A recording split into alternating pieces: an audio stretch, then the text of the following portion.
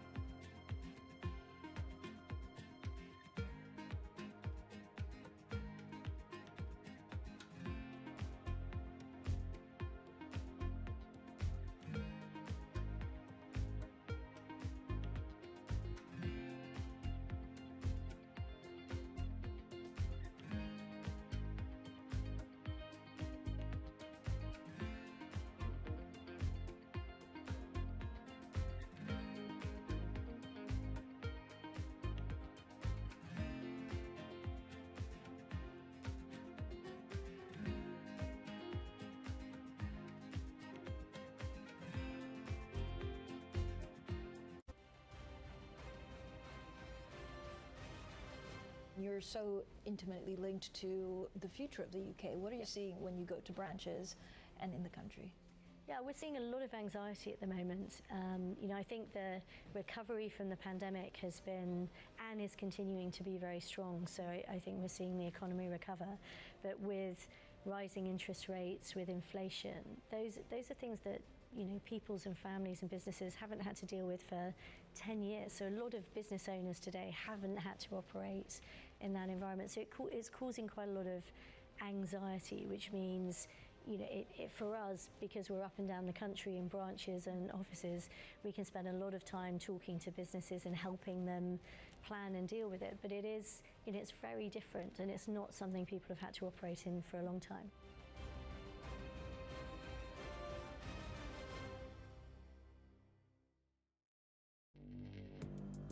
Access the financial world on demand. Hear from leading economists, policymakers, and industry experts via live and on-demand webinars, only from Bloomberg. Start exploring to see what's moving the markets. Visit Bloomberg.com/webinars.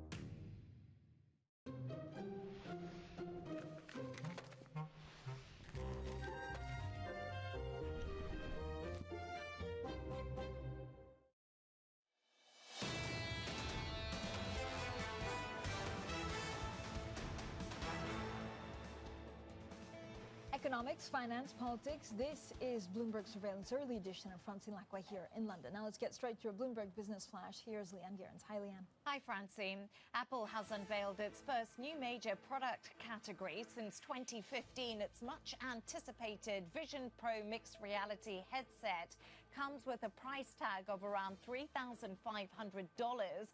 Meta's industry-leading headset sells for $1,000.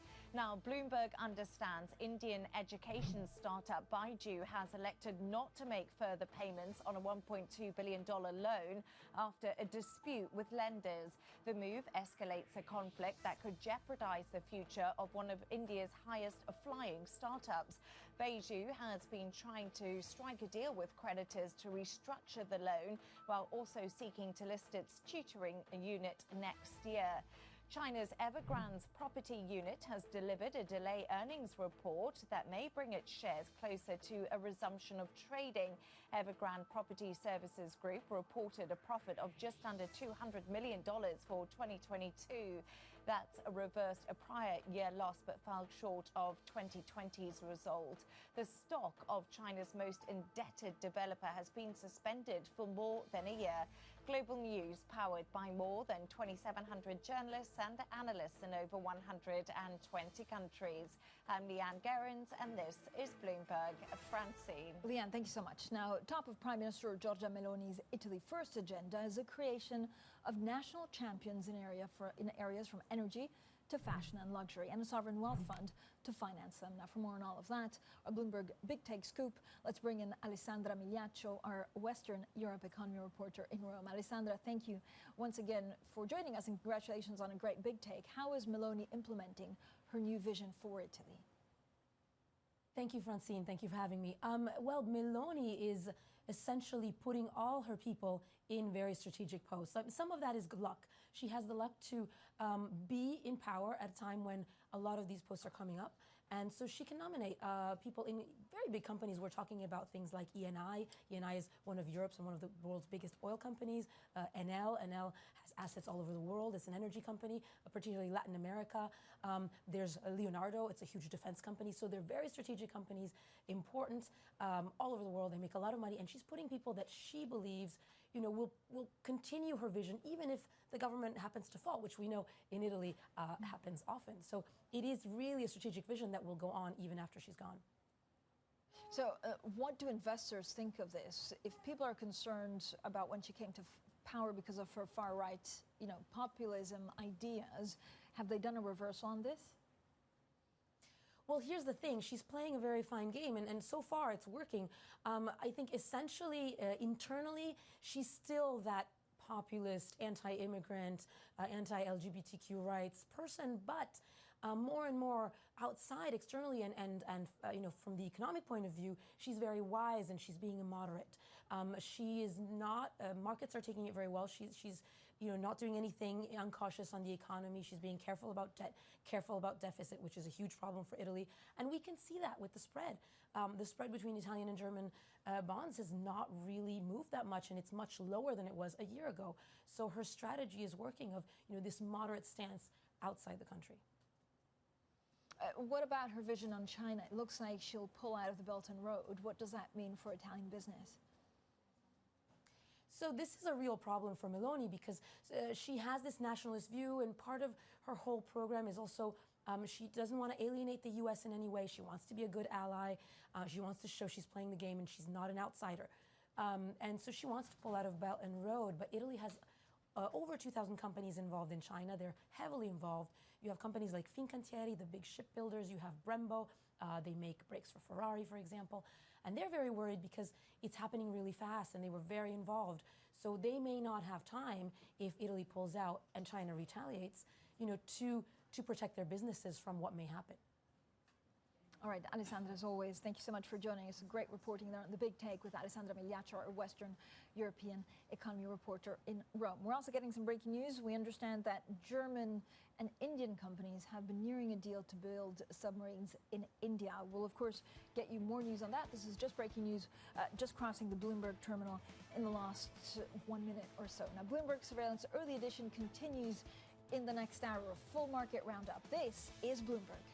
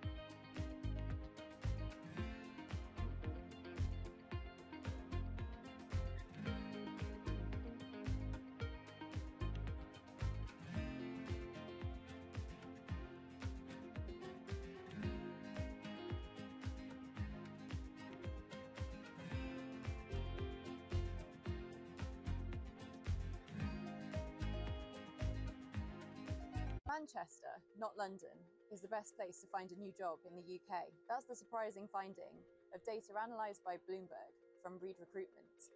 While you might think that London is the biggest pool of jobs, which it is, Manchester is leading the way when you look at the number of jobs per local worker.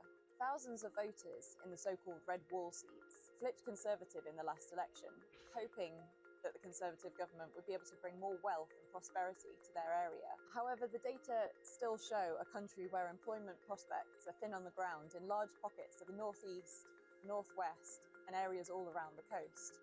Aside from Manchester, the only areas that are really leading the way are Cambridge, Reading, and Milton Keynes, indicating the good news for the rest of the UK might stop there. With Prime Minister Rishi Sunak facing the prospect of a general election as soon as next year, the pressure's now on for him to find ways to spread wealth outside of London to some of those more neglected areas. In Chancellor Jeremy Hunt's budget, he unveiled plans for 12 new low-tax investment zones around the UK and £760 million of spending on infrastructure and regeneration. Manchester's one of the oldest devolved areas in England, and there are signs that that's really beginning to pay off. What's on Jeremy Hunt's plate now is whether he can spread that success to other regions.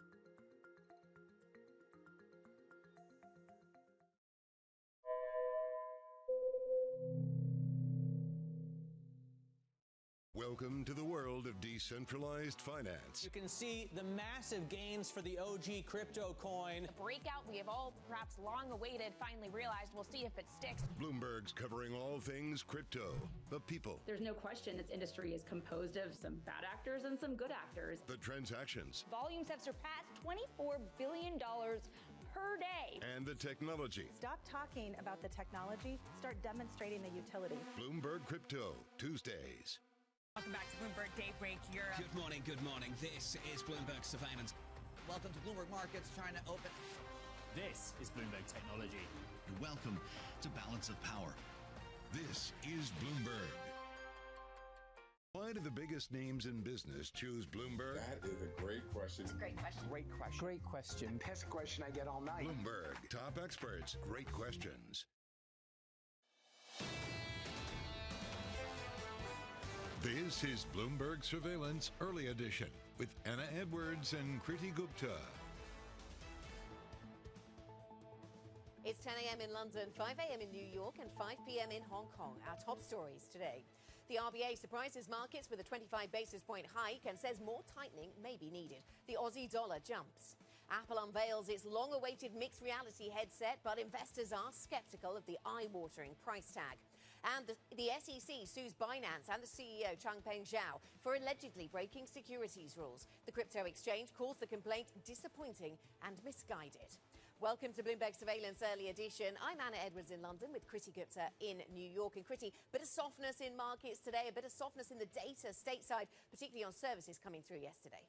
Yeah, it all comes down to that question of, are we getting closer and closer to that recession that I think a lot of people have been predicting is just around the corner for 2 years now, Anna. But now as we get data like the services ISM stateside yesterday, this suggests, well, maybe that slowdown in the biggest part of the U.S. economy, well, it's coming way faster than we expected. And that really weighed on sentiment in yesterday's trading session, largely weighing on sentiment today as well, as you see futures really down about 0.1%. And again, this is not a massive move to the downside, but given the context in the last couple of days, futures have kind of remained unchanged at this time. This is, I would say, a little bit more conviction in the idea that it is a little bit of a down day. You're seeing that as well when it comes to the bond market. The idea, again, that perhaps the Federal Reserve needs to be repriced. You're looking at a 2-year yield here that's down by about 2 basis points, 444 on that level. What's interesting here is that we're about a week away from the next Federal Reserve meeting, and we're here talking about whether or not the Fed needs to hit pause. I mean, that's what the market is pricing, but if you were starting to see a real slowdown, at what point does the market interpret that as a need to cut and therefore pushing the Federal Reserve? At least that's going to be the kind of conversation we have in the coming days as we get closer. As yields come down, it really influences the dollar as well, bringing that down. What's interesting to me, though, Anna, is just 24 hours ago, we were talking about this massive voluntary cut from OPEC, putting a floor under prices, and yet here we are again on NYMEX crude, testing that 70 level, down about 2.7% already. So what does that say in terms of the recessionary calls around the world? And speaking of those recessionary calls around the world, let's take a quick moment to look at what's happened overnight in Asia, because you saw a little bit of a mixed picture. You saw some real outperformance over in Japan. The Nikkei higher by almost 1% there, but the Hang Seng, the Chinese index, of course, unchanged, underperforming the broader gains you saw in the region. Worth mentioning, though, the real highlight was coming from the RBA, the Australian Central Bank. You are seeing strength in the Aussie dollar here after a surprise rate hike, as you mentioned at the top of the show. What does that say in terms of tackling inflation? Again, just a week away from the Federal Reserve meeting stateside, you are seeing strength in the Aussie dollar, higher by about 0.6%, as well as a little bit of a bump in the Aussie yield as well, Anna. Yeah, really interesting, the RBA story, because even if there is no direct read across into the Fed or any other geography, there certainly had been, of course, this was a central bank that had been on hold and then starts to hike again. And so does that give us pause for thought when we come to think about central banks and our expectations there? This is the picture for European stocks then, on the back foot, down by 0.6%. Over in Italy, down by less than that in most of these markets, but modest weakness coming through, 0.5% lower on the London market. Healthcare providing one area of green, but most of the sectors are now in negative territory as we deteriorate a little bit as we go through this morning's session. One area of brightness has been the energy story, at least, one area of weight has been the energy story. Brent crude is down by 2.5%, and that is weighing on energy stocks, and we'll look for this to be replicated stateside perhaps, but after that initial bounce in response to the Saudi action, as Kriti, you pointed out, we're now seeing weakness in the oil price, down by 2.4% on Brent crude, and that is having an impact on those stocks that make their money from oil. Speaking of commodities, natural gas futures really in focus here when it comes to Europe, and we're not seeing much movement in today's market, but yesterday we saw a really big jump, a 20% jump. This is like months, you know, we knew and got used to during the invasion of Ukraine, the initial invasion of Ukraine. Of course, war ongoing there in dramatic fashion. But now we saw a 20% jump in gas prices just yesterday in the UK and on the European benchmark. A lot of people asking questions about how tight that market gets, whether LNG is tempted to Asia rather than into Europe. Here's a couple of currencies I put in because we've had some data out. The pound is interesting, 124.20, pretty flat really, but interesting construction data coming out. So the overall construction picture not that bad, but that was lifted by commercial and some of the civil engineering projects. On the home building front, we're down to levels of home building we haven't seen since 2009 as rates rise. The euro at 106.99, so flirting once again with that 107 or just below the 107 level. We heard Christine Lagarde at the ECB reasserting those expectations in markets. It seems that we'll get more hikes coming through from the ECB, including next week. But then look at inflation expectations. They have softened, and that is, though, quite a volatile number. Lots to discuss with our guests then, Kriti. Yeah, absolutely. And at the top of that list, perhaps that surprise decision from Australia that seems to be having a kind of little pause for thought impact on investors around the world at the moment. More on that, which unexpectedly raised its key interest rate to the highest level since April of 2012 and kept the door open to further hikes. Joining us now to break it all down, Bloomberg Markets reporter Justina Lee. Justina, look, you cover central banks from around the world. What is kind of the thinking here in Australia, a country that noticeably has been having a hard time adopting the tighter policy regime, but also really tackling inflation? I think the Australian Central Bank is finding itself in the shoes that a lot of monetary policymakers are in right now, which is that headline CPI has kind of crept down a little bit, but at the end of the day, it still seems very far from the target of around 2 to 3%. And headline CPI and core CPI is still like stickily high. And so putting together all of these things, I think that's why they decided to surprise markets with a rate hike and even signaled further tightening.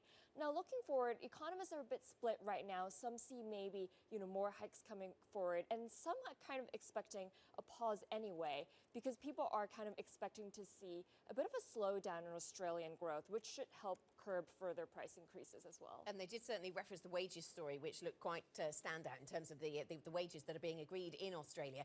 Let me ask you, whilst we have you, Justina, about what's going on in China as well. China asking big banks to cut their deposit rates, again, to boost the economy. The support for the property sector in particular in China, very much mentioned last week by regulators and also talked about in markets today. Yeah, exactly. I mean, that's like a completely different path from the rest of the world. But I think what China has experienced is kind of disappointment in what that post-COVID reopening boost has proven to be. And so now we've seen worsening data across, retail sales, industrial profits, the property sector. And what this move does is, it encourages banks to cut their deposit rates, which hopefully will mean they get to lower their lending rate and get money growth going again. But I think, in terms of the currency, what we have seen is further weakness in the yuan. And that's something that's, totally to be expected, given that China's going in the opposite direction from, especially the Fed right now. Yeah, the monetary policy conversation stands in stark contrast, doesn't it, Justina? Thank you very much. Thanks for joining us. Bloomberg's Justina Lee with reflections on some of those big macro themes this morning. Let's get to the corporate agenda. Apple unveiled its long-awaited mixed reality headset at its annual Worldwide Developers Conference with a hefty price tag of $3,499. CEO Tim Cook spoke about the new product yesterday. So in the same way that Mac introduced us to personal computing and iPhone introduced us to mobile computing, Apple Vision Pro will introduce us to spatial computing. This marks the beginning of a journey that will bring a new dimension to powerful personal technology. So the future is spatial. Alex Webb of Bloomberg Quick Take joins us with reflections on this latest offering then from Apple. And we saw the stock stumble a little bit as they announced that price tag. Is that because the market worries that not enough individuals will pay, or that actually it isn't aimed at a mass market? Yeah, it was interesting. There were two dips to the share price over the course of the sort of 2-hour presentation. The first one came when Apple showed the first use case that it saw, at least for this product, and it was businesses. Investors took that to mean this is a product they're going to target firstly at the enterprise. You can also partly infer that from the device's name. It's the Vision Pro, in the same way that we have the iPhone Pro. You can therefore perhaps suspect that sometime later down the line there'll be a non-Pro version that's a little bit cheaper, And that gets to the second idea. The price point, $3,500, $3,499. It had been reported it was going to be in the $3,000 range, so it's a little bit more expensive than that. That signals to the market this is not likely to be a mass market product.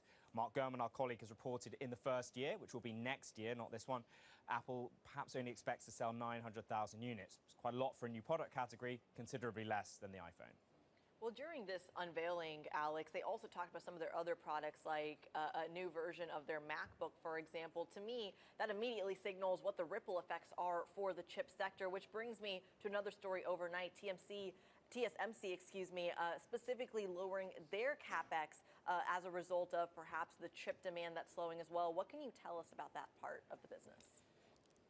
Yeah, they'd already given a range of how much they expect to spend building out new capacity. It's going to be $32 billion, sort of the lower end of that range. The readings people take away from that is that they're not expecting a massive resurgence in demand, not least for laptops, but also for smartphones, which in the case of Apple is the lion's share of its business. Still, there had been some hope that the demand for AI chips that help with AI, might drive some demand at TSMC. It does make the chips for NVIDIA, the sort of equity star of the past few weeks, but it's still a far smaller part of its business than what it does in making smartphones. So they're not going to be benefiting from that just yet. They may do in the years ahead. Let me get your thoughts on crypto while we have you, Alex. The SEC's Binance lawsuit then, no doubt striking fear into many with exposure to the crypto space. Accusations of mishandling customer funds, misleading investors and regulators, breaking securities rules, all denied by Binance, but a long battle ahead, perhaps. Yes, and it's certainly sent a further chill through the crypto sector. One person in the Bloomberg story said that it was a continuation of the crypto nuclear winter. Key thing here really is whether these are considered to be securities. The SEC is now saying that they identified 12 things that are traded on Binance's exchange that it thinks are securities. Therefore, if it's in breach of security law, that's a big problem. Leads to more regulation. It's a big problem as far as Binance is concerned. Leads to more regulation and is not something that crypto investors look on too positively. Alex, thanks very much. Alex Webb joining us there with a number of tech themes and the crypto news flow. And if you're interested in that story on Binance, then catch Bloomberg Crypto. That is today at 1 p.m. New York time, 6 p.m. in London, the weekly show that covers the people, transactions and technology shaping the world of decentralized finance. Coming up on this program, Italy's first female prime minister looking to drive change in the economy, starting with corporate Italy. That's our big take story. We'll get full analysis from Italy for you next. And the narrow breadth in stocks looks untenable. That is the view of Aberdeen's James Attey. More on that still ahead. Plus, we'll be speaking to Liz Martin, senior economist at HSBC. Lots to discuss in terms of the UK construction sector, the European inflation expectations, and rate hikes still to come. This is Bloomberg.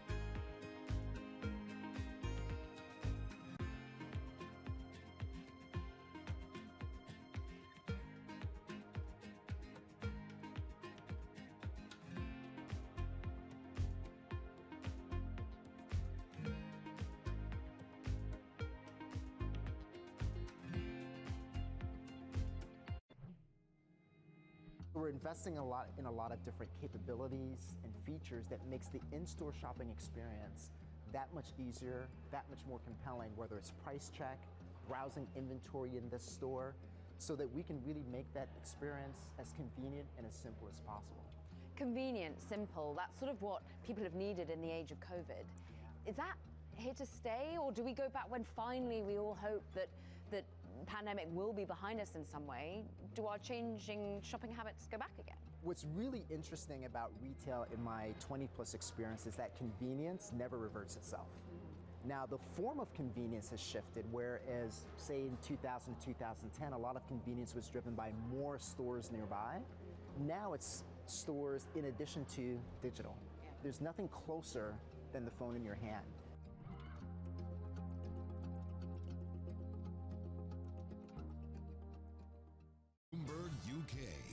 your source for news and analysis covering the biggest challenges facing the UK government, economy, financial services, and markets. Tax cuts should not be the priority. It's about a credible plan for growth over the next 2-3 years. In this post-Brexit world, how do you see actually servicing your clients? It was disruptive, and it's going to have implications to how capital raising works. Now we're having the perfect storm in the UK. Watch Francine Lacqua Thursdays at 9:30 a.m. only on Bloomberg, your global business authority.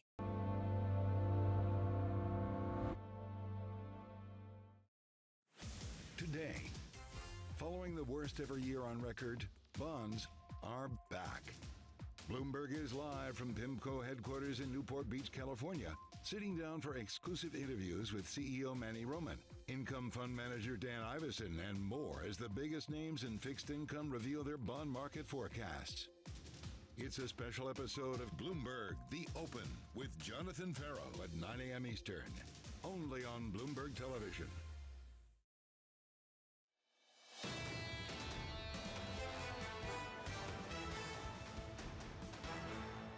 This is Bloomberg Surveillance Early Edition. I'm Kriti Gupta in New York with Anna Edwards in London.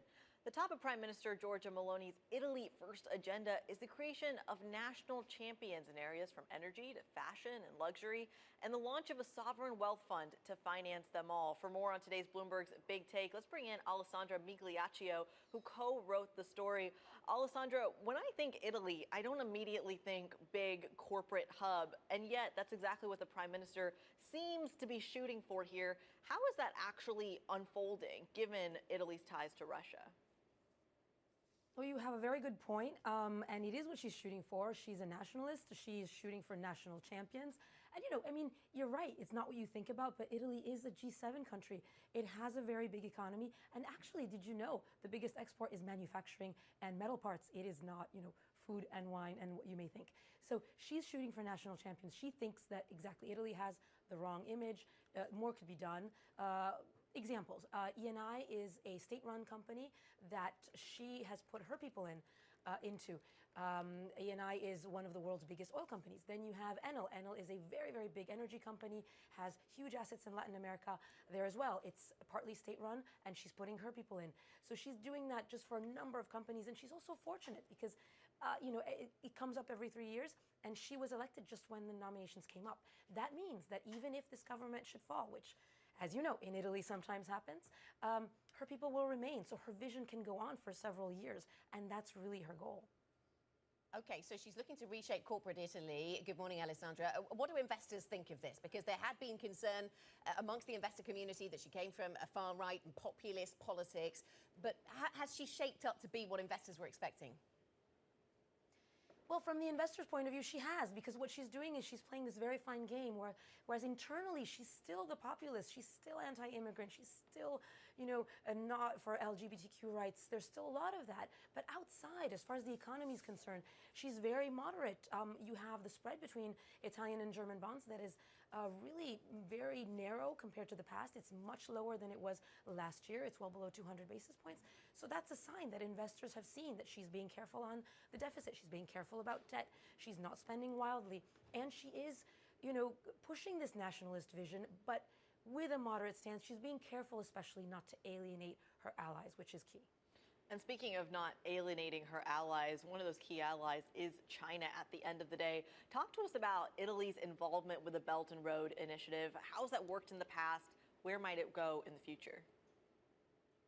Well, right, here's the thing. So it's an ally, it's an important ally because Italy is one of the few countries who actually signed this Belt and Road. But then at the same time now, Meloni wants to be a team player with her other peers in Europe and especially with the U.S. She wants to befriend the U.S. I mean, she has, but she wants to keep that going. So now she has to move away from China. She's hinted it. Her ministers have more than hinted it, and she's moving away from this Belt and Road deal. What does that mean? Well, it's not great news for companies, and so she's getting a lot of pressure from Italian companies because there are more than 2,000 Italian companies in China right now. Some of them are very big. Fincantieri is a huge shipbuilder. Brembo, for example, makes brakes for Ferrari. They're going to be in real trouble if China decides to retaliate because Italy is pulling out. Alessandra, thank you very much. Alessandra Migliaccio in Rome for us. Thank you for bringing us the Big Take story. And you can find all of the Big Take stories on Bloomberg.com and by searching NI Big Take Go on the Bloomberg terminal. This is Bloomberg.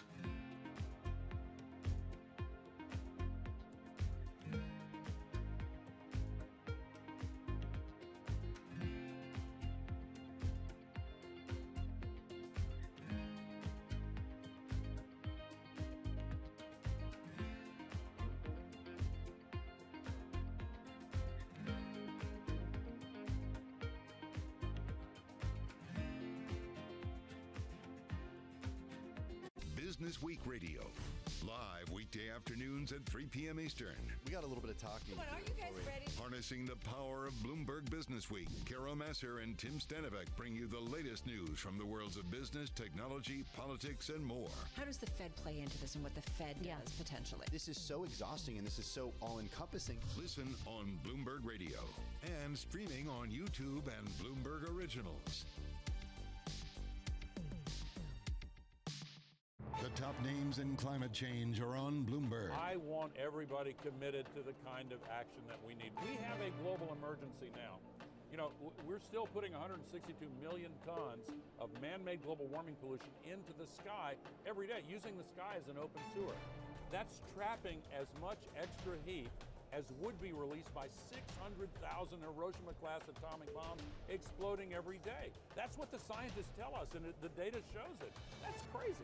That's why we have a third of Pakistan underwater. That's why we have the historic heat wave in China. Nothing comparable to that ever. That's why the heat records are broken every year. And we're seeing an increase in the flows of climate refugees crossing international borders that are due to vastly expand unless we take action to solve the climate crisis. Nobody covers climate change like Bloomberg, your global business authority. From New York City. In London, in Sydney. From Washington. In Tokyo. 9 a.m. in Beijing and Shanghai. Good morning, everyone. Have a great evening. Here's what I'm watching. You do not want to miss this story. Is there the kind of upside?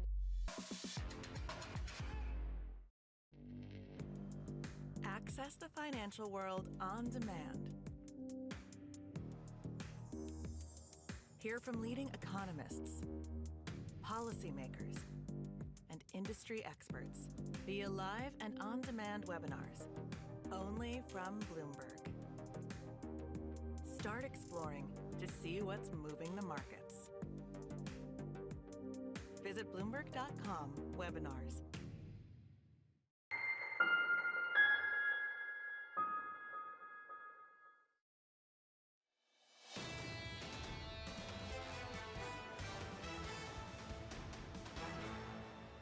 This is Bloomberg Surveillance Early Edition. I'm Kriti Gupta in New York with Anna Edwards in London. Now keeping up to date with news from around the world, here's the first word. Morgan Stanley is planning to move to a new office in Singapore as it looks to expand its presence in Asia. Bloomberg has learned the company is in advanced talks to take over 5 floors of towers currently under construction. A boom in private banking, family offices, and other financial services during the pandemic has bolstered demand for swanky offices in Singapore's business district. Jamie Dimon will be on Capitol Hill today. Bloomberg has learned the JP Morgan Chase CEO will meet privately with a group of moderate House Democrats to talk about banking and the U.S. economy. The closed-door lunch takes place as Dimon has been urged to enter the 2024 presidential race despite his protest that he does not plan to run. The Biden administration says military interception maneuvers by Chinese ships and planes suggest a growing aggressiveness from Beijing's national security. The council spokesman John Kirby says these actions risk an accident that could result in injury. The Pentagon says a Chinese warship last week crossed in front of a U.S. Navy vessel in the Taiwan Strait at a distance of less than 150 meters. It won't be long before somebody gets hurt. That's the concern with these unsafe and unprofessional intercepts. They can lead to misunderstandings. They can lead to miscalculations. When you have pieces of metal that size, whether it's in the air or on the sea, and they're operating that close together, it wouldn't take much. Ukraine says Russian forces have blown up a giant dam in the country's south. The blast has unleashed a torrent of water, putting 10 villages and parts of Kherson at risk of flooding. Residents are being told to prepare to evacuate. President Vladimir Zelensky summoned an urgent meeting of Ukraine's National Security and Defense Council to discuss the attack. And devastating images coming out of Ukraine, but interesting timing here as we hear reports of a potential counteroffensive from Ukraine as well. Yeah, absolutely. The imagery of all that floodwater certainly makes you concerned for the people who are involved, front and foremost. And here we see, for our radio audience, just showing some of those images here on screen right now. This is a humanitarian story and very much, of course, part of the war narrative. Crop prices jumped on this, though, just to add in the market's angle, even though there doesn't seem to be much threat to crops directly in the path of this water, but certainly that was the risk from a market perspective. But to your wider point, Kriti, this does certainly seem to be coming at a time where everyone was braced for a spring or summer offensive. Counter-insurgency coming from Ukraine. Of course, the Ukrainians have told us they won't make it necessarily very obvious when that is going to start. It won't come with a big announcement, but this uptick in violence that we are seeing in the conflict right now is that part of that insurgency, that fight back from Ukraine. Yeah, and it's interesting what kind of international support it's gotten as well. We were just talking with our reporter over in Italy as well, talking about Giorgia Meloni and her stance, and simply her unwavering support on the Ukrainian story has actually lent her quite a bit of political capital from around the world. And it feels like as we talk about this counteroffensive, it's really seeping more and more into the conversation in Europe, in the United States, even in Asia, about where you stand and how that dictates the future of international relations as well. One of the key stories that caught my eye over the last few weeks, Anna, is this multi-billion-dollar plan out of Europe to continue the financing of Ukraine. So certainly something to watch on that front. Absolutely. We'll be back to the macro themes shortly. Coming up, we'll talk to Aberdeen's James Athey on why he doesn't see a soft landing narrative dying so easily. In fact, he's talking about narrative tennis, just a nice way to encapsulate those looking at forward-looking indicators, those looking at backward-looking data, and thinking about how the stances of those two camps play out from here. More on the macro themes shortly. This is Bloomberg.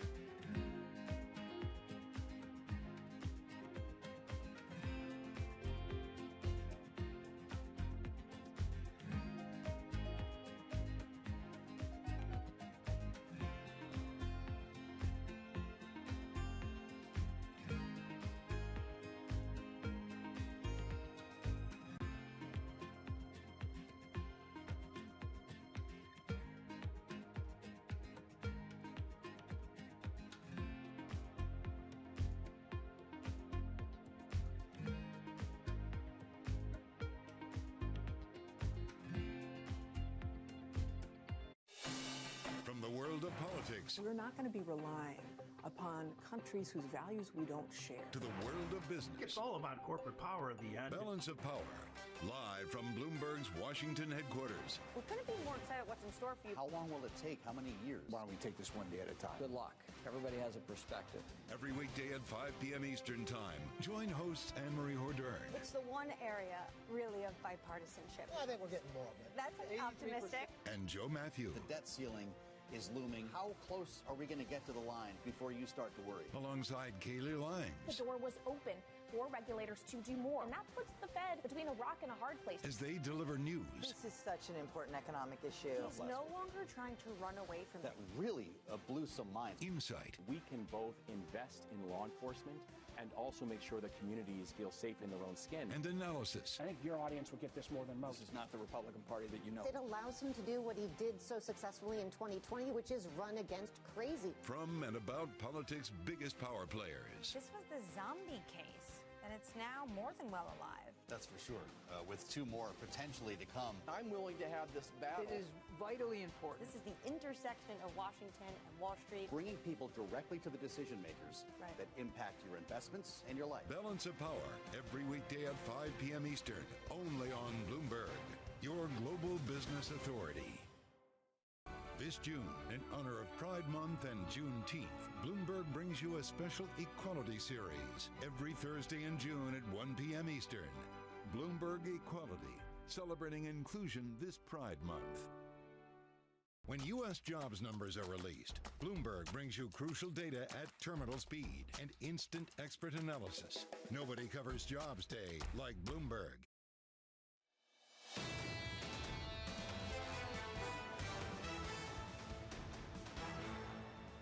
This is Bloomberg Surveillance Early Edition. Here's what you need to know. The RBA surprises markets with a 25 basis point hike and says more tightening may be needed. The Aussie dollar jumps. And Apple unveils its long-awaited mixed reality headset, but investors are skeptical of the eye-watering price tag. And the SEC sues Binance and CEO Changpeng Zhao for allegedly breaking securities rules. The crypto exchange calls the complaint disappointing and misguided. I'm Kriti Gupta in New York with Anna Edwards in London. Anna, even though we have all of these kind of pieces of news on the micro front, the macro still seems to be around two words: inflation and recession. Yeah, absolutely. And people's expectations around those two things moving around a little bit. Certainly when we saw that data, the weakness of that services ISM data coming out of the US certainly gave people a lot to think about after the strength of the data on Friday, certainly on the job creation side. This is the picture for European stocks, then pretty flat to negative on European stocks and not going anywhere very fast. Healthcare, one sector that's moving higher, but to the downside, we see the heavily weighted energy names under pressure as a result of a bit of weakness coming through in the oil price. Just what kind of floor have the Saudis put underneath Brent? We'll certainly continue to ask those questions. This is the natural gas price, and we put this in because it was up by more than 20% yesterday. This is the benchmark that we showed often at the start of the invasion of Ukraine, and it was where we were seeing a lot of the concern about gas supply in Europe being reflected. Yesterday, we saw that big jump for similar reasons, talking about issues around tightness in the market and whether LNG was going to be incentivized to go to Asia instead of staying here in Europe. It might be summer now, but of course, thoughts in that market always turning to the next winter. So we are seeing some pullback, but from elevated levels on the gas price. The pound is at 124.09, down by 0.2%. Interesting construction story developing here. The PMI for that particular part of the economy flattered by some civil engineering projects. But on the house building side, Kriti, the lowest level of construction we're seeing since 2009. Of course, if you exclude, the pandemic, that crucially also saw weakness in the construction space. And the euro is just down 0.1% or so, just under the 1.07 mark. Are we expecting another couple of interest rate hikes from the ECB? We heard from Christine Lagarde yesterday. She was talking about how the inflation struggle is still on. It's still active here in Europe. So that seems to be the market's expectation after hearing from her. But we are mindful of inflation expectations more broadly from the European people. And we are seeing some downward pressure there, although that is a very volatile set of data. Chrissy, what do you see in the US? Yeah, well, that downward pressure, that flat to negative sentiment that you were just outlining, Anna, certainly fueling perhaps the equities a little bit to the downside, although not really having that major conviction or sell-off kind of tone just yet. All of that could change in just a few hours. Futures trading about 42.77 on the contract here, down about 0.1%. We'll call it that for our radio audience. The two-year yield, though, to me is what's more interesting, because as we see the kind of Fed get repriced, the idea of whether they need to go hard on inflation coming off those really hot payrolls numbers, or perhaps take a step back and perhaps hit that pause button with the market is pricing in off again the ISM data you mentioned, Anna. That kind of tug of war between the narratives is really hitting the two-year yield, kind of going back and forth, re-entering that trading range. 444 on that, although down about 2 basis points. So seeing a little bit of a bid into the front end of the curve. As the yields come down, though, the dollar follows. So that bias that you are seeing, that weakness perhaps reflected in the greenback as well. But nothing I would really write home about just yet, because again, everything could change at those opening bells. NYMEX crude is what's interesting to me, though, because as we talk about inflation, it's the recession fears that are kind of creeping into the market. You really see that show up in the commodity space. A 70 handle on NYMEX crude, already down 2%. Okay, let's get into a markets conversation then, Kriti. We're joined by James Attey, Investment Director at Aberdeen. James, very nice to have you with us today on Bloomberg TV. Let me start by asking about what you call narrative tennis. So the idea that we've got a couple of different competing narratives, at least two, in the market. Maybe there are other balls on the court as well. But how do you find that this is resolved? In which direction do you think we resolve this? As you say, big picture, there are two narratives, but when you scratch beneath the surface, that there are definitely more. And a sort of popular and very simplistic macro framework is a kind of quadrant approach, and you've got growth on one axis and inflation on the other, and whether growth is high and rising or sort of decelerating, and inflation likewise tells you something about the likely environment for macro investing. I reckon in the last 6 months, we've spent time in each of those quadrants, stagflation, recession or no recession, inflation or deflation. And the data really has been volatile and inconsistent enough to support each of those narratives at a certain stage. And then globally and regionally, we've seen likewise, Europe and UK expected to have severe recessions because of energy prices. flipping around and suddenly then becoming the sort of pro-cyclical investment of choice. And more recently, because China has slowed, Germany seems to be in technical recession, we've gone back again. Realistically, taking a big step back and trying to look at this from the highest level possible, it still appears to me everywhere that the data is trending down with a lot of volatility, but trending down. And the most recent data we had out of the US service sector really didn't look great, considering that has carried the bulk of the burden in recent months for growth generation. So my base case is still that the monetary tightening into a highly levered system that we have seen is ultimately taking us towards recession. Okay, so that's the interest rates and what they're doing. Thinking of this like a tennis game, I mean, it almost seemed as if we got to match point and then have to wait to play that point another time. In yesterday's session, where we saw the S&P nearly into bull market territory then, James. What are your thoughts on whether this really is going to be a bull market or where stocks more broadly head from here? Morgan Stanley suggesting that the narrowness of this rally means, driven by moves in the dollar and the AI frenzy, the narrowness of this rally means that this isn't really what bull markets are made of. No, exactly. I think a lot of people have observed and made that comment that normally when you start a new bull market, A, leadership changes, and B, it broadens. What we've seen here is basically the same very narrow set of mega cap tech stocks leading this bounce in the same way that they led the prior bull market. That's unusual. I think it's fair to say lots of things we're seeing are unusual and historically unprecedented or without precedent for quite some time. So it's difficult for me to say it can't be true. Ultimately, though, again, I think if recession is the likely outcome, it would be highly unlikely that we would start a new bull market while the Fed was still tightening policy, and indeed where 5 stocks basically do all of the work. All of that tells me that this is still a bear market rally, a painful one for bears and shorts. But ultimately, the economic outturns will dictate where the broad indices head next. And I think as we move into the second half, that's going to be lower. But James, let me push back on that idea, though. Why is leadership by a handful of stocks, similar to the leadership we saw in the last bull market, such a bad thing, given that the last bull market lasted 10 years or so and has significantly contributed to portfolios around the world, given that this time there's actual real money behind cloud, AI infrastructure, things that have really been accelerated by the pandemic? Why is it a bad thing to have such concentrated gains, given perhaps it's justified by the fundamentals? Sure, yeah. I mean, it's not to say it's good or bad, Kriti. It is just to say that historically it's anomalous. We don't tend to see a sort of new bear market beginning with such narrow leadership, which is identical almost to the prior bull market. Again, that's not to say it can't happen, but when it comes to the fundamentals, I think one of the things that's been easily jettisoned over the last several years, largely because central banks have changed the nature of the game, is that investing is ultimately about value. It's not about just making a call on where earnings, where the economy are headed, but it's understanding what's discounted by the markets and investing on the basis of where there is value in doing so. And I think Amazon, a company which has been around for 3 decades, is highly mature and has seen rapid earnings growth from its non-core business, which is to say retail really doesn't make money now, and AWS has been an earnings machine. For it to be trading off a price earnings ratio of 114 suggests to me that maybe investors at this stage are overpaying for what is a high quality company.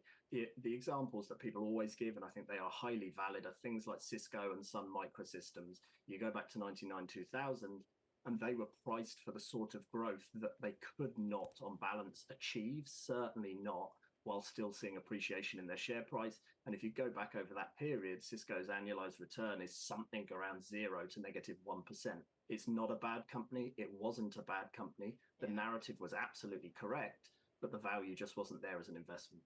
It's an interesting point to make at a time when valuations in general are kind of being questioned as whether or not they should even be a factor. I want to bring to you a quote here from some of the strategists over at Citi, talking about kind of what you're talking about, perhaps with the opposite argument. With further support, they write, from the first quarter 2023 earnings and the uncertain macro environment, we believe the rotation from value to growth may continue. The potential Fed rate skip this month and cautious relative positioning in the equity market are tailwinds to growth performance as well. They're talking about that rotation to growth kind of coming in this environment of decelerating economic growth specifically.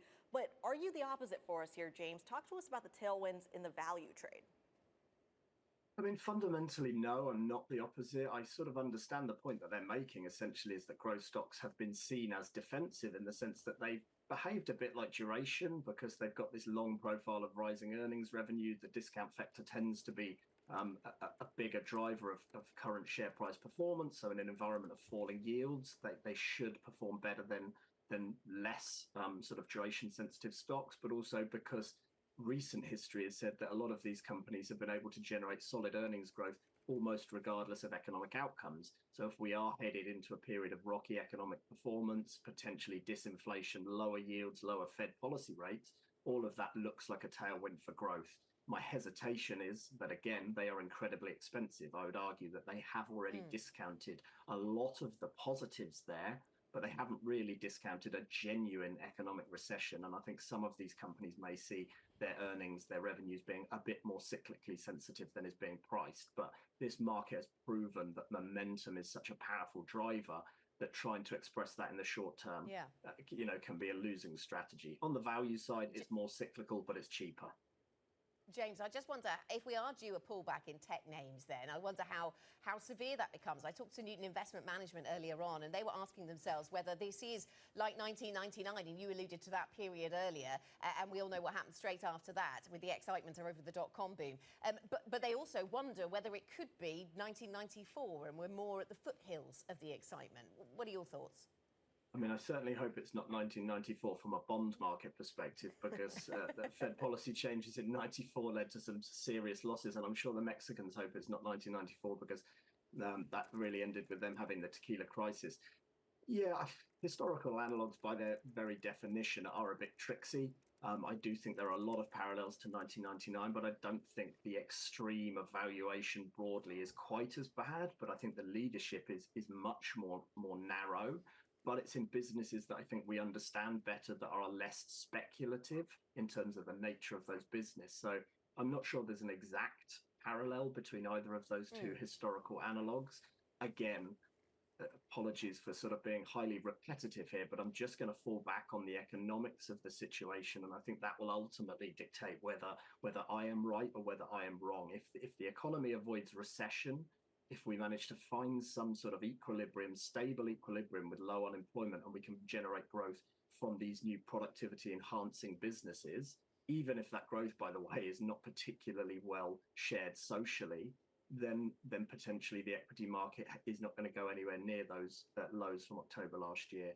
Again, I would be shocked if economies manage to avoid recessions, given the sort of wealth of headwinds that they continue to face. Yes. Okay, James, really good to get your thoughts. Aberdeen's James Affey, thanks very much for joining us. Coming up on the programme, we'll get back to some other macro themes across Europe. Liz Martins joins us, senior economist at HSBC. That conversation next. This is Bloomberg.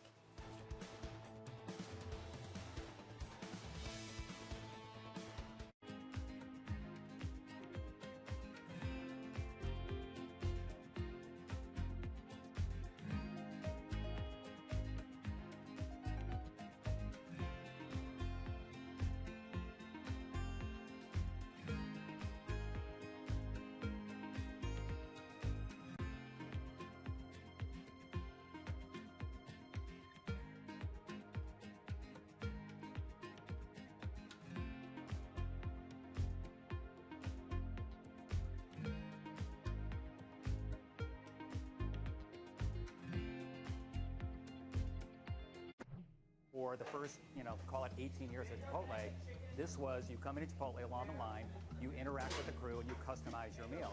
We've got this separate make line, and it's digitized, and so the orders come in, and they're really kind of staged so that if you say at noon, I want to come in at 1 o'clock, we hold that order, and we will send it to the crew like maybe 10 to 1, so it's ready right when you pull up your car. How do you manage these kind of two different staffing needs, right? And making sure you have the right amount of people at the right time. We spend a lot of time projecting sales. A lot of it is, it's part art, part science. We're trying to bring more science and more AI into it. Because if you get the right sales projection, then you know exactly what your staffing needs to be. So if you get the sales right, you can get the entire restaurant staffed perfectly with just a couple people. Our average restaurant now does about over $1 million per restaurant in digital sales. Moment news breaks. No one covers the world like Bloomberg. A lot of the focus and the momentum here is what to do with inflation. But again, this is still a monetary policy story. The first round results with President Recep Tayyip Erdogan showing resilience and strength on his nationalist platform. A number of leaders have come out on both sides of the aisle and say we will not default. That does seem like they are making progress. Bloomberg, your global business authority.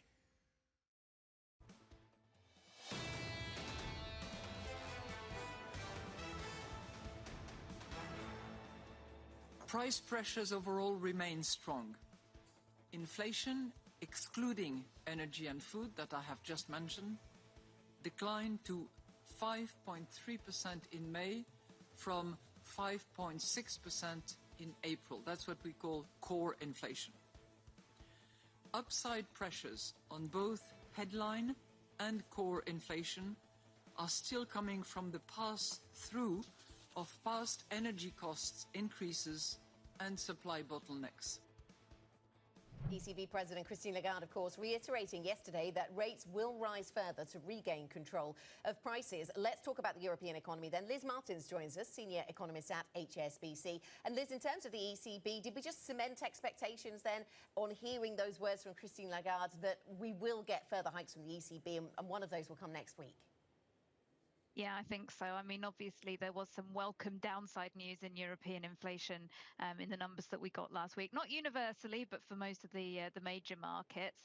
But clearly, nobody came to the conclusion that inflation is dead in Europe. Actually, that number she mentioned, 5.3% core inflation, is still well above the comfort zone. So we do think that, yes, they hike next week, 25 basis points. I think that's quite consensus, according to the markets and economists. But also, we think they do it at least one more time afterwards and probably twice. A month or so ago, we got German factory orders that fell by 10%. Bit of a shock to markets, much worse than expected. Today, we got a number that wasn't as big a miss to the downside, but it's certainly still in negative territory, Liz, for Germany. This a reminder, though, that as the challenges around energy continue in some places, there are still parts of the industrial complex in Europe that are up against it. Absolutely. And I think the manufacturing sector in particular, you look around Europe and globally as well, there's some real evidence of pressure here. I think probably when economists put in their forecasts for this industrial orders number for Germany, they probably thought, well, we can assume there'll be a little bit of a rebound, 2-3%, and we didn't even get that. We got a further fallback. So really quite a downbeat release. But I think, there's a few things going on with manufacturing globally. One, is on the consumer goods side. Of course, consumers seem to have rotated their demand away from goods, the physical things that we buy in the shops and which people manufacture, and towards services, experiences, going out, having fun. That's a post-pandemic trend that shows no sign of slowing up. But the other thing is, of course, manufacturers don't just make consumer goods, they also make investment goods. And that maybe, I think, is starting to get hit by higher interest rates. So for a big manufacturing economy like Germany, yeah, of course, that's going to hurt. Well, between the kind of COVID hangover that we have and, of course, the war in Ukraine as well, it's no secret that monetary policy is extremely challenging, and it feels like kind of inventing a new roadmap as we go. Liz, talk to us a little bit about the decision we got out of Australia overnight. Is there some sort of lesson that can be learned from Australia for the ECB, for the BOE, or more specifically, the Federal Reserve stateside? Yeah, I think all these central banks that you mention are in the exact same quandary, aren't they? They'd love to be able to stop raising interest rates. They see economies slowing. They see labour markets starting to turn. But unfortunately, when they look at the core inflation data and the wage data, and particularly in Australia, we had a big hike, I think, in the minimum wage, which unsettled the forecasters over there in Australia, and that meant they just didn't feel they were able to to stop tightening policy. So I think that, you know, the decision in Australia, of course, to hike by 25 basis points, it wasn't a huge surprise. I mean, we thought this was a very, very finely balanced meeting, but certainly it, you know, it shows that as much as central banks would love to be able to stop tightening, broadly speaking, the data aren't allowing them to do so. Liz, thanks very much. Thanks for joining us. Liz Martins of HSBC with some reflections on the global economy. And thinking of global economic forces, later today, Bloomberg's Jonathan Ferro hosts The Open, live from PIMCO's headquarters in Newport Beach, California, of course. He'll have exclusive conversations with the PIMCO CEO, Manny Roman, CIO, Dan Iverson, Global Economic Advisor, Richard Clarita, and other top executives. That is today at 9 a.m. Eastern Time. This is Bloomberg.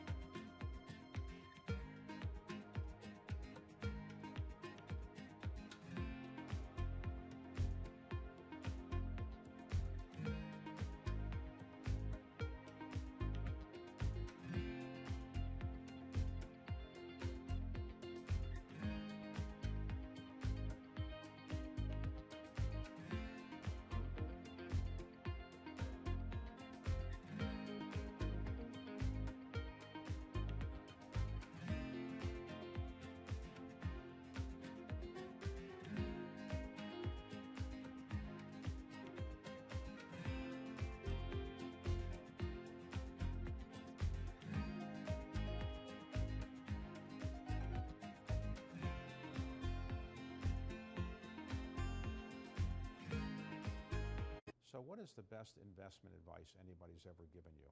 You don't need to have a good idea every day. So there's times to be patient and there's time to press.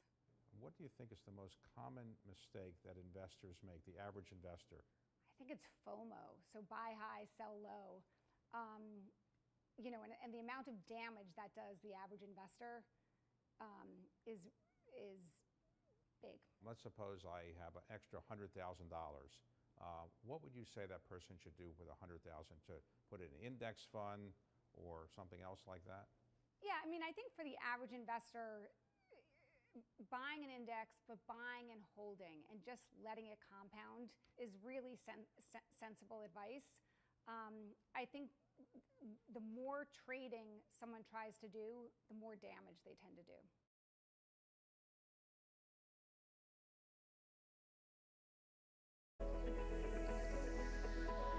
Japan's critical role in the global economy is changing as the world recalibrates. After decades of stagnation, Japan's leaders are forging a more innovative and sustainable path forward to revitalize the nation. Corporate giants, policymakers, and pioneers tell us how they're doing just that.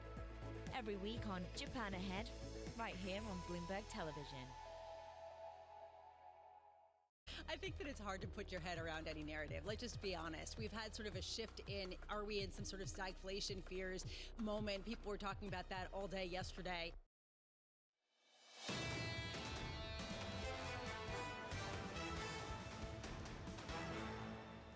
This is Bloomberg Surveillance Early Edition. I'm Kriti Gupta in New York with Anna Edwards in London. Let's take a quick look at some of the stocks we're watching in pre-market trading stateside. Anna, top of everyone's mind seems to be the Apple story. We, of course, know that they released their new headset with a pretty hefty price tag. Those shares down about 0.6%. And Anna, I always wonder with Apple, who is their main competitor? They kind of dabble in a little bit of everything, but who are they really competing with? Yeah, and a lot of focus on who are they really selling to in this particular case. If you're thinking of Vision Pro, as we were hearing from our colleague Alex Webb at the top of the program, a lot of focus on that price tag and the name Pro. And does that suggest it goes to a business audience, not quite so mass market? So that's an interesting one to reflect on. We're also focused on other tech themes today, not least of which the tech names that could be influenced by TSMC and the amount of capex it's going to do. Yeah, it's interesting when we talk about just kind of this supply chain shortage, turned a weakness, essentially. The idea here simply being that 2 years ago, there was a major kind of demand for supply chains. Now there seems to be a big glut of chips in particular. So Taiwan Semiconductor Manufacturing Company, TSMC, trading under TSM, by the way, the ADRs stateside higher by 0.2% as they talk about cutting back. Efficiency is a really key part of that story. What's interesting, though, is it's not having the ripple effect into other chip names like NVIDIA, like AMD, or even like Intel, for example, which again is interesting as Apple specifically. I'm going to connect it back to our previous story, Anna.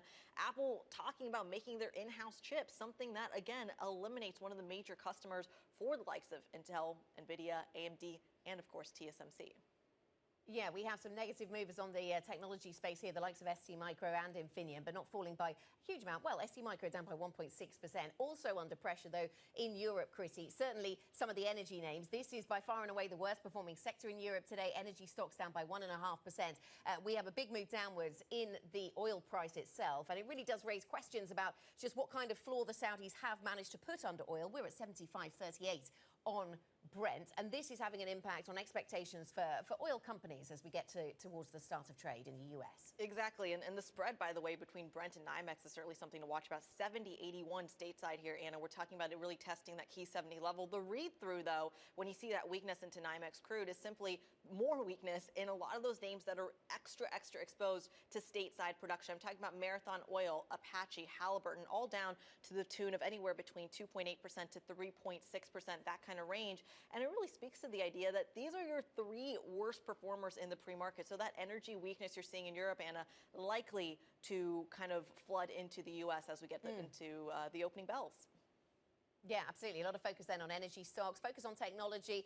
Could we get in any of the sessions soon to a bull market, technically defined perhaps, up 20%, of course, on the S&P. That was the conversation yesterday, but we didn't manage to get there. We have to play that one on another occasion, perhaps. Or is this not really a bull market? That's the view of Morgan Stanley. They said the narrowness of this, and we heard from James Athey over at Aberdeen. He was agreeing the narrowness of this does not make it to seem like a classic bull market. That is it for early edition. Surveillance is ahead. Wells Fargo's Anna Han amongst the guests on the programme. This is Bloomberg.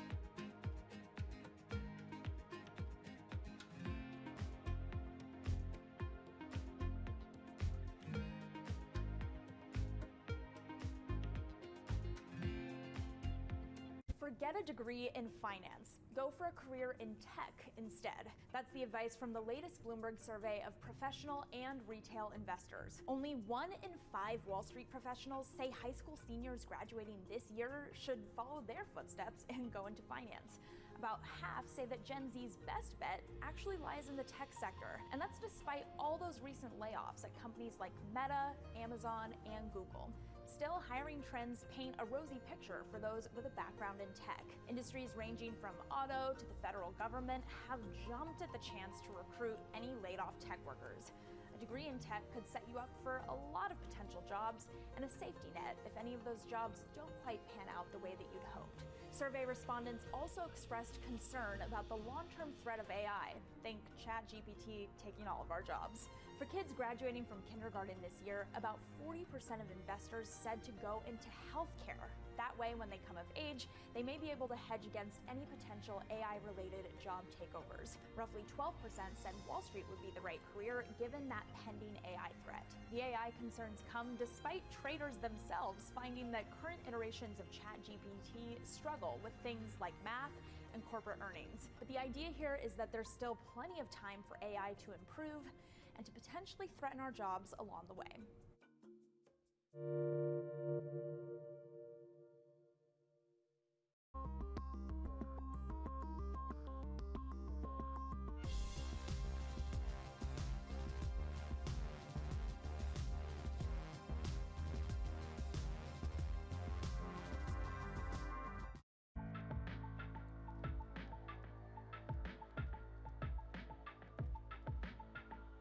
is Bloomberg.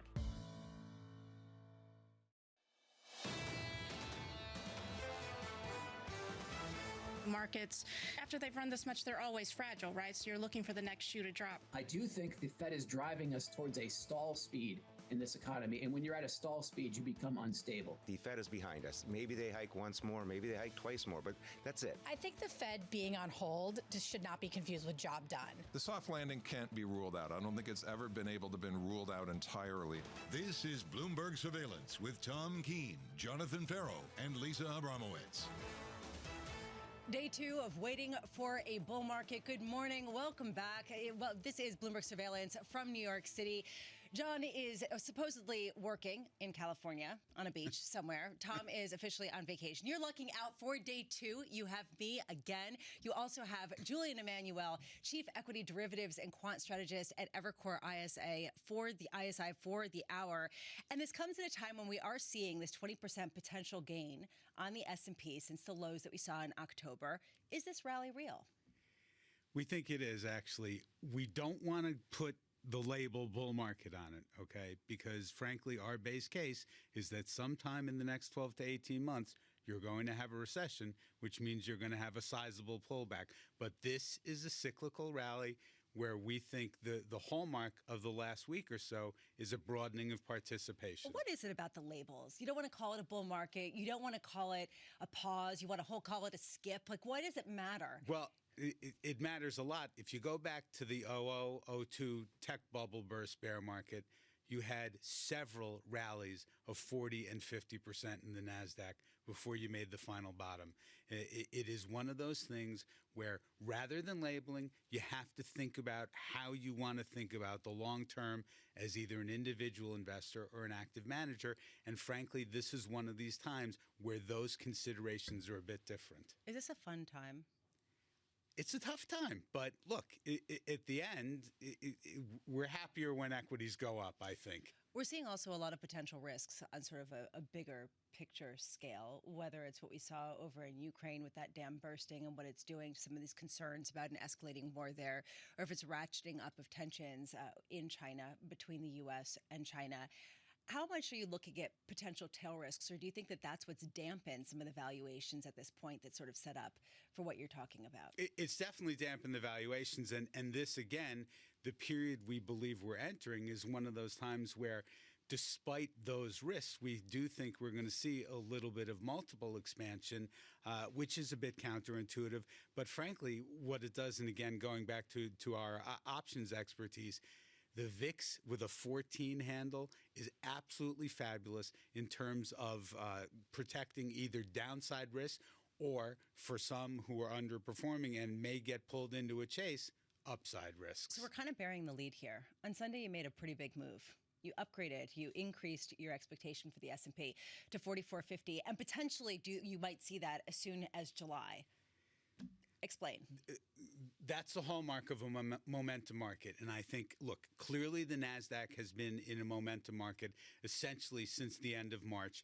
And for us, the last week or so is encouraging because the S&P broadly has joined with that in its clear move above the 4,200 level, which had been basically 6 or 7 months versus of resistance. We're actually starting to see a little bit of broadening into the small caps, which is very encouraging. But frankly, again, this is an environment where the momentum takes on a life of its own.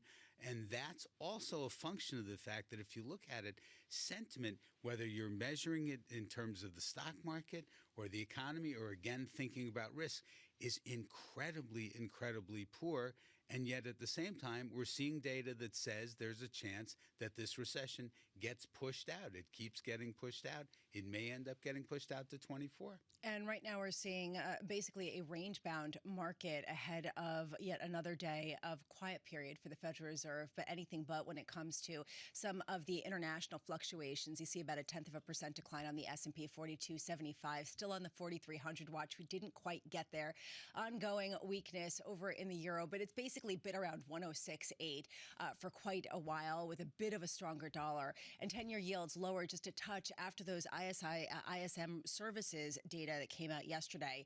Kind of disappointing, even though still in expansion. Crude a little bit off earlier lows. I want to note, I said John's on the beach. He's actually in Newport Beach. He's hosting the Open from PIMCO's headquarters, which is the reason why he ditched me, along with Tom. He'll be speaking with CEO Emmanuel Roman, CIO Dan Ivison, and former Fed Vice Chair Rich Clarida, who's their head economic consultant there at PIMCO. That's all coming up today, starting at 9 a.m. Eastern. Today, annual shareholder meetings will happen for Zillow, Urban Outfitters, Palantir, and Freeport-McMoRan. I say this because we actually saw some really interesting guidance out of Taiwan Semiconductor manufacturing company, basically downwardly revising some of their expectations. You're seeing shares off today. So it's sort of interesting to see some of the commentary coming out of these meetings at a time of such fluctuation.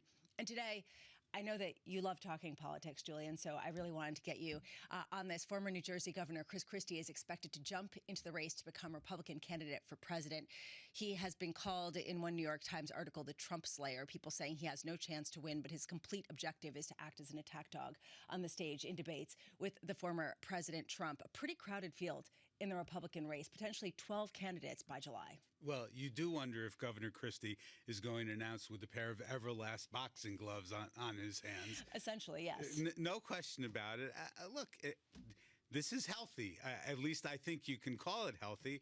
Let's see what happens. My question is, and hopefully we'll have someone help us answer it, is, who among the field, aside from Trump and DeSantis, could potentially rise to sort of create a three-way race? That's the big question. And a lot of people are looking down to Virginia potentially for that, and we will get into that later. I do want to get to what we heard over in China, a recommendation that state-owned banks start to reduce their deposit rates to encourage lending and to increase their margins. Joining us now is Bloomberg's Tom McKenzie, who covered China for more than a decade. He's in London. Tom, what do you make of this? And also, what do you make of the fact that it's not a mandate, it's a recommendation? Yeah, there's a fine line between a mandate and a recommendation when it comes to official policies out of Beijing, when they lean on those state banks, of course. But it builds on what we were talking about last week, Lisa, around the measures being put in place, at least the proposals being discussed, according to Bloomberg reporting, to kind of shore up the real estate market. Now you have more piecemeal efforts to try and put a floor under the growth that has come through from China, less strong, of course, than many had expected. So leaning on the banks to reduce those deposit rates, it means that the banks can then look to lower the loan rates and provide more liquidity. We did see loans, new yuan loans, that credit impulse came through in the first quarter, but then it dropped on April. And clearly there was concern about the fact that there wasn't that traction going forward in terms of liquidity and that demand for loans. Households, businesses, they're shoring up their balance sheets. Households are paying down their mortgages. The question really is there the demand, even as it becomes easier to take out a loan and to access that liquidity, is there really the demand to kind of tap into that and then support the economy? On one hand, this is kind of stimulus light, and that's positive potentially for growth. On the other hand, this indicates that perhaps the Chinese Communist Party sees a bigger problem than they're letting on. Which is it? Well, it's interesting. I was speaking to Hao Hong, who was formerly of BOCOM, a really respected strategist there. And he said, look, this seems to me like a government that's running out of ideas. Bloomberg Economics, they now view the chances of a benchmark rate cut. So for the 1 year and the 5 year medium-term lending facilities, they expect those to be reduced possibly as early as the middle of June. But there's a debate about that. Jones Lang LaSalle, economists there, say they actually think this action to lean on the banks to reduce deposit rates and therefore give them the scope to reduce loan rates, that probably pushes back a benchmark rate cut for the PBOC. By the way, for the context, they've cut just 50 basis points, just 0.5% since the start of the pandemic in 2020. So they do have that dry powder, but again, they have this massive debt pile, and there's that concern, of course, in terms of just adding to that if they go with a broad benchmark cut. But it's certainly something that now the Bloomberg economics team thinks is possibly likely mid-June.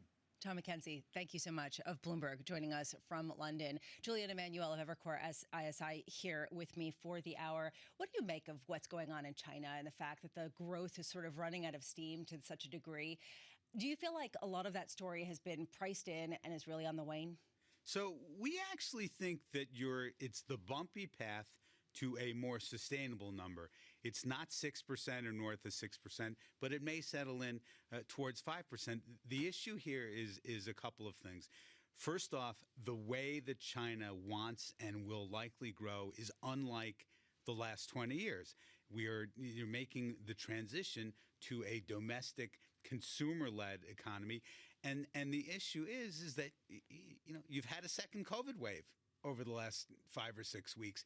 And it's hard to say, I think, right now, just how much of a dampening effect that has.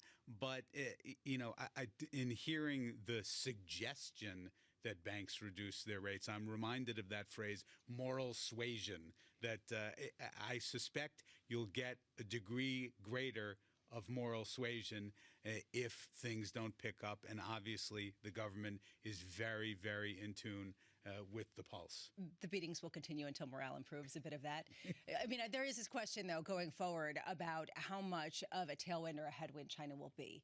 And as you talk about upgrading your forecast for U.S. equities, do you see U.S. as sort of being, I don't want to say a haven, but a new sort of spot of focus after everyone was looking international for the first half of the year? Well, again, it is a mixed bag, because if you look at some of the consumer-focused names selling into China, they have sold off in the last month, even as the rest of the market has stabilized, and obviously parts of it have rallied quite strongly.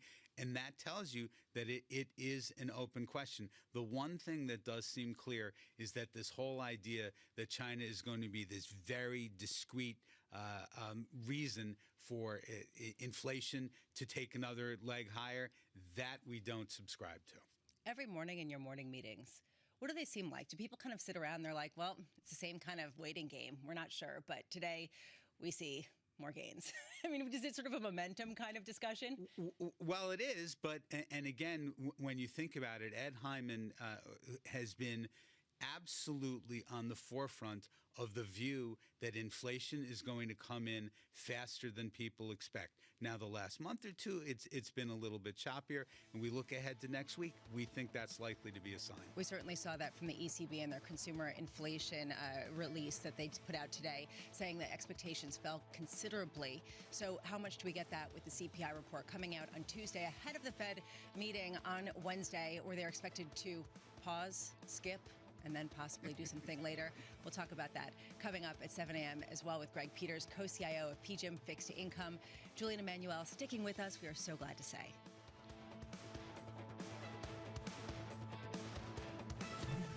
Keeping you up to date with news from around the world. With the first word, I'm Lisa Mateo. Ukraine says Russian forces have blown up a giant dam in the country's south. Now, that blast has unleashed a deluge of water, putting 10 villages and parts of Kherson at risk of flooding.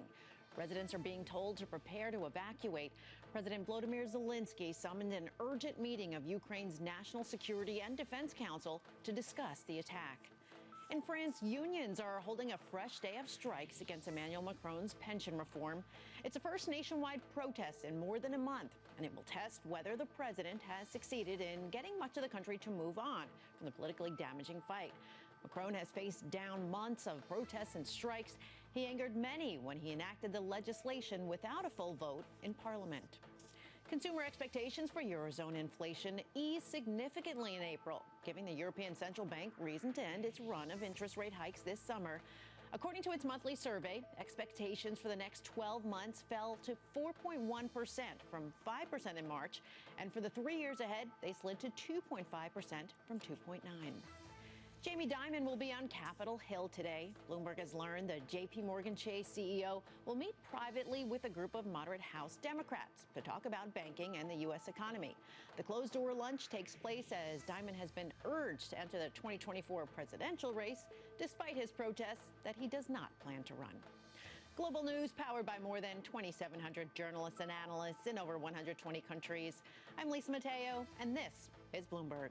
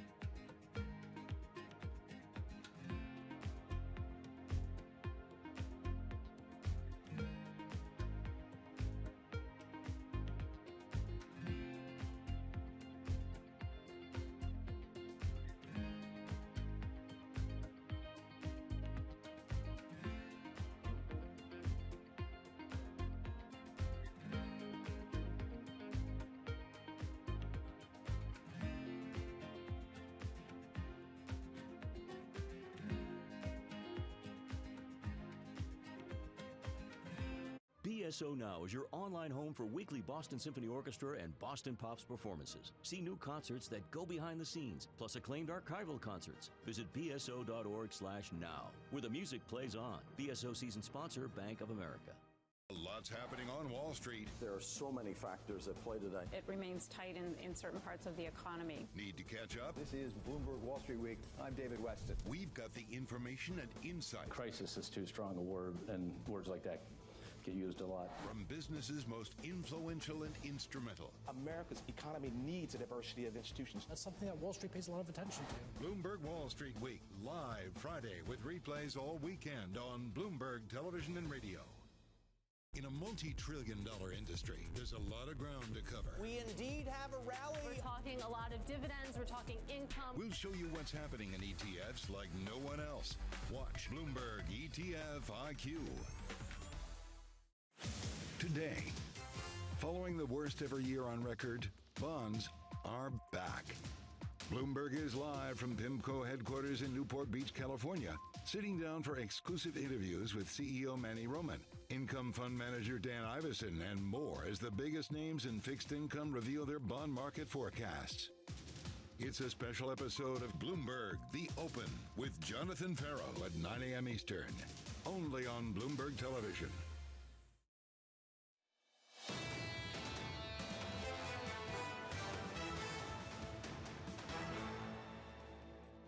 Ultimately, this is going to be about a choice. And so it's as much about Joe Biden as it is who Republicans choose and or if there's a third-party candidate. So the 2024 election is going to be a big wild card for the market for the rest of this year and especially, obviously, next year.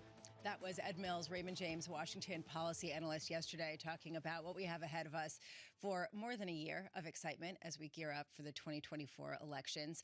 The candidate pool for the Republicans has gotten pretty big. It is getting bigger.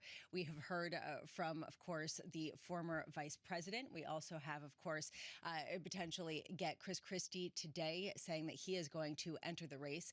I'm Lisa Abramowitz. I'm not here with John. I'm not here with Tom. John is off. He will be here at 9 a.m. or rather in Newport Beach. But I'm so lucky to say, even better, we have Julian Emanuel stepping in for the hour to join us. And I have to say, we got over the debt ceiling drama. How much are you really turning your focus already to the political sphere ahead of next year's election? Well, it's certainly interesting to conjecture, but again, as even the most devoted political followers will say, it is a long time, A, till Iowa, and B, till the general. So much can happen. It's definitely a consideration, but in terms of moving the markets, very little at this point. Well, it certainly moves the news airwaves. And I will say New Jersey Governor Chris Christie, former New Jersey governor, is likely to enter the race today. And then the wild card is whether Virginia Governor Glenn Youngkin joins the fray over the next couple of weeks, which is what PIMCO is actually looking for. And that would bring the total pool to potentially 12 by July. Joining us now, Terry Haynes, founder of Pangea Policy. Terry, do you think that it's going to come to that by July we will have 12 Republican candidates duking it out to try to get the upper hand from the former President Trump? Oh, I think so. Why not? You know, the more the merrier. What people have reverted to in the Republican field is the idea that, you know, there's career advancement involved, that you can advance your career more quickly by joining the field than by staying out of it. And, you know, secondly, there's a why not me aspect to this where, what a lot of people sense here, a lot of these candidates sense, is that they're going to be the electorate's going to be hungry for alternatives as Trump continues to be weighed down, and so there's a good opportunity for them. So in a sense, the field is kind of looser and more entrepreneurial than it has been for quite a while. There was a New York Times article yesterday about the Trump Slayer. That was what they were calling Chris Christie. That his job was not to get elected because he had no chance to win, but that he would come out with, as we just heard from Julian, boxing gloves on, and he would have a go on stage with the same kind of tenor that the former president has had on some of these debate platforms. Do you think that that is a good approach? Do you think that's likely what we're going to see? Well, I think we see that from a lot of people. You know, Governor Christie is an enormously capable politician and a successful one. He comes with for most of the Republican field, he comes with the detriment that he's from New Jersey, that he's from a kind of a blue East Coast state that is distrusted out there in the heartland. But the big difference between 2016 and 2024 is going to be that the vast majority of these candidates come in honed to take Trump down. So there's a possibility here that there might be kind of a pack swarm mentality that helps let the air out of the Trump balloon. So, Terry, let's sort of just step back for a second. Obviously, you've got Trump as the very clear front runner right now, and then Governor DeSantis as the rather clear second place. Who amongst the rest of the field, it's almost like a Kentucky Derby bet where you're betting the field, who among the field is likely to emerge, call it by Labor Day, as the potential challenger to those two? Well, I don't think it's going to emerge necessarily by Labor Day, but the two that I would suggest folks look at are former Governor Haley of South Carolina and Senator Scott of South Carolina. Haley's making a very good and interesting pitch, by the way, I think, to those who want less partisanship, but people to move forward in Washington. She's offering that alternative with a good deal of specifics. It's a refreshing change of pace in just terms of how she talks about it. Senator Scott is the classic feel-good story of this field. He's very articulate. He is a worker in the Senate and very conversant with policy of all kinds. And, both of those, I think, are going to distinguish themselves. Meanwhile, we're talking about the potential field. I'm wondering about policy. In particular, Speaker Kevin McCarthy speaking on Monday about how he doesn't really see a lot more aid heading over to Ukraine at a time when it seems like there has been an escalation in the war with the accusation that Russia blew up one of their dams. How much are you focused on this? That sort of one of the talking points of the Republican side is to cut off or sort of end some of the participation or the monetary aid to Ukraine. Well, I'm very focused on it, but I think right now what you've got is right after the debt ceiling, by the way, which I think is important. What you've got is a situation here where what Speaker McCarthy is talking about is, hey, we just negotiated spending deals.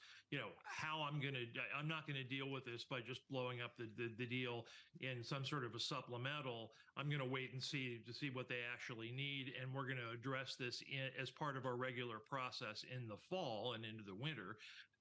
Whereas you've got a lot of Republicans in the Senate, people like Lindsey Graham, for example, who are saying, no, they need the aid now. What's going on underneath that, by the way, is my suspicion that if the Ukrainian counteroffensive doesn't succeed completely, but it succeeds at least in part, what you're going to get coming in 2024 is a lot of Western ally pressure to settle this thing through negotiations. And you see on the other side, China already trying to make these moves by re-enlisting Macron. So this is going to be the summer that tells the tale for Ukraine. And Speaker McCarthy doesn't really have to make a decision soon, so he's trying not to. Terry Haynes of Pangea Policy, thank you so much. Julian, I have to say, as we talk about all of these issues and the presidential candidacy and the sort of growing field, there are reports that JP Morgan CEO Jamie Dimon is heading down to Washington today to meet privately with a group of moderate House Democrats to talk about the U.S. economy, banking, etc. Is he running? Probably not. Okay. To me, the scenario where he runs is if, let's say, President Trump clears the field and then his legal woes overtake him next year as sort of a potential substitute.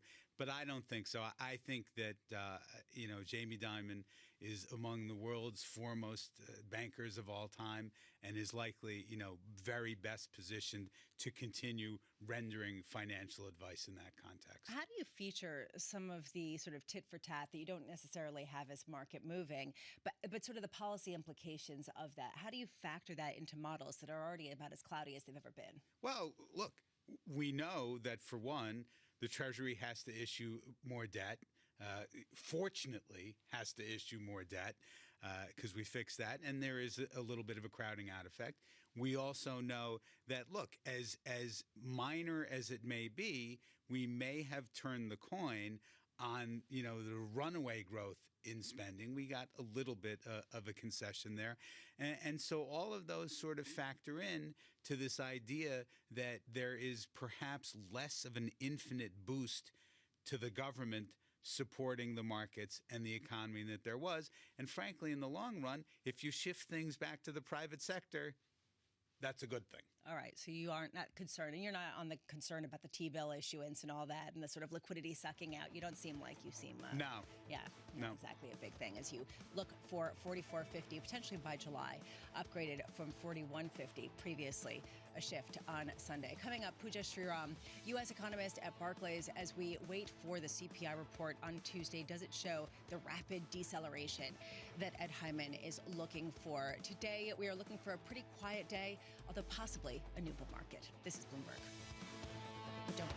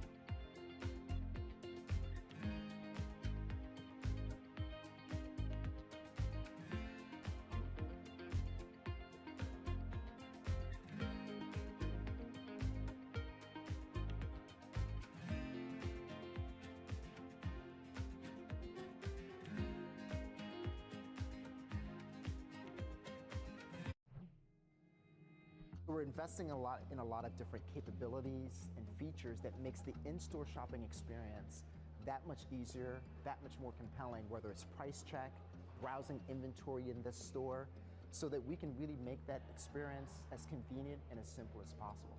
Convenient, simple, that's sort of what people have needed in the age of COVID.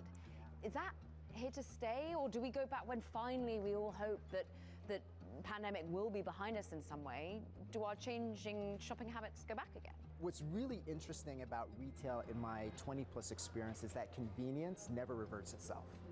Now, the form of convenience has shifted, whereas, say, in 2000 to 2010, a lot of convenience was driven by more stores nearby. Now it's stores in addition to digital. There's nothing closer than the phone in your hand.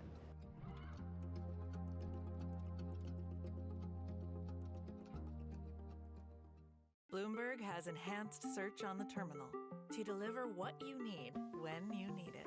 Now, you can simply type phrases in everyday English in the command line. Compare financials. Find people. Analyze markets. You can enter phrases or ask questions. What do you want to know today? Ask a question or visit SearchGo to find answers now.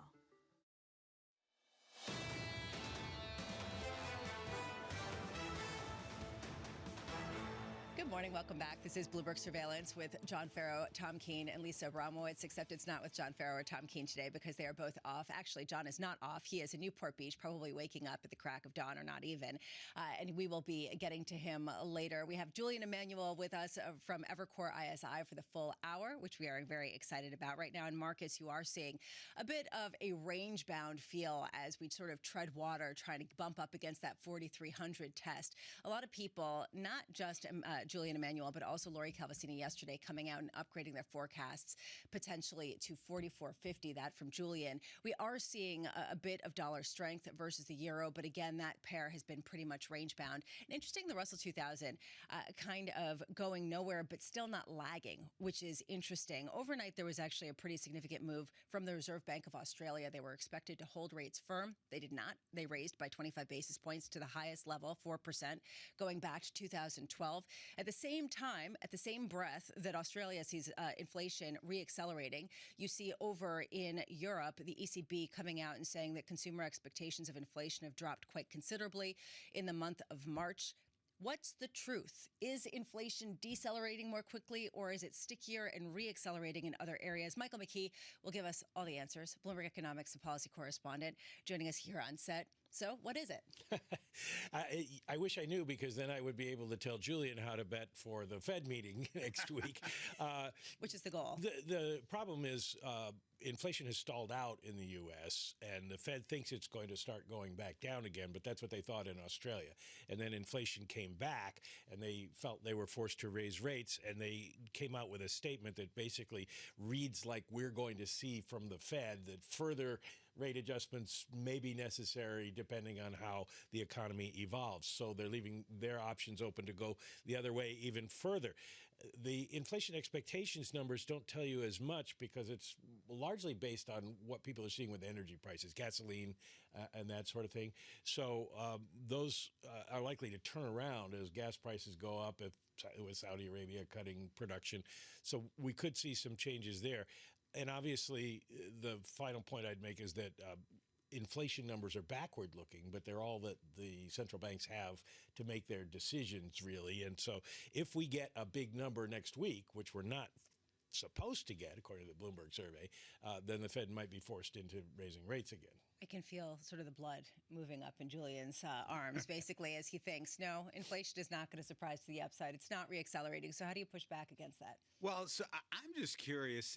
You know, it seems like we're going to the next level, that Australia is perhaps a one-off. You listen to Madame Lagarde saying we have to stay tough, but that the expectations falling. Are we into the point where it's more like, jawboning rather than anything? I mean, and that in the context of we do believe that they will pause next week. Well, it's jawboning to a certain extent, but it's can they back that up? The problem with it, the Fed is that the markets front run them, and if we do get some kind of inflation scare or something else that happens that causes the markets to move, then the Fed will be forced into the situation of either reacting to it or raising questions about why they're not, because the reaction function isn't well understood at the moment. They're hoping that they can just stop and hold, but they're going to go into this meeting with the idea that if we do not move the rates, we're going to leave people with the impression that we might in July. And certainly there's a more than 50% chance at this point that they're going to raise rates in July, according to futures trading. But an interesting question, and I asked this yesterday from people who were here, is you get the futures telling us we're going to get rate increases, and then at the end of the year we're going to get rate cuts, but then the traders, the people who are actually making these trades on everybody's desk, are saying, we believe the Fed. We think they're going to either raise rates or hold. We're not going to be cutting rates. Is the same for you? So for us, the prospect of cuts priced in later is more of a probabilistic risk management type of situation. Our forecast is you are going to get a recession. The question is how deep, how long. If it's, sort of the down 1, down 2 quarters that Ed Hyman expects, we don't think the Fed will cut, but it's probabilistically if it's deeper or if there's, reverberation of the bank stress, that's it. But I think the expectation is there really won't be a cut in the near future. And everyone seems to be pushing back some of the recession forecasts, including Pooja Sriram and the team at Barclays. They adjusted their outlook, writing, quote, they are pushing back their recession forecast to the fourth quarter of 2023 and penciling in 25 basis point hikes in July and September, with a meaningful chance that one is pulled forward into June. Pooja Sriram, U.S. economist at Barclays, joining us now. So is this basically not a soft landing, but a no landing for now until later, or is this simply something else where the pain is going to be greater because of the delay in the meantime? Hey, hi, good morning, Lisa. Great question. In fact, we revised our outlook just looking at the sheer strength of the hard data on hand. At this stage, so late in the rate hiking cycle, one would have expected monetary policy to have gained more traction. But that clearly hasn't happened. So, if you look at the length and breadth of the data, whether it's consumer spending, whether it's labor markets, hints that housing demand is beginning to firm as well. It all seems to suggest that, that slowdown that, we had penciled in might take longer to materialize. And so, we think that, there is a slowdown that will happen, but it would be later in the year. And, we're also penciling in a shallower recession now. It's about 3 quarters of very modest negative growth, in fact, pushed out into Q1 of next year. So I think it's going to be a tricky situation where we think it'll take longer for the monetary policy tightening to beginning to see some effect on demand and activity. I hear more and more people. So they will hopefully land. But this is what I keep hearing from more and more people. It seems like the soft landing scenario is coming back, and nobody really wants to say it because it's almost like, this time is different. It's sort of a natural curse the second you say it. But are you getting in that camp? Yeah, I guess it's hard to see.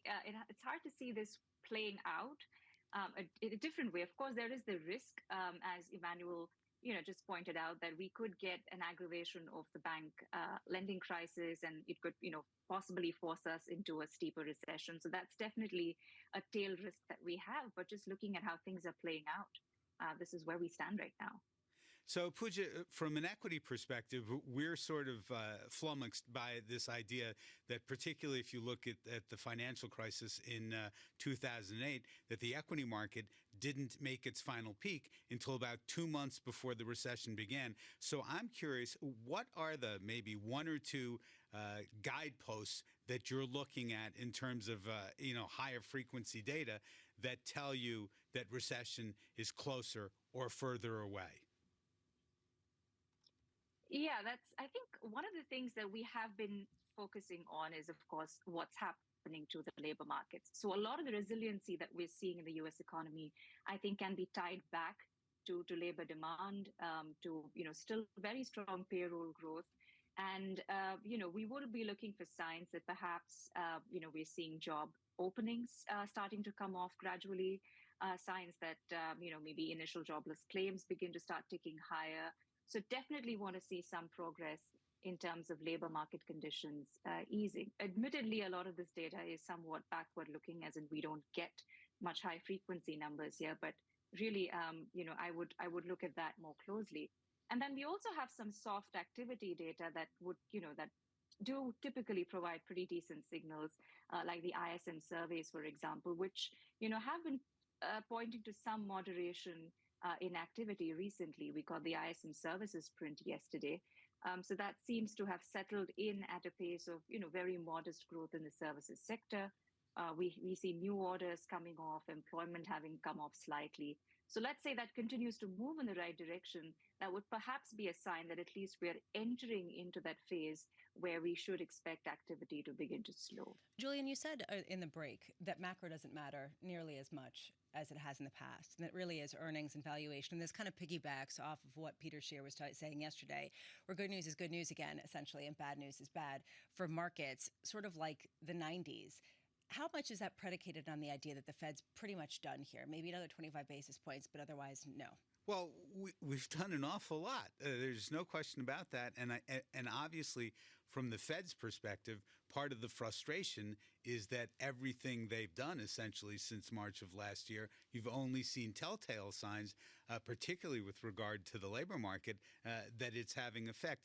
But if you're the Fed, this whole dynamic of the incredible expansion, the stimulus, both monetary and fiscal that we got in 20 and 2021, if you look back at the charts, it tells you that actually the countervailing force of all this tightening over the last year, you're still in the point where it's got to flow through. And so for us, the net out of that is that, again, it's very difficult to predict the macro right now, but the Fed is certainly, as Mike has pointed out, if the inflation data doesn't heat up again, in a mindset where, yes, we're not going to cut, we're going to keep markets on guard, but we are waiting to see how it develops, and that basically means that earnings and valuations and sentiment matter more. Pooja, just real quick here, are 6% Fed funds rates pretty much off the table?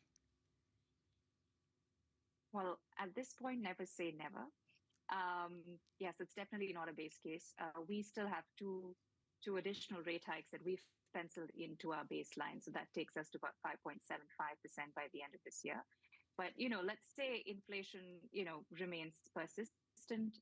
We're not seeing much signs of labor market slowing. And if the FOMC, it truly wants to show its resolve in that it is determined to bring prices down, then, we can't entirely rule out additional rate hikes.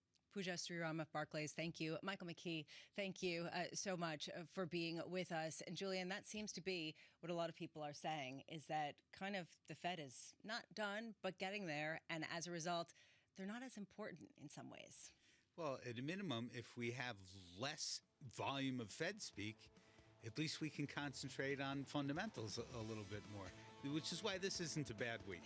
Okay, honestly, though, you say fundamentals, but everyone's going to focus on the presidential race. People are going to talk about everything else. I mean, come on, you know that, right? Talk about the headset from Apple, whether they're going to buy it, whether the kids are going to want it. Dan Ives of Wedbush is going to be talking about that next. That's the life of mixed reality, Lisa. Of enhanced, in augmented reality, you should say. From New York, this is Bloomberg. Keeping you up to date with news from around the world with the first word, I'm Lisa Mateo. Yes, Apple is set to extend its losses after the iPhone maker launched its much-anticipated mixed reality headset at an eye-popping price of $3,499. While analysts were optimistic about the product and technology, they acknowledged that the price point was high and that it would limit the number of shipments in the near term. Meta's industry-leading headset sells for $1,000. The suspension of the federal debt ceiling is presenting a fresh challenge for U.S. banks. Lenders are struggling to hold on to deposits as customers opt for higher-yielding alternatives. Money market mutual fund assets have soared to an all-time high. They've been quicker than banks to pass along to customers the highest interest rates supported by the Federal Reserve's policy actions over the past year. Morgan Stanley is planning to move to a new office in Singapore as it looks to expand its presence in Asia. Bloomberg has learned the company is in advanced talks to take over 5 floors of towers currently under construction. A boom in private banking, family offices, and other financial services during the pandemic has boosted demand for swanky offices in Singapore's business district. In China, hearings begin today in a Tesla lawsuit against a protester who climbed on a car at the 2021 Shanghai Auto Show and shouted that a brake failure had almost killed her family. Now, that incident fueled online criticism of Tesla in China. Tesla denied the claim and filed a case against a protester seeking $700,000 in damages. Global news powered by more than 2,700 journalists and analysts in over 120 countries. I'm Lisa Mateo, and this is Bloomberg.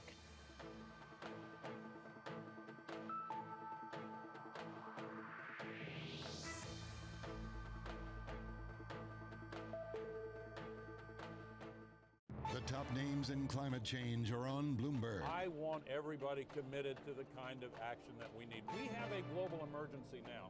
You know, we're still putting 162 million tons of man-made global warming pollution into the sky every day, using the sky as an open sewer.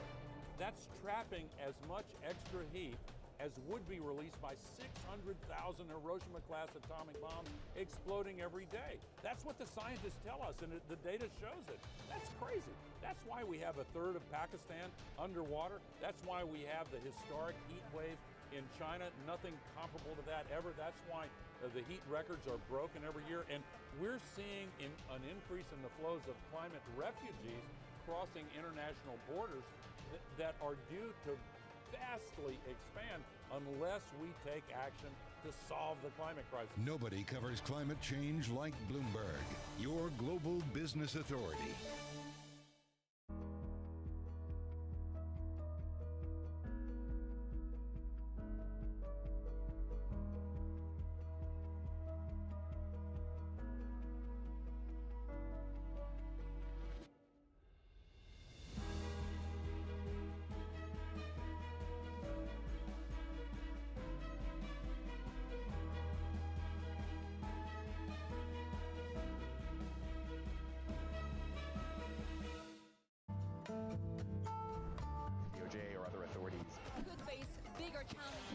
Next. It was going to keep Green World Cup. This is a 3. As the economic picture does. The OK is getting ready to make a decision.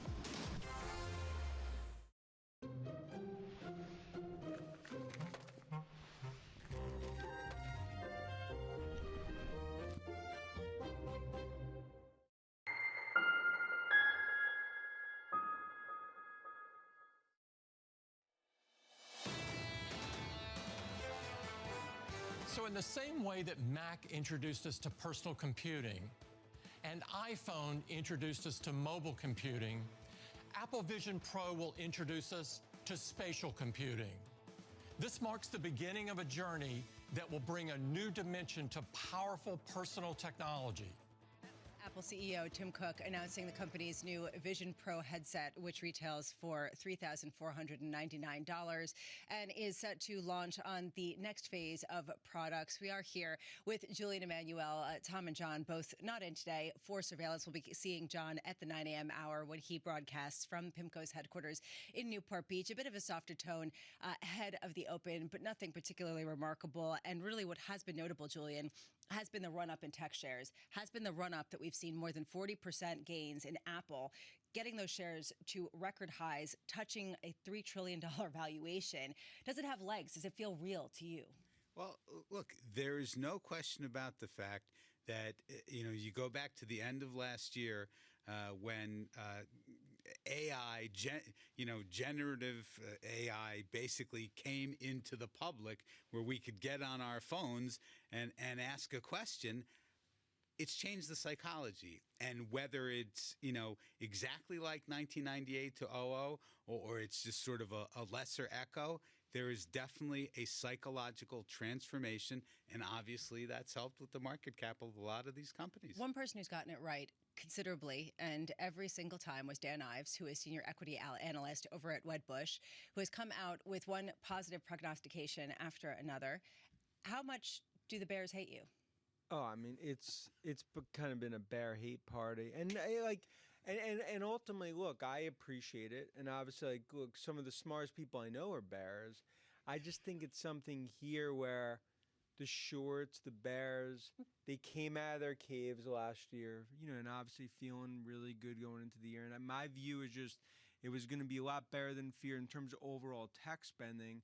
But it was our view, and we've talked about it, that it's the most transformational trend we've seen in tech since the late 90s. And I think you just can't fight that. And that's why I think names like Microsoft, NVIDIA, Apple, and others continue to go higher. I have to say that some of my best friends are bears was always sort of the prelude to something negative that's pretty significant. I'm curious, though, after the announcement yesterday, you're still doubling down on some of the artificial intelligence embarkments of Apple, saying that this is where they're going next. A lot of other people didn't necessarily take that away from the conference. What gives you confidence that that's kind of the next phase of their explosion in valuation and growth? And I think that's typical, right? I mean, for Apple for many years, I mean, for the last decade, there's many people I know, they've sort of fought it because they'll go to a conference, they'll just see a leaf. They don't see the forest or the trees. And I think essentially what Cupertino and Cook are building here, it's another ecosystem within the App Store. And it all, because Lisa, right now, there's a battle, a Game of Thrones for developers between Google and Microsoft in terms of what we're seeing in terms of this $800 billion AI revolution. Apple understands that. That's why they have the gold install base and they have the developers. This is the first step on a broader strategy, really to build another moat for developers and consumers. So, Dan, it's obviously you've the big five, big seven, however many stocks you want to target, who have really capitalized on this last number of months of AI momentum. Who among sort of the second tier of maybe those companies that haven't yet fully realized the potential do you see as being most attractive first? And then the second question is, what industries in specific do you think are likely to benefit over the next year or two? Yeah, a great question, because I think right now, okay, the first derivative, the New York City cab driver was Microsoft, NVIDIA. But so now it's like who the second, third derivatives. I think ultimately Salesforce is going to be a big derivative that no one's talking about. I think you have names like Palantir, which is another on the AI front. And I think what you're really starting to see right now from a cybersecurity perspective, it's really, as more and more moves to the cloud, more moves to AI, you're going to have huge benefits there. Names like Palo Alto, Fortinet, and others. That's why I believe this is not just, today it's 5, 7, 10 stocks. When we look out over the next 1, 2, 3 years, I think this is really what I view as like a 1995 moment, an iPhone moment, relative to where we see it over the coming years. Obviously, macro aware in terms of what we're seeing in that, but I could tell you from talking to developers, enterprises, what we see in spending, I continue to view as a green light for overall tech stocks. So this is a faith-based kind of bet, though. At a certain point, right, this is faith that AI is going to be a transformational moment more than, say, the adoption of $3,500, augmented reality sets that people are maybe not going to buy their children for the holidays. I'm just saying personally. But I'm just wondering, from your perspective, it's not about one product. It's about sort of engaging in a whole new way of doing business and getting out front so that different companies can use your technology, software, whatever you have, in a way that transforms the way they do business, correct? Yeah, I think it was faith-based till the guidance heard around the world, the NVIDIA, the $4 billion raise. That's where basically all the bears went into hibernation mode for the winter. And that really is what really changed everything for tech, because that was the numbers. And now in Redmond, we're going to see it. Google, we're going to see it these next few quarters. And that's why I can tell you a lot of investors, they're not looking at the next 1 to 2 quarters. They're looking out over the next 1, 2 years. And that's why this really created the opportunity in terms of a market where I think many is still yelling fire in a crowd theater. What do you say to the clients who are worried about valuations? So it's the same clients I've talked to over the last 22 years where I'll sit down, they'll like on transformational tech names, on the Amazons, the Googles, the Teslas. If you look out over the next year on transformational tech companies, you'll miss every transformational tech stock the last 20 years and the next 20 years. It's no different than coming out of 2000 draft 6th round out of Michigan, Brady, that first camp being like, I just don't know if it's going to work. So I think that's sort of my view in terms of how you have to look at these transformational tech names. So from your perspective, Julian, are you sort of buying into this? Do you feel like you kind of have to be overweight tech even after the rally? So we've taken a little bit of a different tack, right? So for us, we realize that the momentum aspect, whether it's 1995, and frankly, if you think about it, if Dan's right that this is 1995 and not 98 or 99, we have a lot further to run.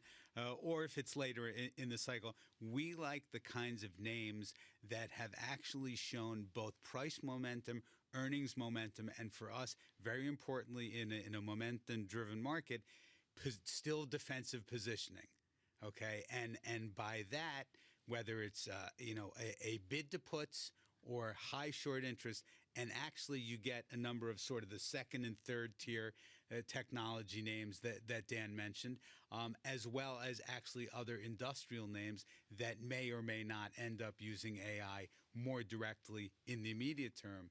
When you talk about positioning, that is what a lot of people talk about. The overweights right now for the big tech names have gotten fairly extreme. Suddenly, everyone's piling in because as much as the bears might be more vocal and the ones reaching out to you to say, no way, and with all sorts of hate mail with lots of expletives, most people are saying, all right, we buy it, we're in.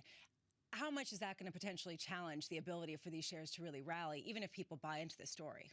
Look, no, but I still think, institutionally speaking, many have been sitting on the sidelines with their 6 reasons to be negative, and now they're like, maybe they could focus on the weather, hurricane season as a reason to be negative. I'm just trying to think about like other reasons to be negative. So I think what's really starting to happen now is you're looking at the derivatives. You look at Apple from a sum of the parts perspective. I think the stock that continues to go much higher. You look at now, the macro is not rosy and rainbows. We know that. But I think what's starting to happen here, when you look out the next 4 or 6 quarters, if you pick, look, there's going to be fakes. There's going to be names that basically like ultimately fake it, and then ultimately that's the froth that will come off. But if you pick the winners, you pick what I view as the fundamental names to really own in cloud, cybersecurity, and AI, I think that's how you win here. 10 seconds. When does Apple become a $4 trillion company? Look, I believe right now you could rationalize $3.5 trillion. I think by 2025, we're looking at a $4 trillion or sooner. Dan Ives of Wedbush, really putting the bears back into hibernation as we continue to see this rally over in the tech shares. It is interesting, though, Julian, that we're not seeing any kind of interest rate sensitivity really being talked about anymore in the tech sphere. Again, it is one of these times where there is a perception of accelerated growth and opportunity. And frankly, when you think about it, one of the best things, and we talked about this earlier, the fact that macro matters less, is that we flatline in terms of yields. Let's leave it be calm for a little bit longer. Let's leave it be calm in anywhere other than the big tech names, where Apple charted a new all-time high. Those shares lower by about 0.6% this morning, but just off some of those records. Bloomberg UK, your source for news and analysis covering the biggest challenges facing the UK government, economy, financial services, and markets. Tax cuts should not be the priority. It's about a credible plan for growth over the next 2-3 years. In this post-Brexit world, how do you see actually servicing your clients? It was disruptive, and it's going to have implications to how capital raising works. Now we're having the perfect storm in the UK. Watch Francine Lacqua Thursdays at 9:30 a.m. only on Bloomberg, your global business authority.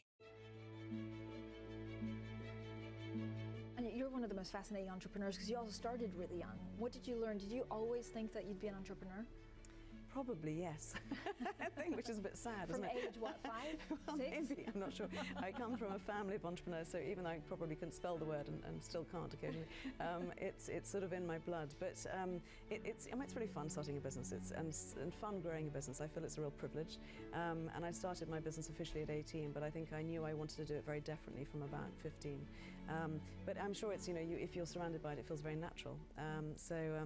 So yes, it's fun. And it started how? You started by you went to Florence. It was in Italy, and you started handbags. Yeah, so I knew I was actually given a handbag by my mother when I was about 16, one of her old handbags, and I remember how it made me feel. And I think fashion is fascinating for the mood-changing, the confidence-boosting aspects, so the sort of tribal aspects of what fashion does. And so I went at 18 to Florence, knowing that was the home of leather goods, which is what interested me. I just wanted to learn, actually, and be surrounded by craftsmen who, I mean, making things is important, and that's going to be very interesting, I think, over the next sort of 10 years. I think the onshoring of craft and manufacturing is going to be fascinating, actually. I mean, I watched the offshoring, I literally saw it, and I think we're going to be seeing that coming back to local. We have to. When we're all looking at our objectives in terms of carbon, you know, proximity is going to be key. Business Week Radio, live weekday afternoons at 3 p.m. Eastern.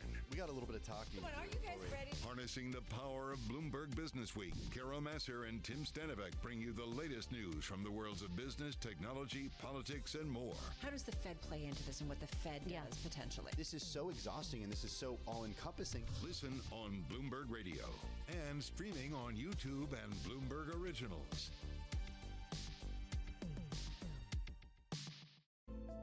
Bloomberg covers the world with unmatched reach and resources. From more than 120 countries, the moment news breaks, 24 hours a day. Bloomberg, your global business authority. Access the financial world on demand. Hear from leading economists, policymakers, and industry experts via live and on-demand webinars, only from Bloomberg.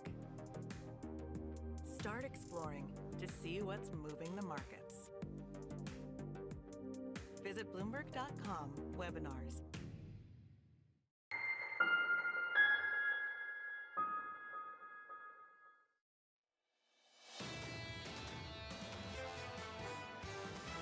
Markets, after they've run this much, they're always fragile, right? So you're looking for the next shoe to drop. I do think the Fed is driving us towards a stall speed in this economy. And when you're at a stall speed, you become unstable. The Fed is behind us. Maybe they hike once more, maybe they hike twice more, but that's it. I think the Fed being on hold just should not be confused with job done. The soft landing can't be ruled out. I don't think it's ever been able to been ruled out entirely. This is Bloomberg Surveillance with Tom Keene, Jonathan Farrow, and Lisa Abramowitz. It's a return of the soft landing. I can't believe I'm saying this. Everyone seems so constructive this morning. Good morning. Welcome back. This is Bloomberg Surveillance on Bloomberg Radio and Bloomberg Television. Jonathan Farrow, Tom Keene, and Lisa Abramowitz. But John and Tom are both off today. You are so lucky because you have me. So what more do you need? You also need, of course, Greg Peters, co-CIO of PGIM Fixed Income, who will be with us for the hour from your wine club off in London, joining us here on set. Do you buy this sort of constructive feel that everyone seems to have right now? I kind of do. I think we're past, some important events. Obviously, the debt ceiling, which was a unforced error, so to speak. The data continues to be pretty strong. I think we're closer to the end of the hiking cycle than the beginning. That's an obvious statement, of course. So I feel like we are in a better place for a little while, but there's still a lot of uncertainty in the future. But I feel like we're in a pretty decent place over the near term. I feel like we just spoke with two equity analysts, and the optimism was just overwhelming. It was basically just, threatening bears out there saying, look, you're getting it wrong, and you're going to keep getting it wrong. Do you take issue with that? Do you think that optimism is misplaced, or do you kind of jump on the same boat? Well, it was rather optimistic, I will say. So I'm not quite that optimistic, but I do see maybe the recession that's been talked about now for, I think, the past 18 months pushed off. And that's the curiosity in the bond market and the pricing, right? So the markets are pricing in another hike and then cuts, which implies that, the Fed is going to admit in a few months' time that they made a catastrophic error, the economy's rolled over, and they have to cut. So to me, it's not about whether you're bullish or bearish. It's about the incongruency of what the equity and risk markets are saying versus what the bond market's saying. And that does seem to be something that we see on an ongoing basis. Today, you are seeing a return to the 60-40 type of feel where it's actually working, a little bit of an inverse relationship with stocks just slightly softer in the pre-market trading. And you are seeing bonds just getting a bit of a bid, perhaps after the ISM data that came out yesterday that was a bit softer than people had expected in the services sector. You are seeing a bit of dollar strength, although I got to say this pair has been pretty stagnant at 106.97 or close around 107 to 106.5 over the past few years, a few days, I should say, days. It feels like the same pretty much. And crude a little bit lower right now after people reassess the cuts that we heard from Saudi Arabia.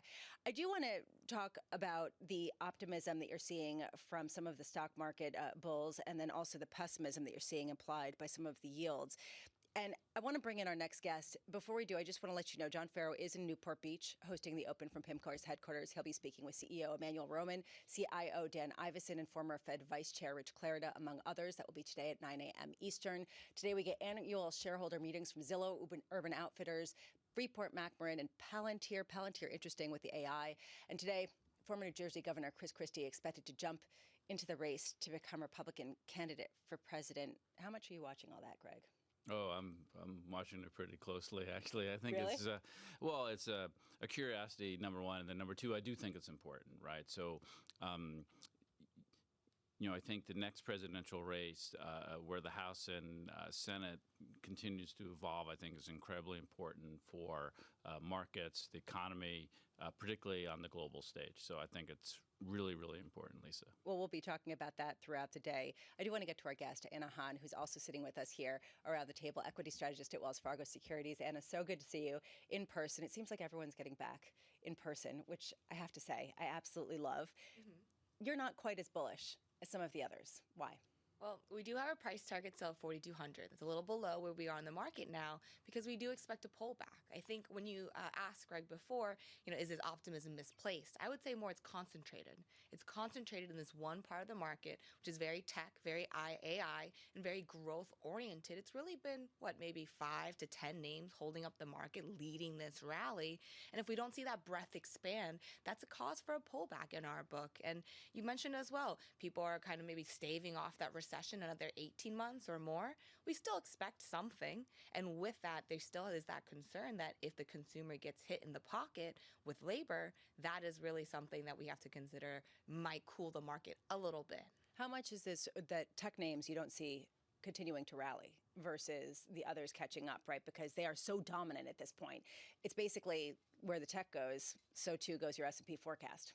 You're absolutely right, Lisa, and that's the hard part. We have a market index, the S&P 500, which is driven by market cap weight. And when you have these huge names in the index, that's what makes it difficult. Is this really the indicator of the health of the U.S. equity market, or is it the health of just these select 5 top 10? So when we think about the rest of the market, it brings a little concern to us to see that there are weak parts. And in particular, you've brought a couple of them up before. You've mentioned some of the risks, and these are things we have to keep in mind. So we're not quite ready to move our price target. We're holding pretty firm 4,200, and we do think it's still going to be a little bit of up and down ride for the rest of this year. And then how sensitive do you think the equity market is to rising rates? So last year, the market was all about rates. Stocks had duration to it. Now no one cares. What is the importance of rates into your forecast? I mean, absolutely crucial, Greg. There's this beta to the equity markets when we think about how much do yields impact. And you saw, like you said last year, yields up, growth markets down, so equities down because growth is such a big part of the equity market. What's been kind of confusing has been now you've seen yields go back up, the 10-year trickle back up 20, I shouldn't say trickle, I should say really trend back up 20, 30 basis points just as markets start pushing out the possibility of cuts. And yet at the same time, you have growth leading the market. It's this thirst for AI, this exposure that people are so trying to get and reaching for, that's been these two clashing forces.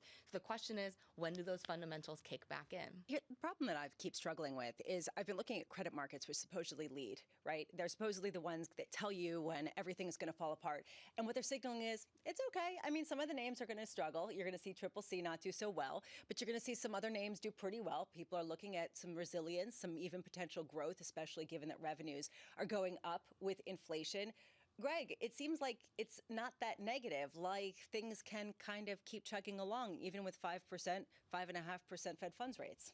The resiliency is just amazing across all markets. The credit market, though, is notable because the construct has changed, right? So if you think about where the risk has moved in credit, it's out of the high-yield bond market into the levered loan market and into the private market. So the risks are actually more opaque and therefore kind of less leading as they have been in the past. So I think the signal that credit has provided in the past will not be the signal in the future, just given the move towards kind of opacity, whether it's levered loans or private credit. That's fascinating. And Anna, does that mean that some of the models that have traditionally been used to sort of forecast weakness don't really have the same clarity now, just simply because some of the readings are going to be muddied by trends like that? I would agree with that. I think the traditional indicators we look at, the traditional parts of the market we look to guide us, be that canary in the coal mine, might not be as sensitive anymore. And you bring up a great point. It's like, have we forgotten that there still could be a lot of unrealized losses in the regional bank space, but yet credit markets are reflecting pretty healthy spreads. We saw IG spreads last month kind of do a round trip of 10, 15 basis points, but we're right back where we are. So these are the kind of things that maybe has equity volatility contained for now, but something that we want to remain cautious of and remain vigilant to stay on top of and in front of. What would you have to see to become more bullish? More bullish, I think we'd have to see really a Goldilocks scenario, that either we can keep unemployment very low, at the same time inflation can come down without the Fed having to do too much heavy lifting. But that's a patience game, and I don't know how patient the equity market or the consumer can be. So far we're trying to keep steady here and keep that patience. But if that can't occur, I still think you're going to see more volatility, and a VIX at a 14-15 handle is pretty hard to sustain. Anna Han, thank you so much for being with us of Wells Fargo. Always wonderful to get your thoughts. And Greg, I do have to wonder about how much more constructive you've become over the past couple of months. Is there a fear, and this is something that a number of terminal users have really raised, is there a fear that people are kind of being brought in just before the kill? That's classic, right? So I do worry about that myself. I would say I'm marginally more constructive. Okay. But I do think the cross currents and the uncertainty, remain. But as a bond fixed income person, higher yields help out a lot, and so that is, I think the important aspect of my call. But there's an equity perspective to it as well in terms of the credit side.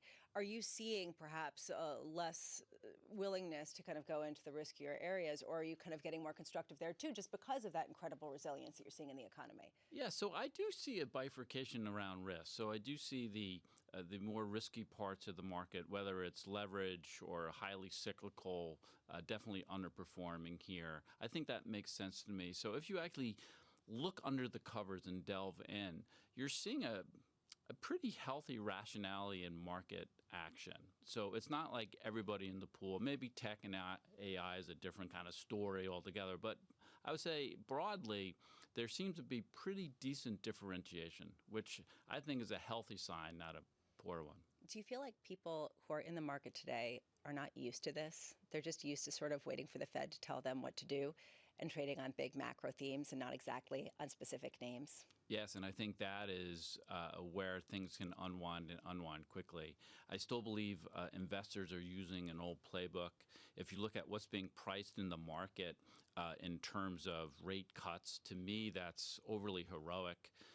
The Fed and global central banks are fighting inflation. They just can't turn on a dime when inflation is above the mandate. So I think the markets are putting too low of a bar around rate cuts, actually. I think it's a big mistake.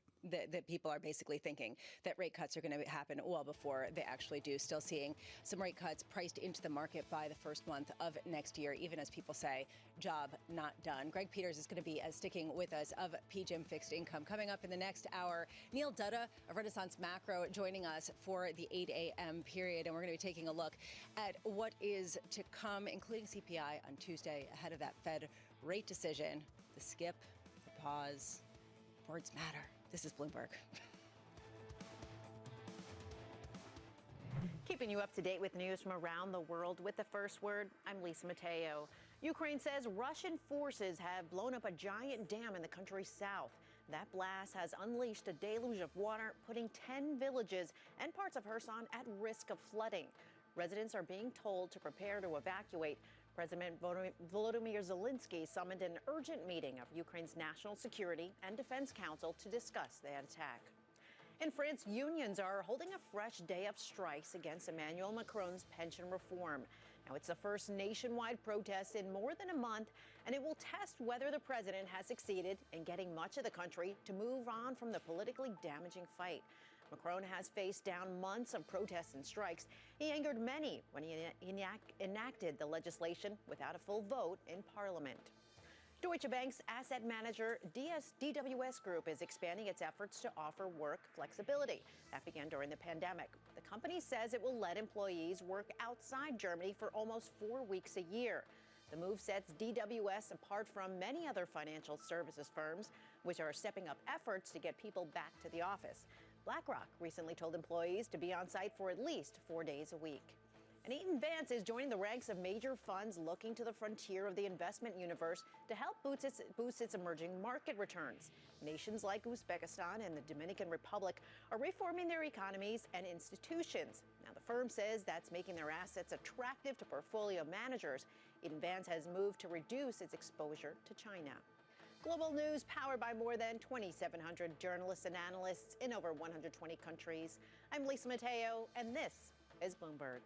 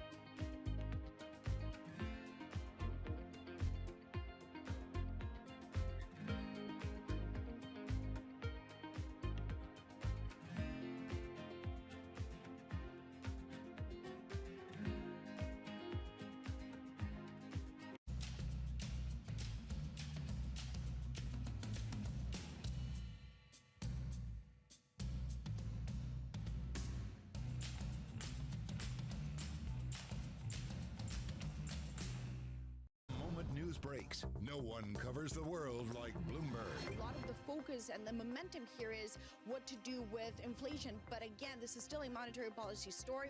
The first round results with President Recep Tayyip Erdogan showing resilience and strength on his nationalist platform.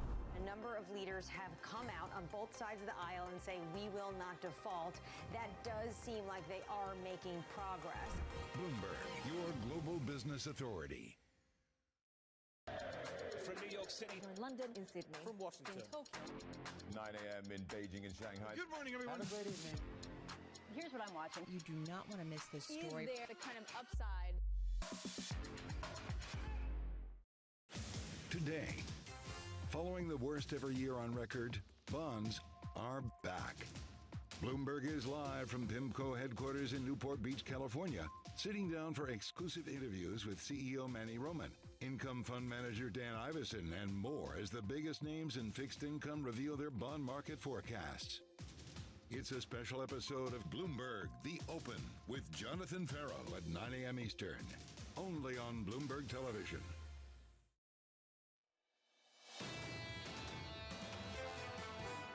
You can advance your career more quickly by joining the field than by staying out of it.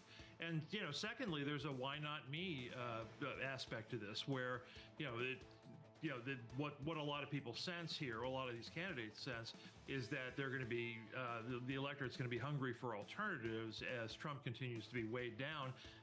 And so there's a good opportunity for them. That was Terry Haynes, founder of Pangea Policy, earlier this morning as we talked about the growing field of Republican candidates for president. And we're talking about Chris Christie potentially coming into the field today. And then a question around Glenn Youngkin of Virginia, the governor there, about whether he will also get in. Right now in markets, we are seeing a bit of a softer tone, but not exactly anything dramatic. No drama. We are seeing yields a little bit lower. Crude, interestingly, and I want to give a second to this, crude down about 2.2%, even after what we saw yesterday with Saudi Arabia coming out and unilaterally cutting production by 1 million barrels per day. John and Tom, both off today. We are here with Greg Peters of PGIM Fixed Income. Is that interesting to you, this idea that we have seen the softness in oil and even OPEC Plus's recent announcement hasn't really staved this off? Yeah, I think it's a warning sign. And, we talked about being more positive on the margin. This is something that really makes you revisit that, right? So there's something in the market price action here. I think it has a lot to do with China, of course, but it is a global growth slowdown story as well. So I think it's hard to ignore the fact that the markets have moved right past the OPEC plus cuts and continue to move lower, I think is really a worrying sign. We're going to be continuing to parse that as time goes on. A lot of people thinking maybe this isn't exactly a permanent cut. It's just sort of a one-off, and that's part of the reason why. It's a cheating anyway, and so it's not really a cut, and so you're seeing oil flow out of Russia and Iran, and so it's really not a true cut. Or a lollipop or whatever people want to call it, all of the names. Talking of China, we have been hearing a lot in the tit for tat between the U.S. and China. And before we get into the rat race or the horse race, whatever you want to call it, in the political sphere coming into 2024, there is this easing of tensions between the U.S. and Chinese, and what you're seeing is some potential talk of meetings in Beijing to come to some more kind of communication, at least, to set the stage for a softening. Anne-Marie Hardern down in Washington, D.C. of Bloomberg is joining us now. I want to start there. We are going to get to the election later on, but how significant is it that there have been these talks by senior officials in both China and the U.S. happening in Beijing? Well, I think one of the most significant is the fact that we have the highest ranking U.S. official to date since the spy balloon incident happened. This is an individual at the State Department who's in charge of Asia, meeting the vice foreign minister in Beijing. So they, according to the readouts, these are very frank and candid conversations, and it does seem that potentially, as you see the administration wanting to meet with their counterparts, this could be the laying of that groundwork. It also comes on the heels, of course, of other meetings between high-level U.S. officials and their counterparts. We had Gina Raimondo meeting her counterpart. National Security Advisor Jake Sullivan spent a lot of time with Wang Yi in Europe recently. And then, of course, there was this secret trip from the CIA director, Bill Burns, to China. So it does look like there is a growing of that outreach. But at the same time, Lisa, the rhetoric is very heightened right now. And we saw that over the weekend at the Shangri-La Dialogue in Singapore. Yes, there was a cordial handshake, but there was no sit-down meeting between the two defense chiefs of Washington and Beijing. And I think that's a question for the broader national security apparatus as well as business community. What does this mean for them if you cannot even have your two top-level military chiefs, which really ground zero and where a lot of the tension stems is in the Taiwan Strait. And we saw that as well this weekend with a Chinese vessel coming very close to U.S. warship. As we gear up for the political circus that is the election, how do some of these issues play in? Basically, this China-U.S. relationship, when it comes to both Republicans and Democrats, how much splintering has there been? We have heard there's splintering over Ukraine aid. Do we get a sense of where the positions are coming out? When it comes to China, you would be hard-pressed to find anyone in Washington or anyone on a campaign trail not wanting to take a tough stance on China. I think at this moment, it could then be very difficult for the Biden administration as they try for this rapprochement with China. Remember, we're still waiting for an announcement of whether or not Secretary Blinken is going to go. His trip got derailed because of the spy balloon. Treasury Secretary Janet Yellen told me she still plans on going to Beijing. How does all of that look? While at the same time, you are going to have questions to all of these Republican nominations, and that field is widening. It's going to be widening today when the former governor of New Jersey enters the race, Chris Christie. They are going to take a very tough stance on China, and they're going to want to do anything they do to say that the Biden administration is being soft on China. But of course, what we've seen over the past 2 years, the Biden administration has not lifted, say, the Trump-era tariffs. They've also went after China in terms of export controls and chips that could potentially use to the military. But it's going to be a place where China is going to be the foreign policy target for all of these candidates. And then, Emery, how do you see the risks receding then, right? It seems like each candidate wants to be more hawkish than the next. And so how do we kind of get out of this vicious circle if everyone is talking tough on China? It's a great question, and I think that's what the business community is grappling with at the moment. Dan Tannenbaum, speaking to Bloomberg, talked about this, saying, you know, a lot of this is optics. When you look at what happened with the comments from Lloyd Austin and Li Shangfu in Singapore, a lot of it is optics and this rhetoric. When you actually look at the hard data, you do see record trade between the United States and China last year. I would note, though, for businesses, it's going to get a little bit more complicated as they try to navigate this. They are still waiting on what's happening with the outbound investment restrictions from the United States and potentially other G7 countries. They've talked about this at the G7, not decoupling, but de-risking. But the news this morning is that Sequoia Capital is siphoning off its China business because they find the regulatory environment just too difficult. Are we going to see more businesses do just that? Anne-Marie Herdern, thank you so much. As always, wonderful reporting from Washington, D.C. Greg, I do wonder about that, how much you can factor this type of tension into an investment thesis if it's sort of, you know, kind of bipolar in terms of whether there are restrictions or not put on. Yeah, and I think on top of that, you're entering this phase where China is no longer going to be the same kind of dominant global growth story that we've witnessed over the past 20 years or so. So on top of it all, you have a naturally maturing economic cycle in China that is going to have a different dynamic on the global stage. So will they fight against that or will they kind of allow it to happen? How much has that sort of influenced whether you're interested in global bonds, whether you're interested in Chinese securities at a time when they're potentially easing policy on the margins? Yeah, I mean, that's important, but the bigger picture story is the growth that we've seen coming out of China is not going to be the growth in the future. And what does that mean for not only global growth, of course, but global inflation, labor markets, and alike? So, you know, where to invest is kind of a smaller story. The bigger story is the influence that China has had will be very different going forward than what we've been investing around the past 20 years. How do you hedge against geopolitical risk? Well, it's very difficult, right? So the lesson learned last year was you have to pay attention to it, right? So in the past, you were rewarded as an investor to ignore it. But I think what happened with the Russia invasion is that you have to pay attention, and geopolitics is taking more and more importance into the thought process here. So it doesn't go away, and that's geopolitical and actually local as well. So just politics within the country like we've seen around the debt ceiling. Well, how much are you overweighting the U.S. and saying, you know, this is home bias, especially when the risks externally are so significant? Yeah, so I'm pretty bullish on the U.S. I think the U.S. wins and will continue to win. We like the dollar, we like the U.S., and we don't believe the story that the U.S. Dominance is fading. Right now we are seeing the dollar marginally higher versus the euro. We'll be talking more coming up next about the fixed income space with Colin Martin of Charles Schwab and just how much people are shifting back to the U.S. after going overseas for a lot of the earlier part of this year. This is Bloomberg.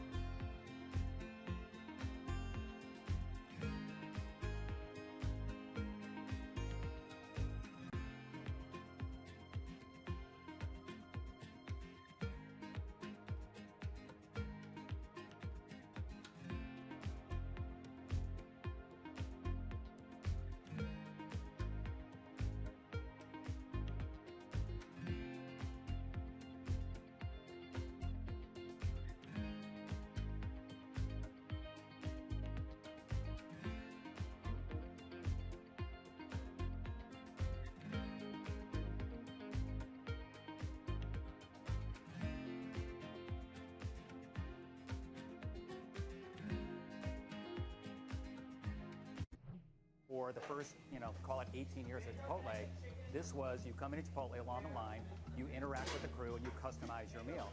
We've got this separate make line, and it's digitized, and so the orders come in, and they're really kind of staged so that if you say at noon, I want to come in at 1 o'clock, we hold that order, and we will send it to the crew like maybe 10 to 1, Right. so it's ready right when you pull up your car. How do you manage these kind of two different staffing needs, right? And Yes. making sure you have the right amount of people Yes. at the right time. We spend a lot of time projecting sales. A lot of it is, it's part art, part science. We're trying to bring more science and more AI into it. Because if you get the right sales projection, then you know exactly what your staffing needs to be. So if you get the sales right, you can get the entire restaurant staffed perfectly. With just a couple people, our average restaurant now does about over $1 million per restaurant in digital sales. Japan's critical role in the global economy is changing as the world recalibrates. After decades of stagnation, Japan's leaders are forging a more innovative and sustainable path forward to revitalize the nation. Corporate giants, policymakers, and pioneers tell us how they're doing just that. Every week on Japan Ahead, right here on Bloomberg Television.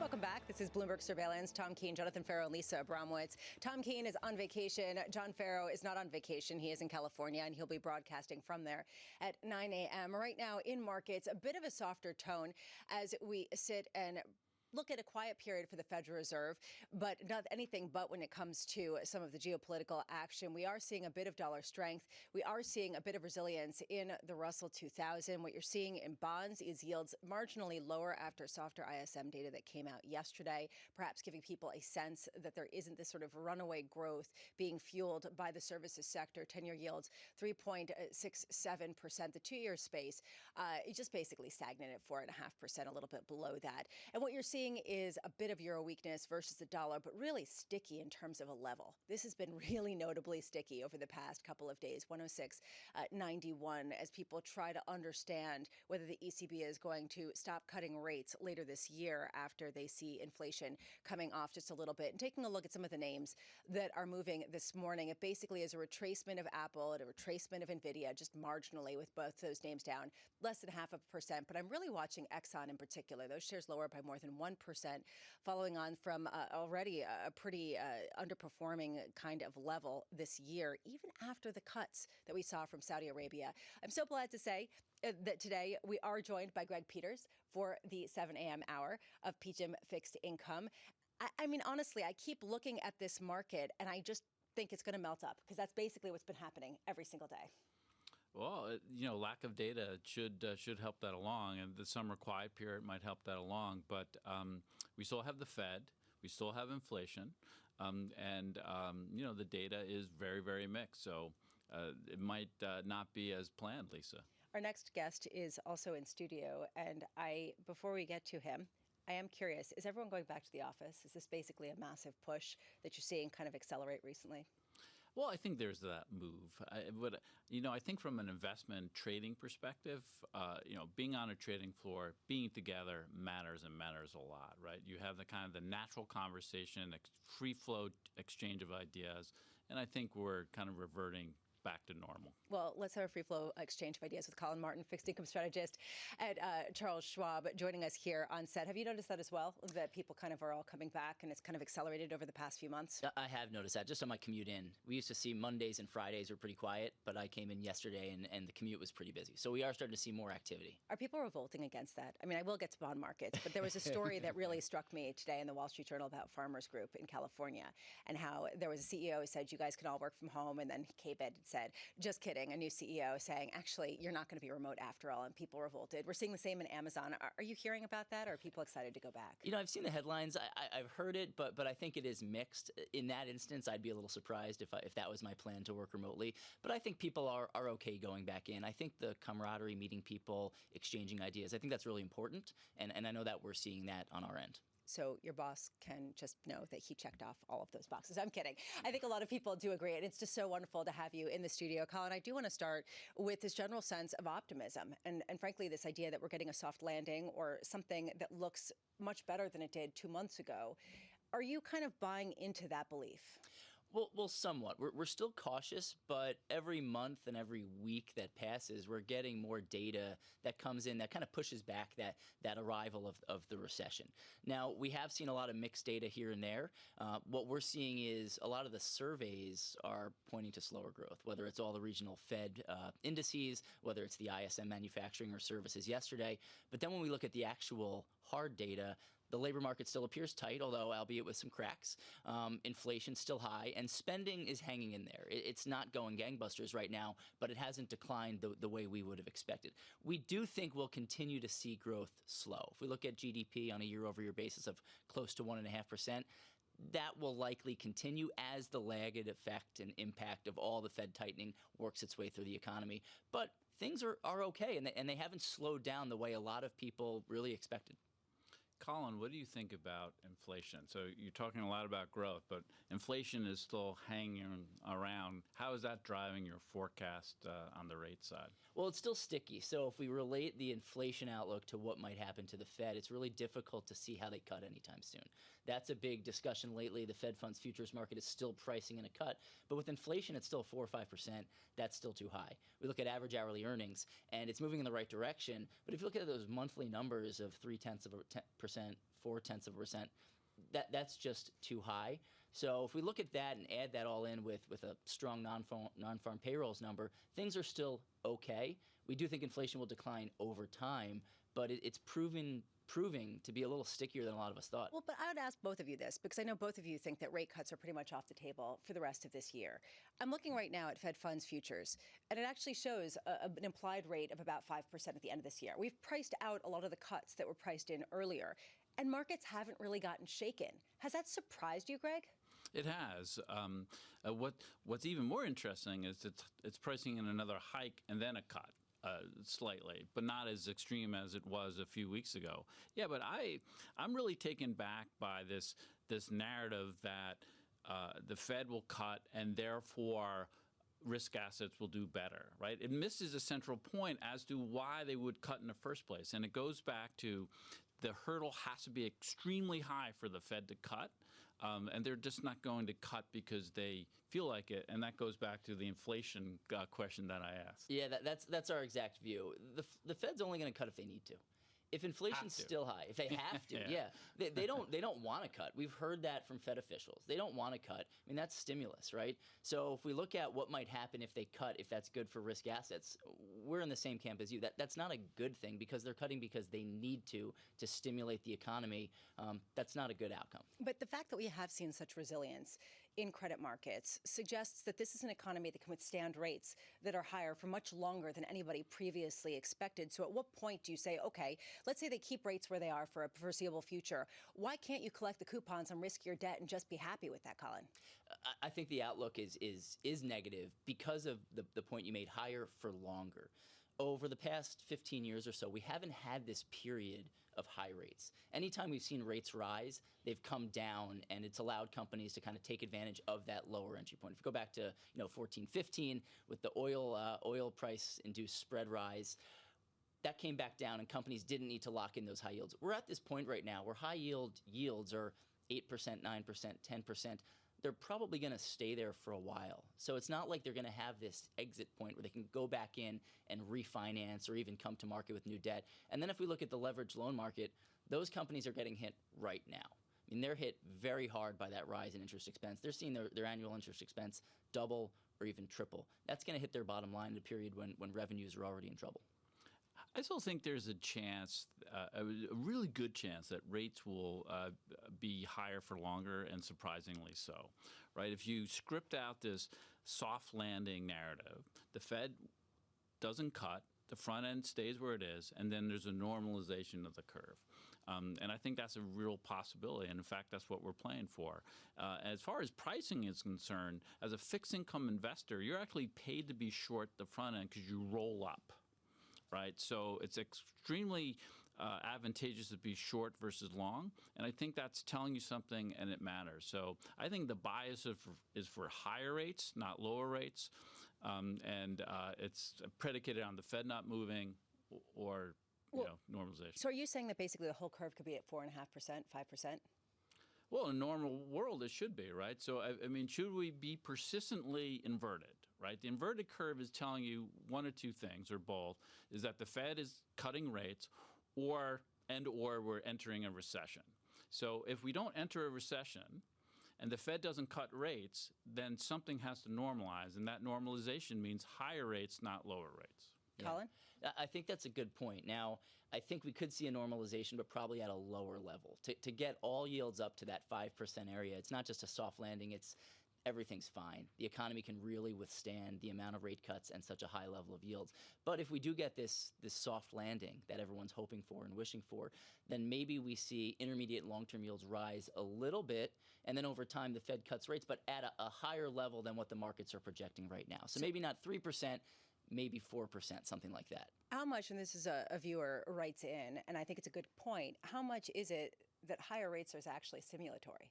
That people are actually getting income, and suddenly they can reinvest it in real things instead of having sort of the disinflationary and sort of, in some ways, outright deflationary idea of negative rates or zero rates. Yeah. Well, I think we're seeing that right now. It is a good thing. I mean, when we talk to investors and the rates they're earning, these are the highest yields they've seen in a while.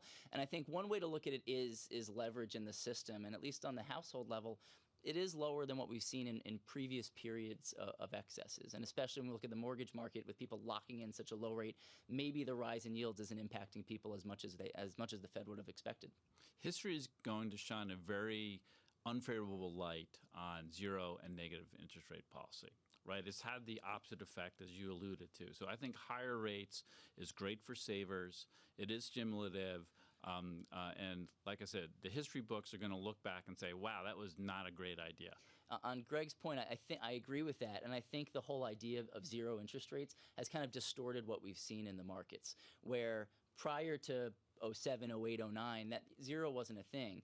And if the Fed does cut and only down to 2.5, 3, 3.5, maybe intermediate and long-term yields won't necessarily fall as much as the markets are expecting. We're running out of time, but all of this sounds very constructive and normalization after 2 decades of a pretty extraordinary policy, and yet I have to wonder, all of those excesses, we're not going to see any overhang from them. We're going to just chug along and everything's going to be fine. I mean, at what point do you start to say, actually, there will be some distress, whether it's commercial real estate or private credit?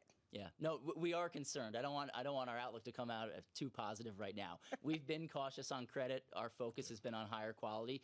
And with yields where they are, this is our main thing that we're talking about with clients right now. If you can get 3.5%, 4%, 5% or more in high quality investments, why take that risk elsewhere in junk, bank loans, things like that? We think there'll be better opportunities down the road because we do see risks. When the Fed hikes to whatever the peak ends up being and holds for a while, key point being a while, we see negative impact there, and we do expect growth and inflation to slow. Yeah, and the Darwinian process has just started, right? I mean, how many business models have been predicated off of zero interest rates, right? So you're seeing it in CRE, you'll see it in the corporate community, you'll see it on the consumer side. It just is taking more time than I think initially forecasted, but I do think it is occurring. As Jim Reed over at Deutsche Bank said this morning, we're playing the waiting game, and that seems to be where we're at. Colin Martin of Charles Schwab, thank you. Greg Peters, unfortunately for you, but wonderful for us. You're sticking with us. Coming up, we've got Stephen Schork of the Schork Group on oil, which we were talking about earlier as a potential indicator of global growth. What does it mean that oil prices are still going lower even after the output cuts from Saudi Arabia? This is Bloomberg. Keeping you up to date with news from around the world with the first word, I'm Lisa Mateo. Jamie Dimon will be on Capitol Hill today. Bloomberg has learned the J.P. Morgan Chase CEO will meet privately with a group of moderate House Democrats to talk about banking in the U.S. economy. The closed-door lunch takes place as Dimon has been urged to enter the 2024 presidential race, despite his protests that he does not plan to run.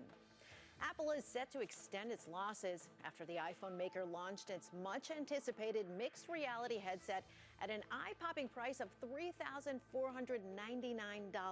Now, while analysts were optimistic about the product and technology, they acknowledged that the price point was high and that it would limit the number of shipments in the near term.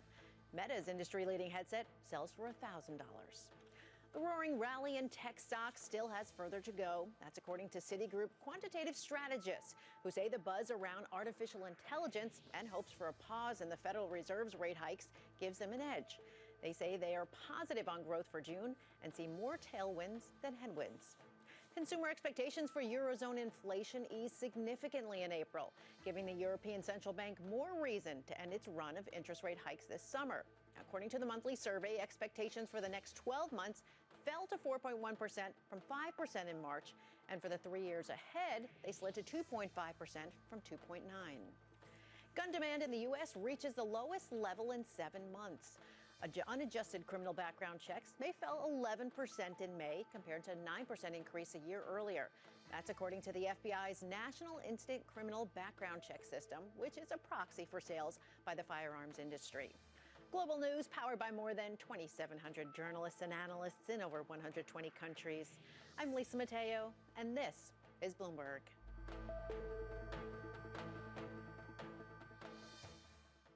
So what is the best investment advice anybody's ever given you? You don't need to have a good idea every day. So there's times to be patient and there's time to press. What do you think is the most common mistake that investors make, the average investor? I think it's FOMO. So buy high, sell low. You know, and the amount of damage that does the average investor is big. Let's suppose I have an extra $100,000. What would you say that person should do with $100,000? To put it in an index fund or something else like that? Yeah, I mean, I think for the average investor, buying an index, but buying and holding and just letting it compound is really sensible advice. I think the more trading someone tries to do, the more damage they tend to do.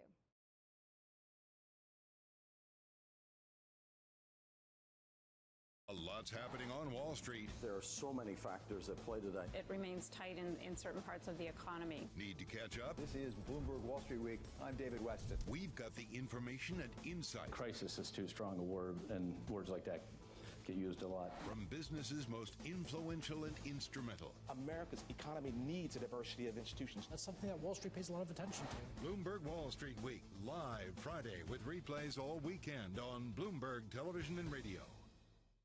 This June, in honor of Pride Month and Juneteenth, Bloomberg brings you a special equality series every Thursday in June at 1 p.m. Eastern. Bloomberg Equality, celebrating inclusion this Pride Month.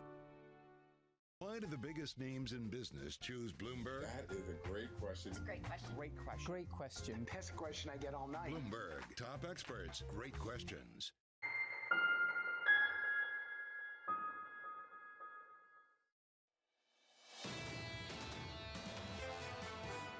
I think Saudi Arabia sees itself now as a central bank of oil, and that it's, as the oil minister said, that the petroleum minister, they would do anything to stabilize the market. The demand has not been what people thought. There's been disappointment over China, glumness about Europe, and uncertainty about the United States.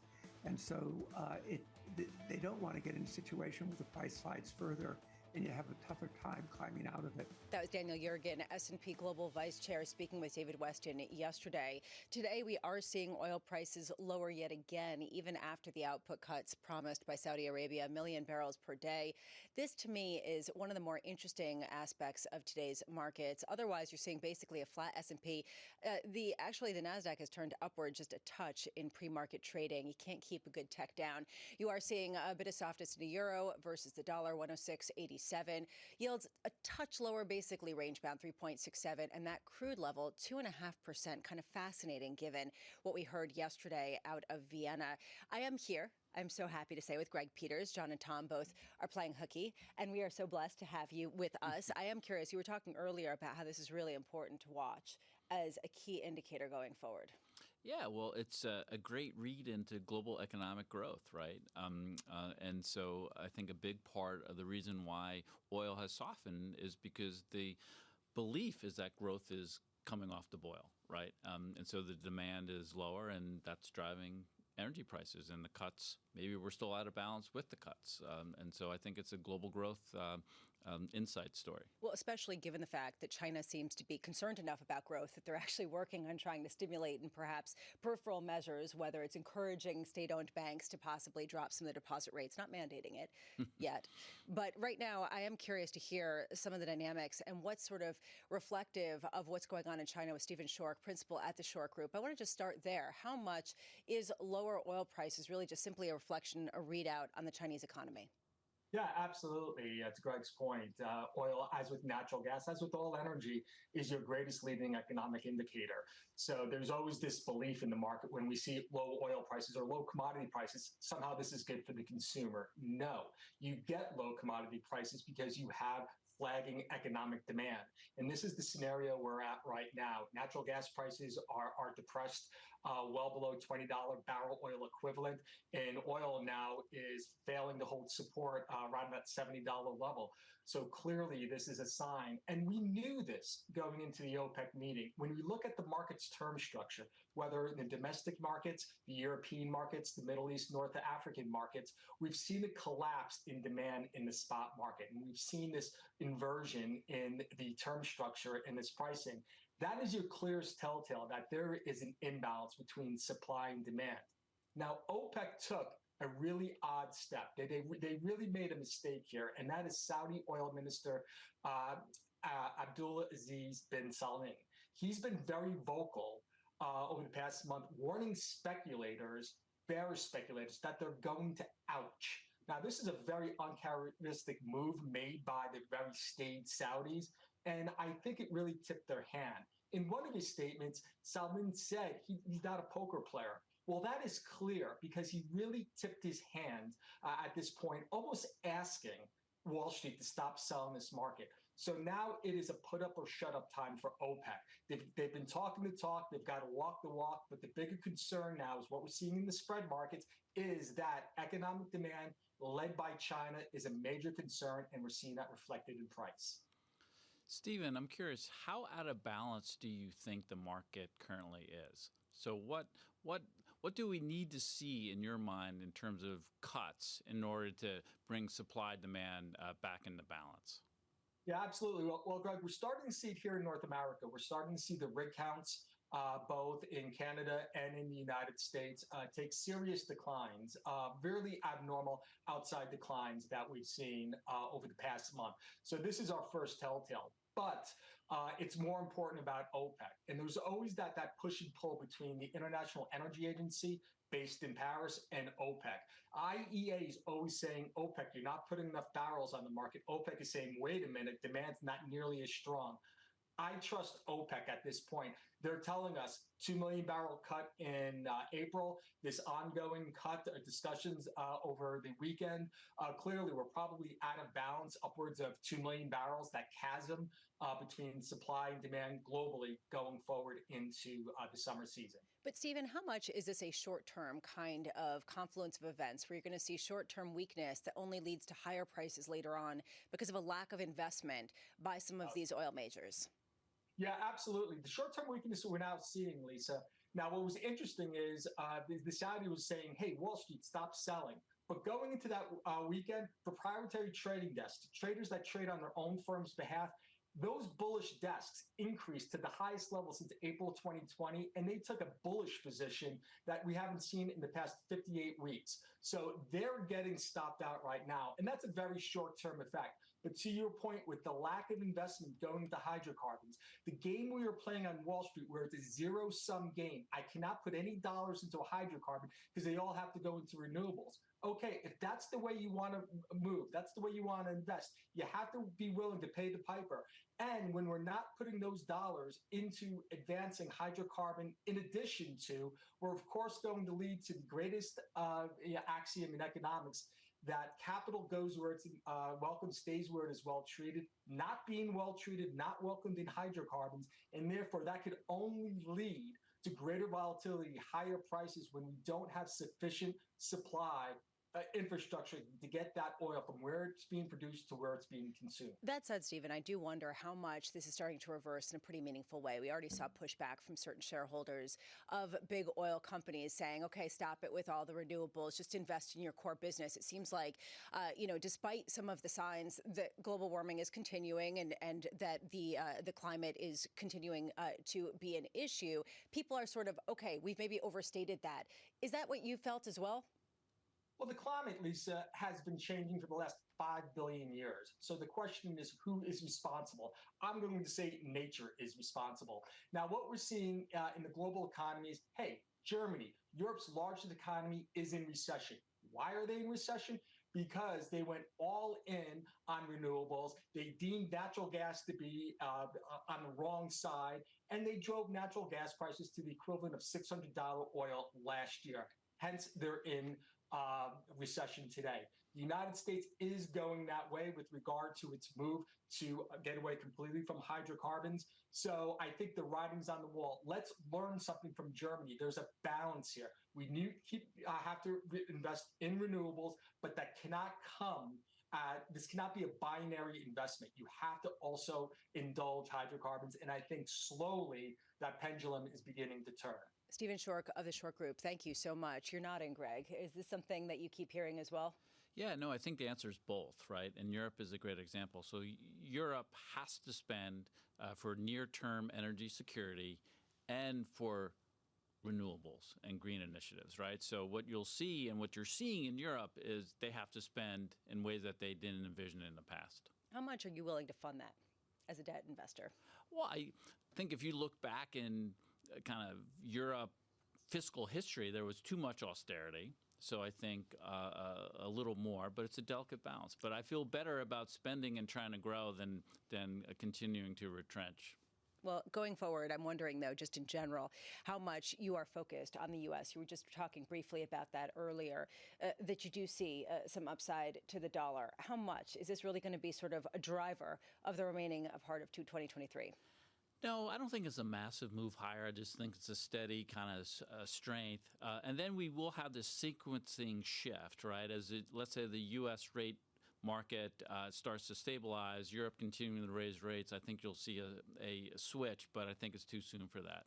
This has been really fun. Thank you for Thanks being for here. having me. Do you want to become a TV host? You can join. You know, there's a couple empty seats. I want to take Tom's job. Well, I think, no one's here. No one's watching. So, Greg Peters of PGIM, thank you so much for being with us. It was truly fabulous having you right now in markets. Again, you just see that melt up, that desire to go upward with the NASDAQ in particular, just crossing into green briefly. The S&P still a touch lower, but basically just still treading water near that 4,300 benchmark, 106.81 for the euro dollar. And you are seeing yields just a bit softer on the 10-year after we are in this quiet period ahead of next week's Fed meeting. Crude prices, we were just talking about that, lower by 2.2% despite the recent OPEC cuts. This is Bloomberg. Welcome back to another special Rolling Garros update for Bloomberg TV and radio from Tennis Channel. I'm Erin Coscarelli. Last year's finalist Coco Gauff reached her third career quarterfinal at the Slams after she got past Anna Karolina Schmiedlova in straight sets. After edging the opener 7-5, the 19-year-old took control in the second, taking the last 5 games of the match before closing it out 6-2 after just over an hour and a half on court. So I notice in a couple of drugstores, even in my area, which is not the poorest area in Washington, D.C., it's a nice upscale sort of area. When I want to get razor blades, you have to go to the front of the place and ask somebody to unlock it. Why are you locking up razor blades and other things that I might want to buy? Yes. So, this is a national problem. And, this isn't, random theft. This is organized crime. And, state legislation has put guidelines on, how much the theft that you can steal before you're convicted. So it's a $1,000 limit. But we have been partnering with other retailers and sharing our camera feed. I know some of our partners here from Walmart are here, but we're all part of an organization that's coming together that says if we can put our camera feed together and tell that person has been in our store and their store and the numbers are higher than 1,000. So we've been able to impact these theft rings most recently. What are the things that are unlocking key the most? What are people trying to steal the most, other than razor blades, I guess? You know, I will tell you, it started at razor blades because that's such a high ticket item, but you know, it's a lot of cosmetics, but really what happens is that they take advantage of what I would call the elbow move, and they just come in and swipe a counter. And so it's just a matter of categories now. Bloomberg has enhanced search on the terminal to deliver what you need when you need it. Now, you can simply type phrases in everyday English in the command line. Compare financials. Find people. Analyze markets. You can enter phrases or ask questions. What do you want to know today? Ask a question or visit SearchGo to find answers now. We're investing a lot in a lot of different capabilities and features that makes the in-store shopping experience that much easier, that much more compelling, whether it's price check, browsing inventory in this store, so that we can really make that experience as convenient and as simple as possible. Convenient, simple, that's sort of what people have needed in the age of COVID. Is that here to stay, or do we go back when finally we all hope that the pandemic will be behind us in some way? Do our changing shopping habits go back again? What's really interesting about retail in my 20-plus experience is that convenience never reverts itself. Now, the form of convenience has shifted, whereas, say, in 2000 to 2010, a lot of convenience was driven by more stores nearby. Now it's stores in addition to digital. There's nothing closer than the phone in your hand.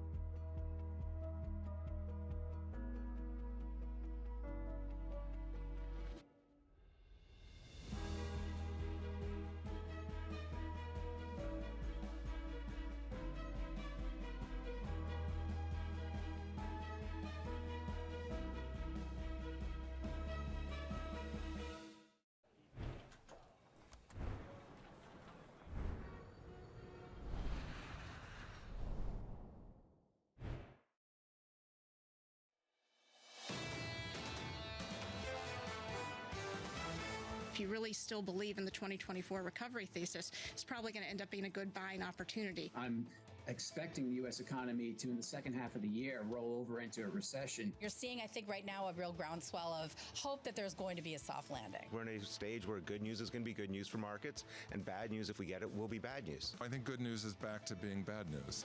This is Bloomberg Surveillance with Tom Keene, Jonathan Farrow, and Lisa Abramowitz. Good news will be good news, at least for this hour. Good morning. Welcome back from New York. This is Bloomberg Surveillance on Bloomberg Radio and Bloomberg Television. I'm Lisa Abramowitz. John Farrow and Tom Keene both ditched me, but no, one person who did not is Neil Dutta of Renaissance Macro, who is joining us here for the entire hour. So pleased to have you. Thank you for being here. That was great. But you were laughing. Why were you laughing? Well, it's just a reminder that when you put two economists or strategists in a room, you're lucky if you get six opinions. So. Well, that seems to be where we're at. So what do you make of that? I mean, it seems like that's even more the case now, and it's not just near term, it's even long-term parameters for how to look at the world. I just think it demonstrates that there's a lot of confusion in the market, and I think that's primarily a function of the data as it's coming in, right? Yes. So it's been a very mixed bag, and I think that's why you're getting comments, well, good news is now good news. Good news is back to being bad news. I mean, I don't think that people really, I just think that there's a lot of confusion in the markets. And, that's okay. Well, right now, a lot of people are saying that perhaps the Fed is less important. Maybe it's because it's the quiet periods. They've made themselves less important this week ahead of next week's Fed meeting. But it seems like they're kind of pricing out this idea that you could see a material increase in Fed funds rates going forward. We're kind of done. And now we have to actually see what the economy is doing in this sort of very confusing data dump that we keep getting. No, I think that's right. I mean, I think the die is cast for the Fed to probably not do anything at the meeting that's upcoming. What they do going forward is remains to be seen. You saw, for example, with with the RBA overnight. I mean, they had paused for a couple of months and now they're hiking again. So we'll see. I mean, I tend to think that the economy is far more resilient, as you know, than is appreciated, and that's going to mean that the Fed's ultimately going to have to do more than what's priced. Do you think that we're poised for an earnings recession? I mean, we're poised for one. We don't have one. I mean, I think that I think primarily that what's actually driving the market is earnings expectations, which have generally been improving over the last few weeks. I mean, one of the things I feel like I've learned so far this year is that when people talk about breadth and so, I mean, these are just coping mechanisms for why you've been underperforming. I mean, that's honestly what I believe. I mean, at the end of the day, the stock market's a function of what? Three things, right? It's the risk premium, it's earnings, and it's rates.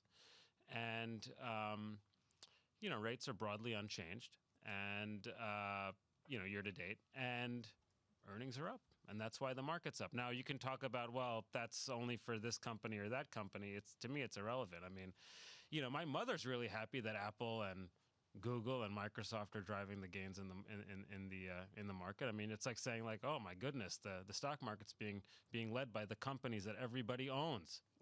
All right. Well, so this is all very positive, and somebody who's coming on next has a different view on what's to come, particularly with earnings revisions. Taking a look just quickly at markets, you are seeing the Nasdaq, basically treading water, but slightly up in pre-market trading for the second. Basically flat on the day as people reassess in a very quiet day of both Fed speak, none of them, as well as economic data, none of them of import. We are also seeing crude prices lower by about 2.2% to $70.59, traded on the NYMEX, even after some of the OPEC plus cuts.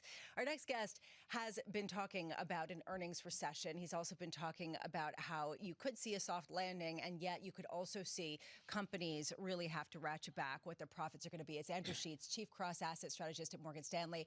Wonderful to have you on. Let's just start first in your thoughts on what Neil was talking about earlier. Well, look, I do think that we should acknowledge this is an unusual time in markets. And again, I think that opening clip showed, we have some of the highest core inflation since the 80s. We have the most inverted yield curve in the U.S. in 40 years, in Germany in 30 years. We have one of the lowest unemployment rates we've seen in the U.S. since the 1960s. So investors are dealing with some unusual data.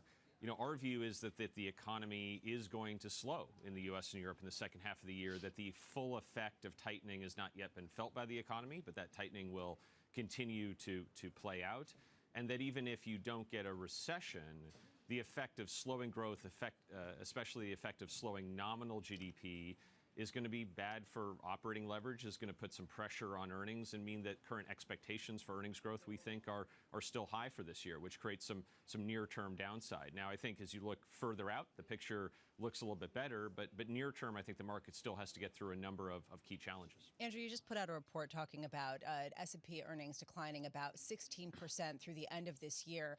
What have been some of the responses that you've gotten? How have you explained why you see that, even though people have been revising upward some of those earnings expectations?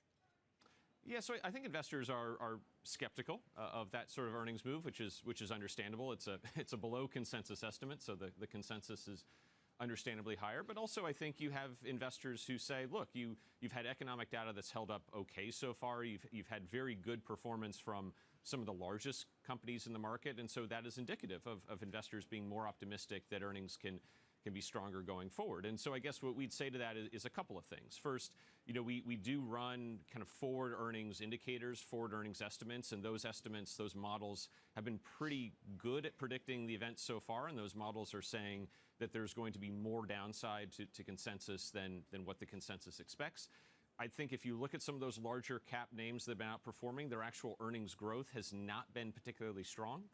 And even for the market overall, earnings growth is rapidly approaching kind of flat year over year. So this is a market that even in a still a pretty strong nominal GDP environment is struggling to grow overall earnings. And we think that will get more difficult as you move ahead, as the market confronts the lagged effect of rate hikes and the lagged effect of some further tightening in bank credit conditions. So Andrew, hi, this is Neil. Can you explain exactly how the long and variable lags work? I mean, because we've been hearing this argument now for, really since last year. And, I would expect to see significant slowing in credit areas of the credit-sensitive areas of the economy. But that's not what we're seeing. I mean, housing, autos, I mean, they look like they've been doing a little bit better. So can you explain, how that will actually work when it's been, several quarters now that they've been hiking and some of these credit-sensitive areas are actually picking up? Yeah, so look, I think that's the challenge. The challenge with long and variable lags is that they're long and they're variable.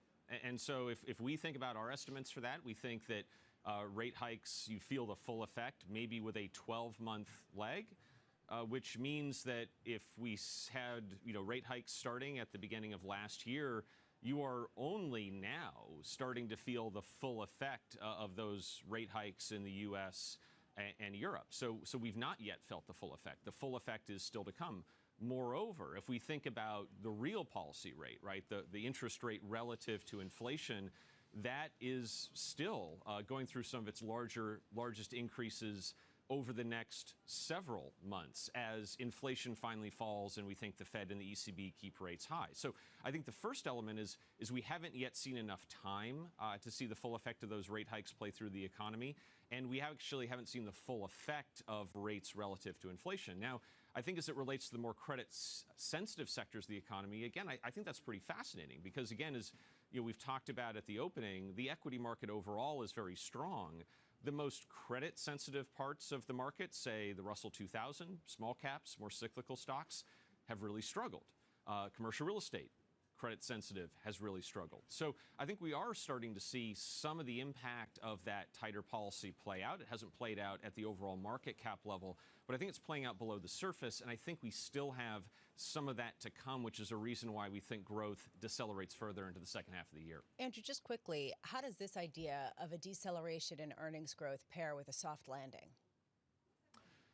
So I think they're actually quite compatible. Again, if we think about the types of forecasts that we're seeing, we saw a market and earnings really outperform the economy over the last 18 months. And I think one way of thinking about our estimates is that in the U.S., earnings in the market underperform the economy somewhat as you go forward. And especially because I think we think earnings are much more geared and much more linked to nominal GDP growth, which is decelerating sharply, maybe more so than real growth. Another part of this that's important is the labor market. I think if you have a soft landing, I think you're inherently talking about fewer job losses than you'd have in a recession. Well, fewer job losses is great for workers, but it might be more of a challenge for margins if the top line is slowing and costs aren't being pulled back in the same way. Andrew Sheets of Morgan Stanley, thank you so much. Neil, what's your thought? I mean, honestly, this is something that people are talking about, that you're going to get some sort of pullback and that you are seeing some of the sort of deceleration, particularly in the interest rate sensitive areas of commercial real estate, banks, others. Sure. I mean, well, I think a couple of things. I think number one, it's been a year, right? I mean, he said 12 months. It's been about 12 months. And what have we seen? Housing is accelerating. U.S. housing is accelerating. New home sales are surging, which means those are signed contracts, Lisa. Signed contracts. So that means that the home is sold, and that means that construction spending picks up. Now, with respect to long and variable lags, I mean, there are long and variable lags with fiscal policy also. I mean, the government, I think it cannot, you have to state this, the government did an unprecedented amount of stuff during the pandemic, okay? And when you give people money, that becomes their income. They go out and spend it. That becomes somebody else's income. I mean, you're still talking about state and local governments that are still sitting on pandemic relief money. You still have, I think I just saw Connecticut announce like a pretty significant income tax cut. And then you have, it's being drawn down, but you still have a decent pile of excess savings that's out there. So there are long and variable lags with fiscal policy as well, which is blunting some of the monetary policy effect. And perhaps people have underestimated some of those long and variable lags pretty substantially, including myself, frankly, coming into this. I'll be honest, I didn't understand and appreciate just how significant that pile of cash, which we could talk about later. Right now, we are seeing some softness, although not necessarily in bonds. From New York, this is Bloomberg. Keeping you up to date with news from around the world with the first word, I'm Lisa Mateo. The suspension of the federal debt ceiling is presenting a fresh challenge for U.S. banks.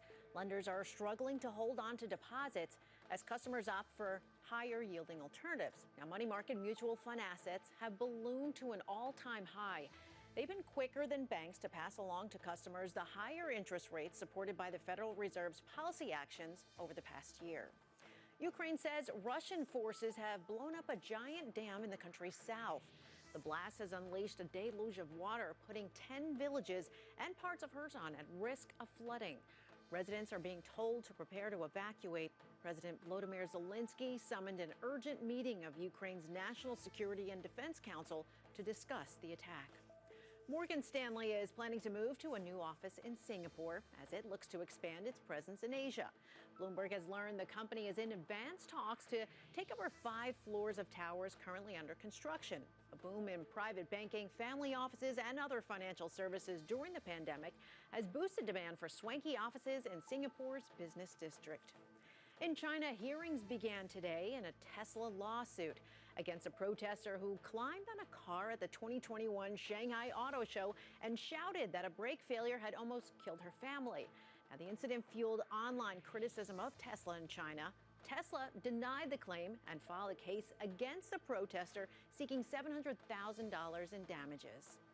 Global news powered by more than 2,700 journalists and analysts in over 120 countries. I'm Lisa Mateo, and this is Bloomberg.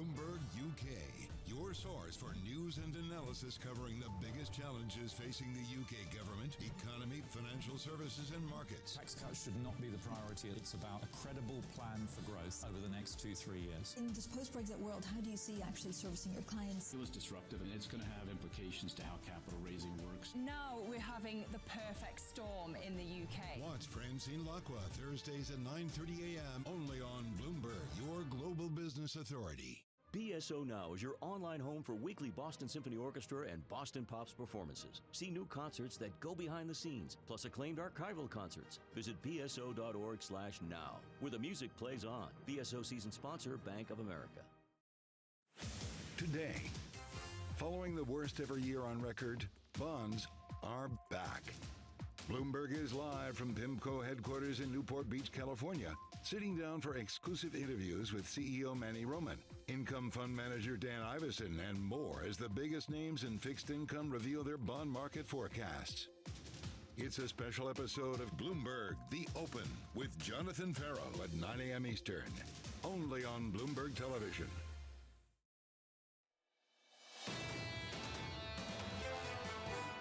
Mainland China is fully recovered, but again, driven largely by domestic Chinese travel. International airline seats into mainland China are only about 40% recovered to where they were pre-pandemic. But the balance of Asia-Pacific, particularly markets like Japan, Thailand, are booming right now. That was Tony Capuano, Marriott International President and CEO yesterday. China mainland has recovered fully. That is what he had to say, even though you do see right now an effort to stimulate that economy. In markets, you are seeing pretty much flat, not a lot of action, a quiet period for the Fed, as well as, of course, a relatively quiet period for economic data ahead of next week, which is pretty massive. Crude down more than 2%. A lot of people thinking this is on the heels of what we're seeing over in China. Tom and John both off today. Very happy to say we've got Neil Detta of Renaissance Macro here alongside me for the hour, and really focused on China. I don't know how much that people can really account for it in their models, but how much do you think that's really the story behind oil that's really been driving it?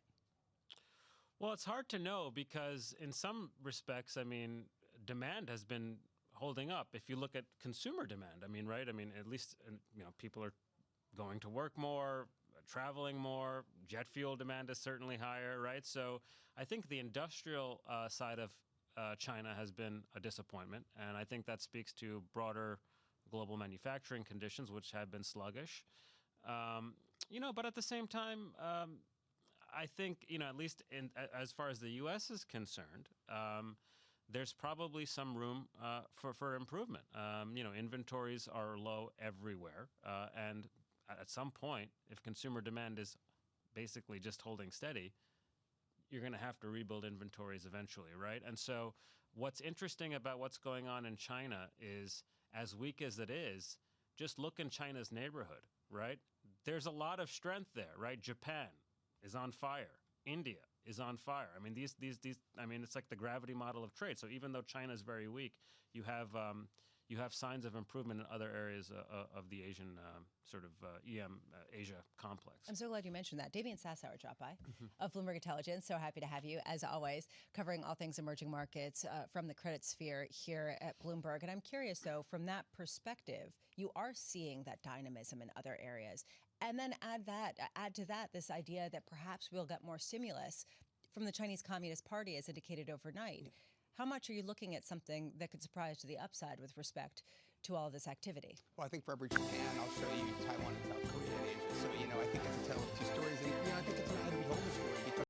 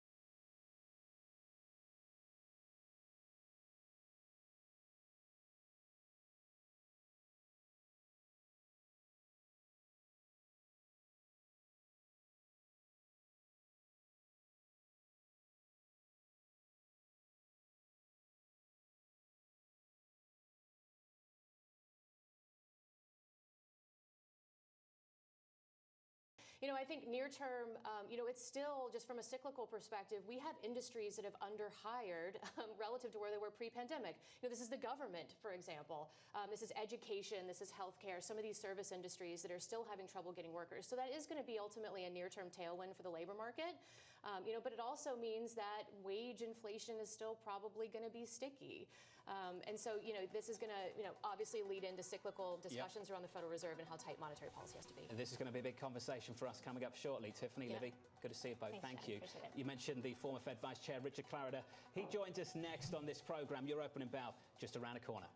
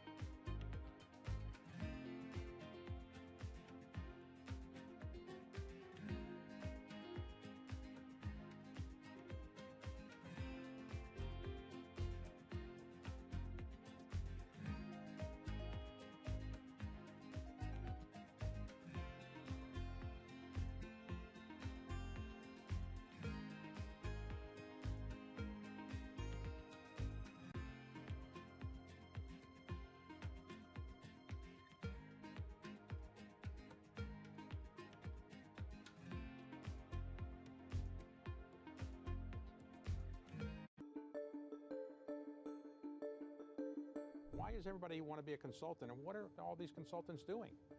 Well, David, I think that we actually defy the label consultant, because sometimes consultant seems to imply that we only give advice. And when you look at what Accenture does, we're really different than the traditional version of a consultant. We're really about relevance and results, and that's what is driving our business. What about a consulting project? In my example, I'm the CEO, I have a problem, I call you up, I say, solve my problem or give me a solution. We don't operate as big companies permanently in crisis mode. And so when you think about how long does it solve things, a lot of it starts with, the company being willing to set aggressive goals. And so what we are trying to do now is work with our clients to work differently and to work faster.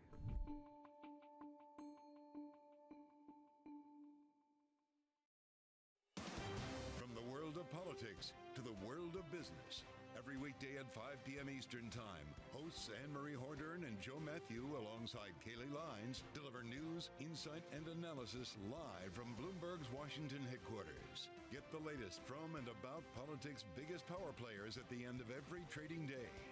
Balance of Power, every weekday at 5 p.m. Eastern Time, only on Bloomberg, your global business authority. From New York City, from London, in Sydney, from Washington, in Tokyo, 9 a.m. in Beijing and Shanghai. Good morning, everyone. Have a great evening. Here's what I'm watching. You do not want to miss this story. Is there the kind of upside?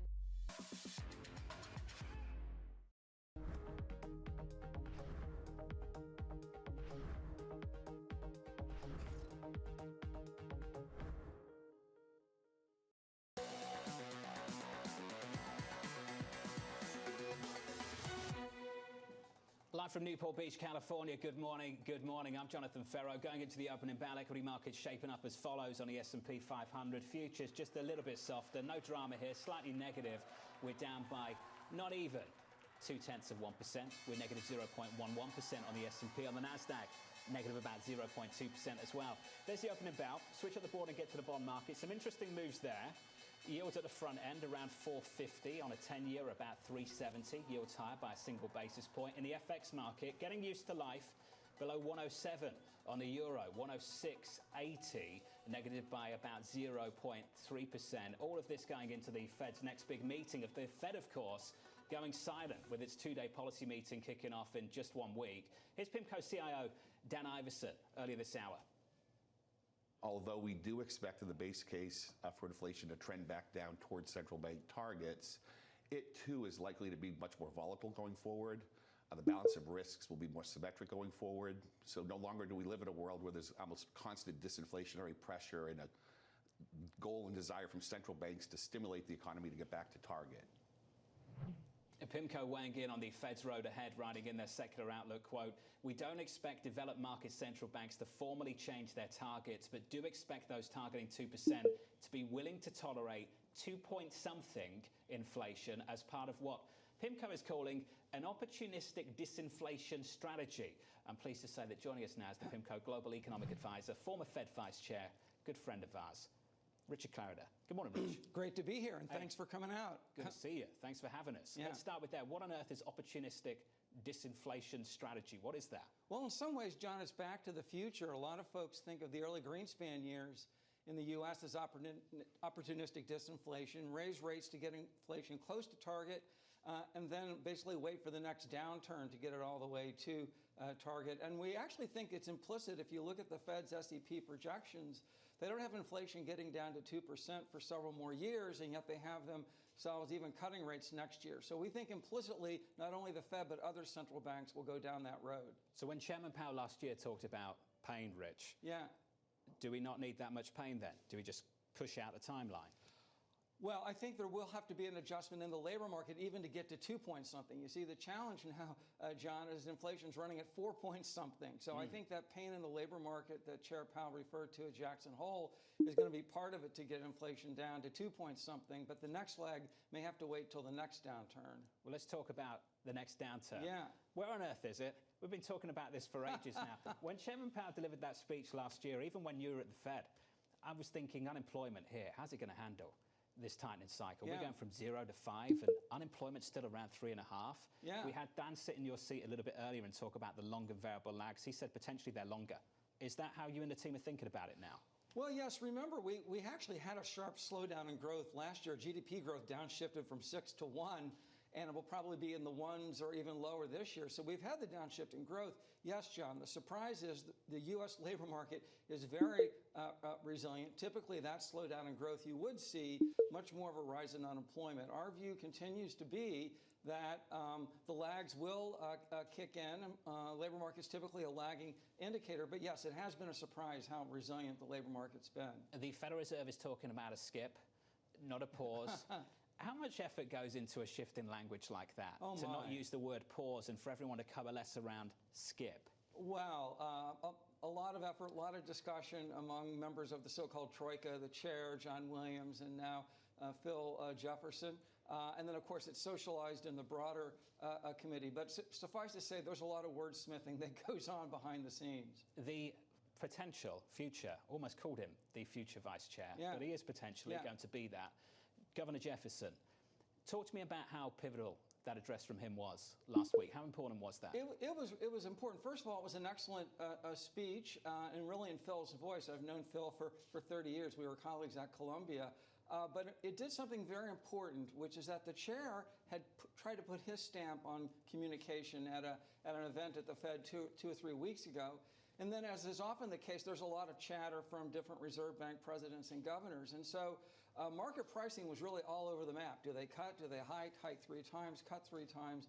And so Governor Jefferson came out and gave a very focused speech illustrating that a skip, if the committee chooses to skip, will not indicate that they're done.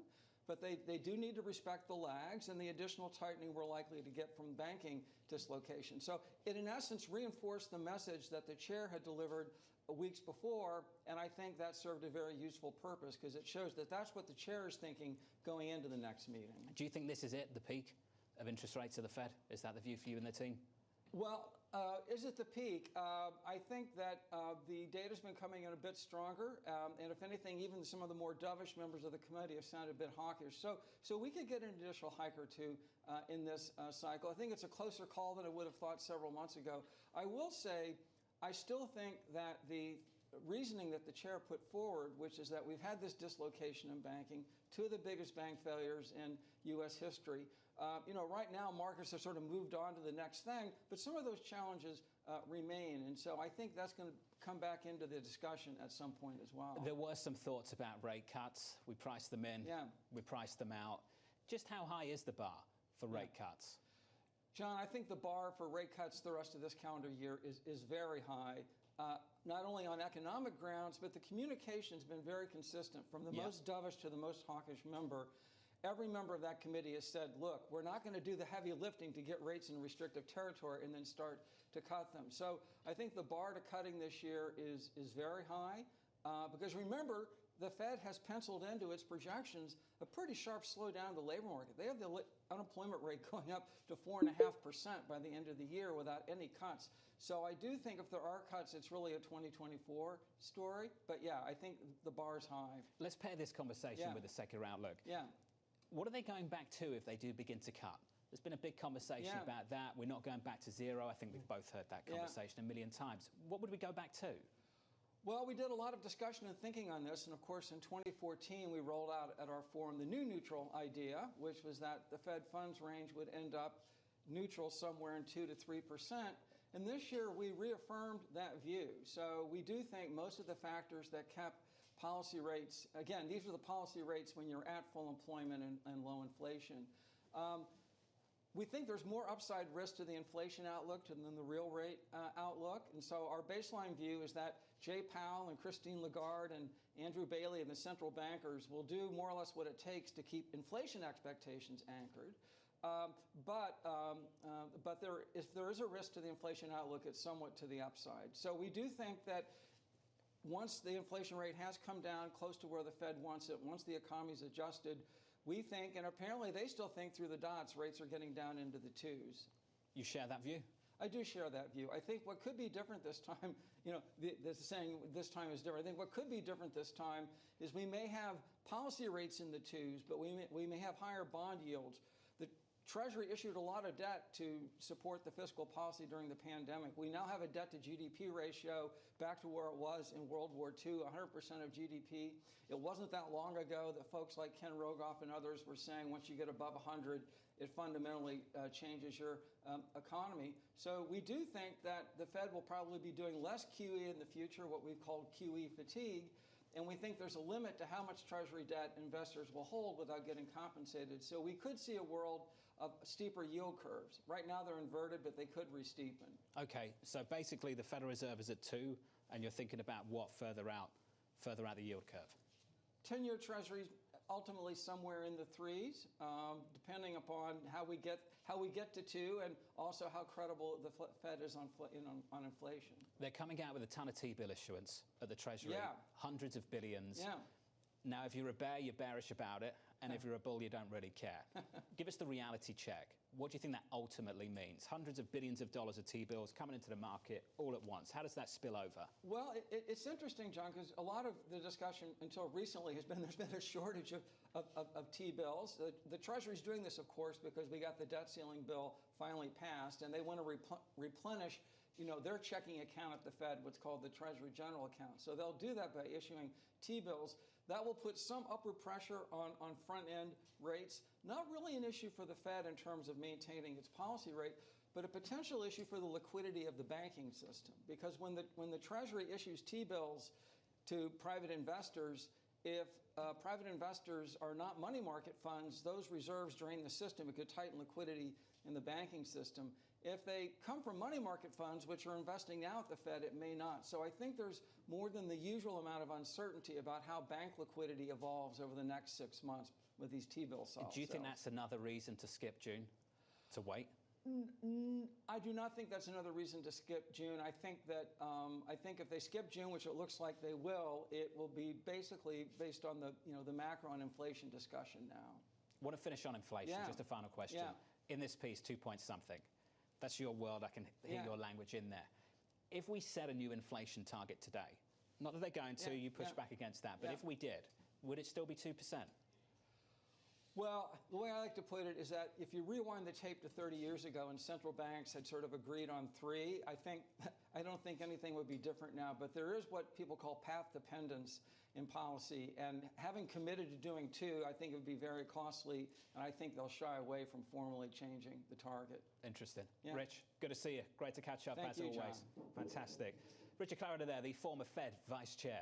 Coming up, time to talk markets. We're speaking with PIMCO's Mark Kiesel and Sonali Peer. That conversation just around the corner from a beautiful Newport Beach, California, at PIMCO's global headquarters. This is Bloomberg.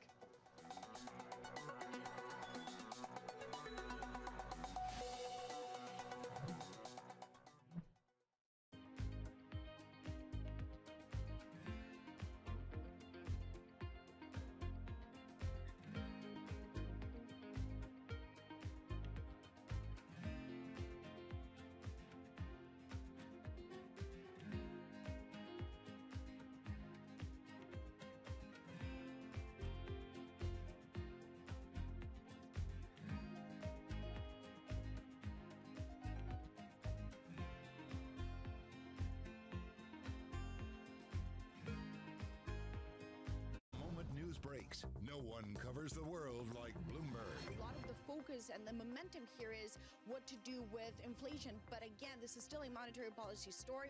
The first round results with President Recep Tayyip Erdogan showing resilience and strength on his nationalist platform. A number of leaders have come out on both sides of the aisle and say we will not default.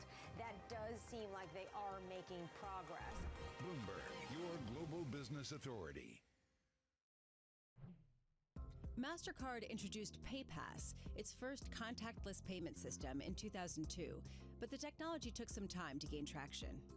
I would say we first invested in this many years ago. The adoption rate on this in the early part, even in markets like the UK, Canada, Australia, was fairly slow in the early part. The inflection point of when it really started to hit its stride was when it was used in the transit vertical. So what we figured is, let's get all the transit systems around the globe enabled for contactless technology. That will create muscle memory for the consumer who will like the experience in transit and will use it elsewhere.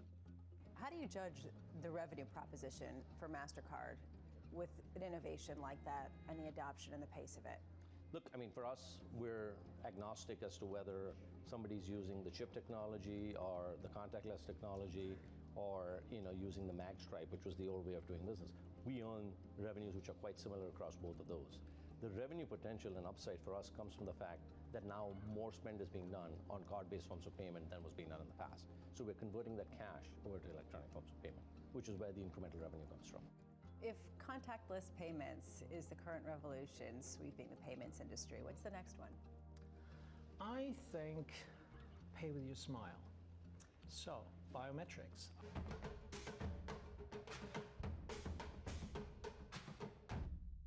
Lots happening on Wall Street. There are so many factors at play today. It remains tight in certain parts of the economy. Need to catch up? This is Bloomberg Wall Street Week. I'm David Weston. We've got the information and insight. Crisis is too strong a word, and words like that get used a lot. From businesses most influential and instrumental. America's economy needs a diversity of institutions. That's something that Wall Street pays a lot of attention to. Bloomberg Wall Street Week, live Friday with replays all weekend on Bloomberg Television and Radio.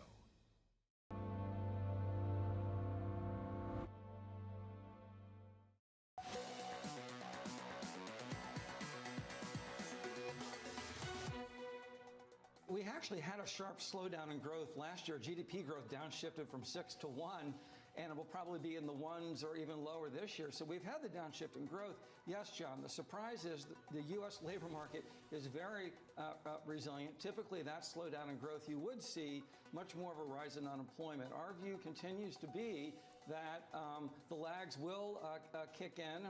Labor market's typically a lagging indicator, but yes, it has been a surprise how resilient the labor market's been.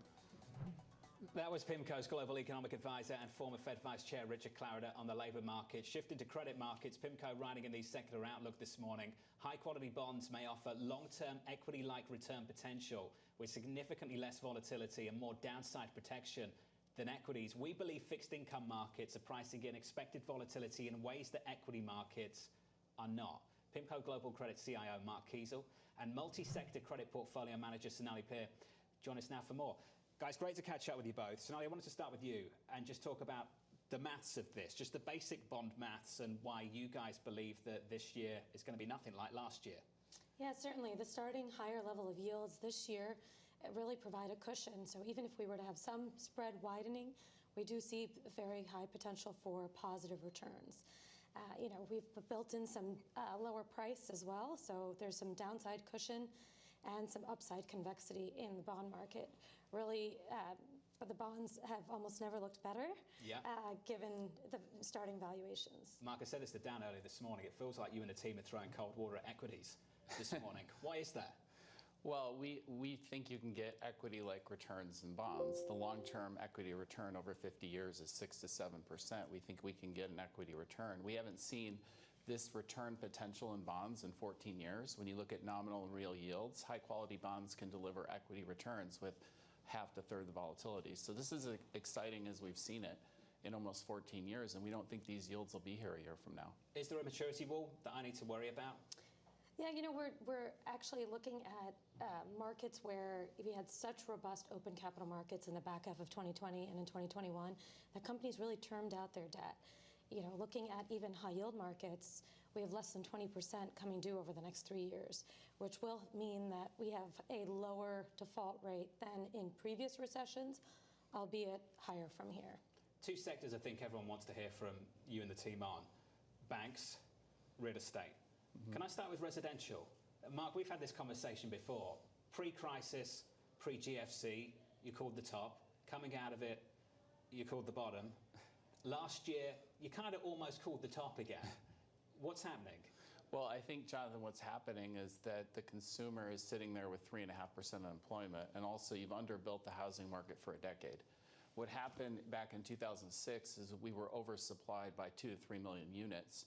And then basically what happened is no one built houses for a decade, and so we undersupplied the market by 3 to 4 million units. So the market's really being held up by very low supply. But on the demand side, these higher interest rates are going to affect people for new purchases. So the bottom line is that housing's been more resilient because of constrained supply. Is that a story that you're de-risking around in anticipation of trouble ahead?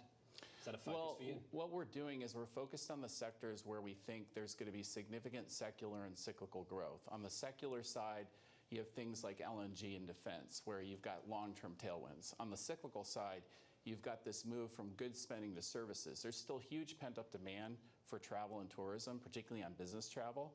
So things like airlines, hotels, gaming, we're very much invested in what we call fun. Fun is returning. People have been underinvested in fun, and so that's where PIMCO's moved. And some of this doesn't feel like fun. Does it feel like fun to you? You know, higher yields and more dispersion gives us a lot more opportunity to invest. The banking sector hasn't been fun. One thing that I've heard repeatedly, and a lot of people have heard repeatedly on programs like this one, is I want to be up in quality. I want investment grade. And then I can show you a failed bank that was IG just a month before it failed. What's gone wrong in that sector? And what have you learned from what's developed over the last few months? Yeah, I think it's very difficult for banks to know how long their deposit base is there, right? So in terms of understanding how much we've repriced in terms of interest rates, that steep repricing means that they needed to have managed the duration of it, right? So meaning the assets and the management liability aspect. That's been one issue, and then really deposits are the lifeline for banks. So in terms of, you know, from here, how we evaluate banks is we continue to look at these things, what they're invested in, you know, what their deposit base, how correlated it is, and look for opportunities really within that, right? Not all of these banks are in similar situations, and in fact, I would very clearly make this distinction that this is not the great financial crisis. This is more of an issue of, you know, the broader takeaway is the tightening financial conditions as opposed to the few banks that have been in a very difficult situation. We know the regionals as a whole have a big role to play in commercial real estate, so let's tie together two themes, real estate and the banks. Mark, it's one of those things that we hear so much about. In fact, it's the number one question that people will come up to me and ask me, what are people telling you about commercial real estate? And then you get these calm, cool heads that come on programs like this and say, there's nothing to worry about, there's nothing to see. Is there anything to worry about? Is there anything to see? Well, I think, John, just like all markets, there's going to be winners and losers, and credit is tightening most for the commercial real estate sector. You're seeing that in the regional bank, equity performance, the commercial REITs, et cetera. So this is actually going to end up in opportunities down the road for our private credit business. So we're actually very excited about it. The issue is the public markets have marked to market very quickly, so you've seen significant underperformance in those areas. The private markets have yet to mark to market, so we actually see this as a longer-term opportunity for PIMCO. Don't you think the repricing that's yet to come in private markets is going to have some kind of negative spillover for what develops in public markets? The losses that people might have to absorb there? Yeah, it will, and that's why when you look at where we have been focused, we've been focused on these sectors where you've got significant improvement in fundamentals in the years ahead. I can show you many sectors where even if we have a mild recession in the United States, credit fundamentals will improve independent of the U.S. business cycle. Name one. LNG. LNG is on long-term contracts, and that sector will look more healthy a year from now than it does today, even if we have a recession. We'll be sitting here in a year from now, and we can talk about it. Mark Kiesel, Sonali Peer, to the two of you, thank you. Thank you very much. Coming up, the conversation will continue. We're going to round out this hour with the man himself, the boss, the CEO, Manny Roman. Another exclusive conversation you will only see here on Bloomberg TV.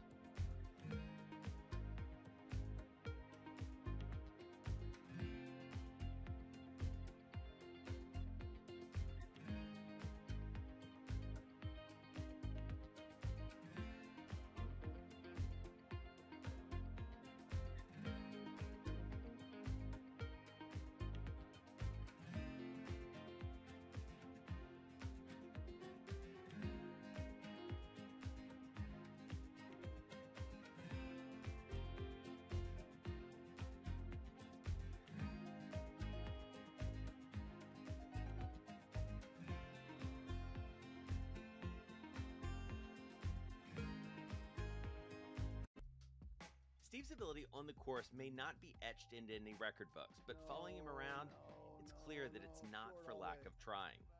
Jeez. We were constantly hustling behind him as he caught up with executives in the portfolio companies and reminisced with former and current players. He was a day trader. He taught himself, self-made day trader. Yes. And so he's on the bus after a game in New England, and he's day trading on the bus, and Bill Belichick sees him and cuts him on the spot. You know, in many ways, it's a convention, right, of the people that I don't see maybe once a year. And so it's kind of all come together. My firm, our charity, fundraising efforts, and then the friends that are around. My dad and my brother, it all happens right there as a confluence of all these parts of my life that have found its common center.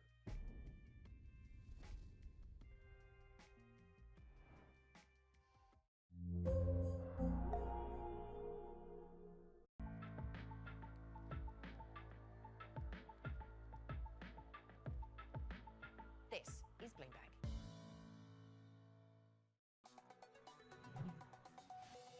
Over the next 5 or even 10 years, we're going to be in a very, very different world than the world we were in pre-COVID, where again, these types of risks that were well contained for an extended period of time and led to a certain type of risk-seeking behavior by end investors is likely behind us. We're going to be in a more uncertain world, a less synchronized world, and a world that's going to create, a tremendous amount of opportunity to take advantage of shifting opportunities.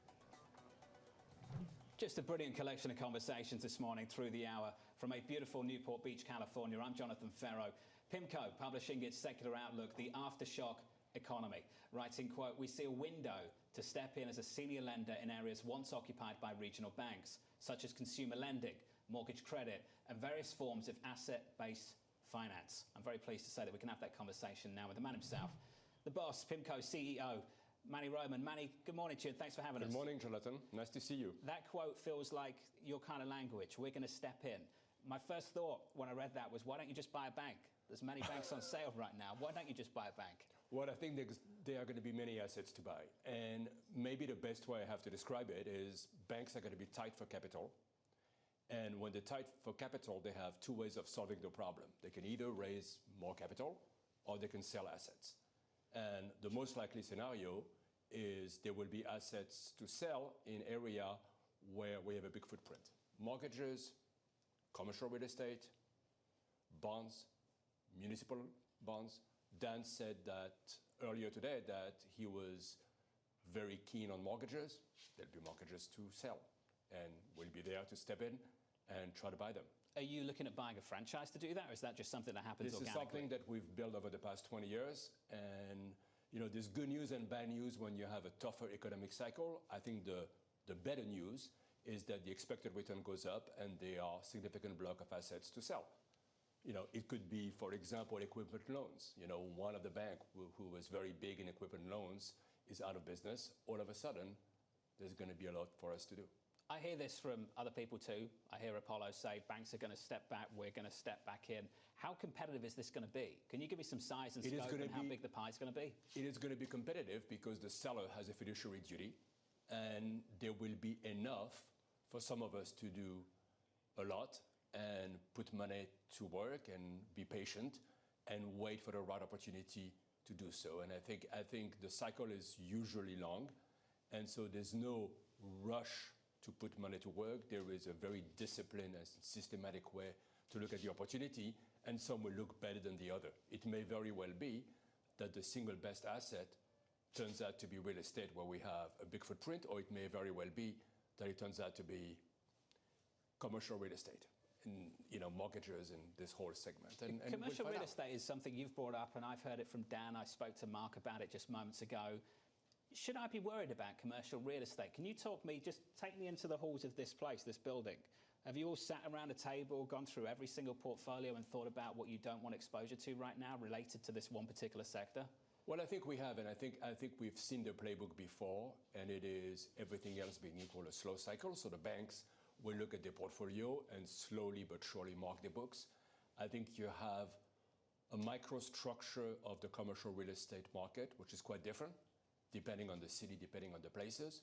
Some places are clearly tested. Some of them are doing just fine. I mean, you can look at Austin, for example. You're hard-pressed to find an empty office in Austin. And the overall trend is going to be that people somehow come back to work one way or the other. But there's a transition period where, for sure, there will be distressed seller and people who have the wrong financing. And I think the financing part is really, really important because it's one of the segments where we're very involved, and people have borrowed short-term in the past with very low rates. All of a sudden, the financing is expiring, spreads are higher, and of course, rates are much higher, and so they will need to address the situation either by selling or by refunding at more attractive terms for us. Clearly, this business is going to change compared to what it was several decades ago. We've had a multi-decade bond bull market. Most people assume that's now over based on the last 12 months. Can you tell me how this business will be different with that in mind? What you need to position for now versus what this firm was positioned for in the previous several decades? Well, the very big change, and Dan mentioned this before, is generative AI and how technology can change our business. And think, for example, about the real estate market. We can hire 100 people to go from city to city and kind of look at every single lease or every single property, or we can use technology to give us a better grasp of where the alpha is and where we think the opportunity is. When we think about communication with client, we can invest significantly in generative AI and actually give a better risk report, better customized report to clients, and so on and so forth. And I think it's incredibly exciting. I see the work that we do with OpenAI and Microsoft as important as the birth of the internet. I mean, it is that. You think it's that powerful? It is that powerful, and it will change your job also. Change your job too, potentially. Yeah, no, of course. I mean, in a good way. I think it will make us more productive, and I think that's a really, really good thing. Is that a challenge to your secular outlook? I think on a super secular,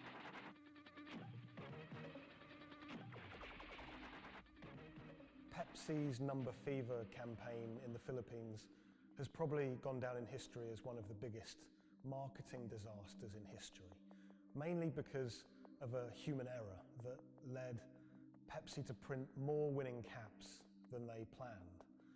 The resulting chaos caused riots, civil unrest, and even deaths. Reporting this story took over a year, and it resulted in me flying to Manila in the Philippines to meet unlucky winners and to find out exactly what happened back then in the 1990s.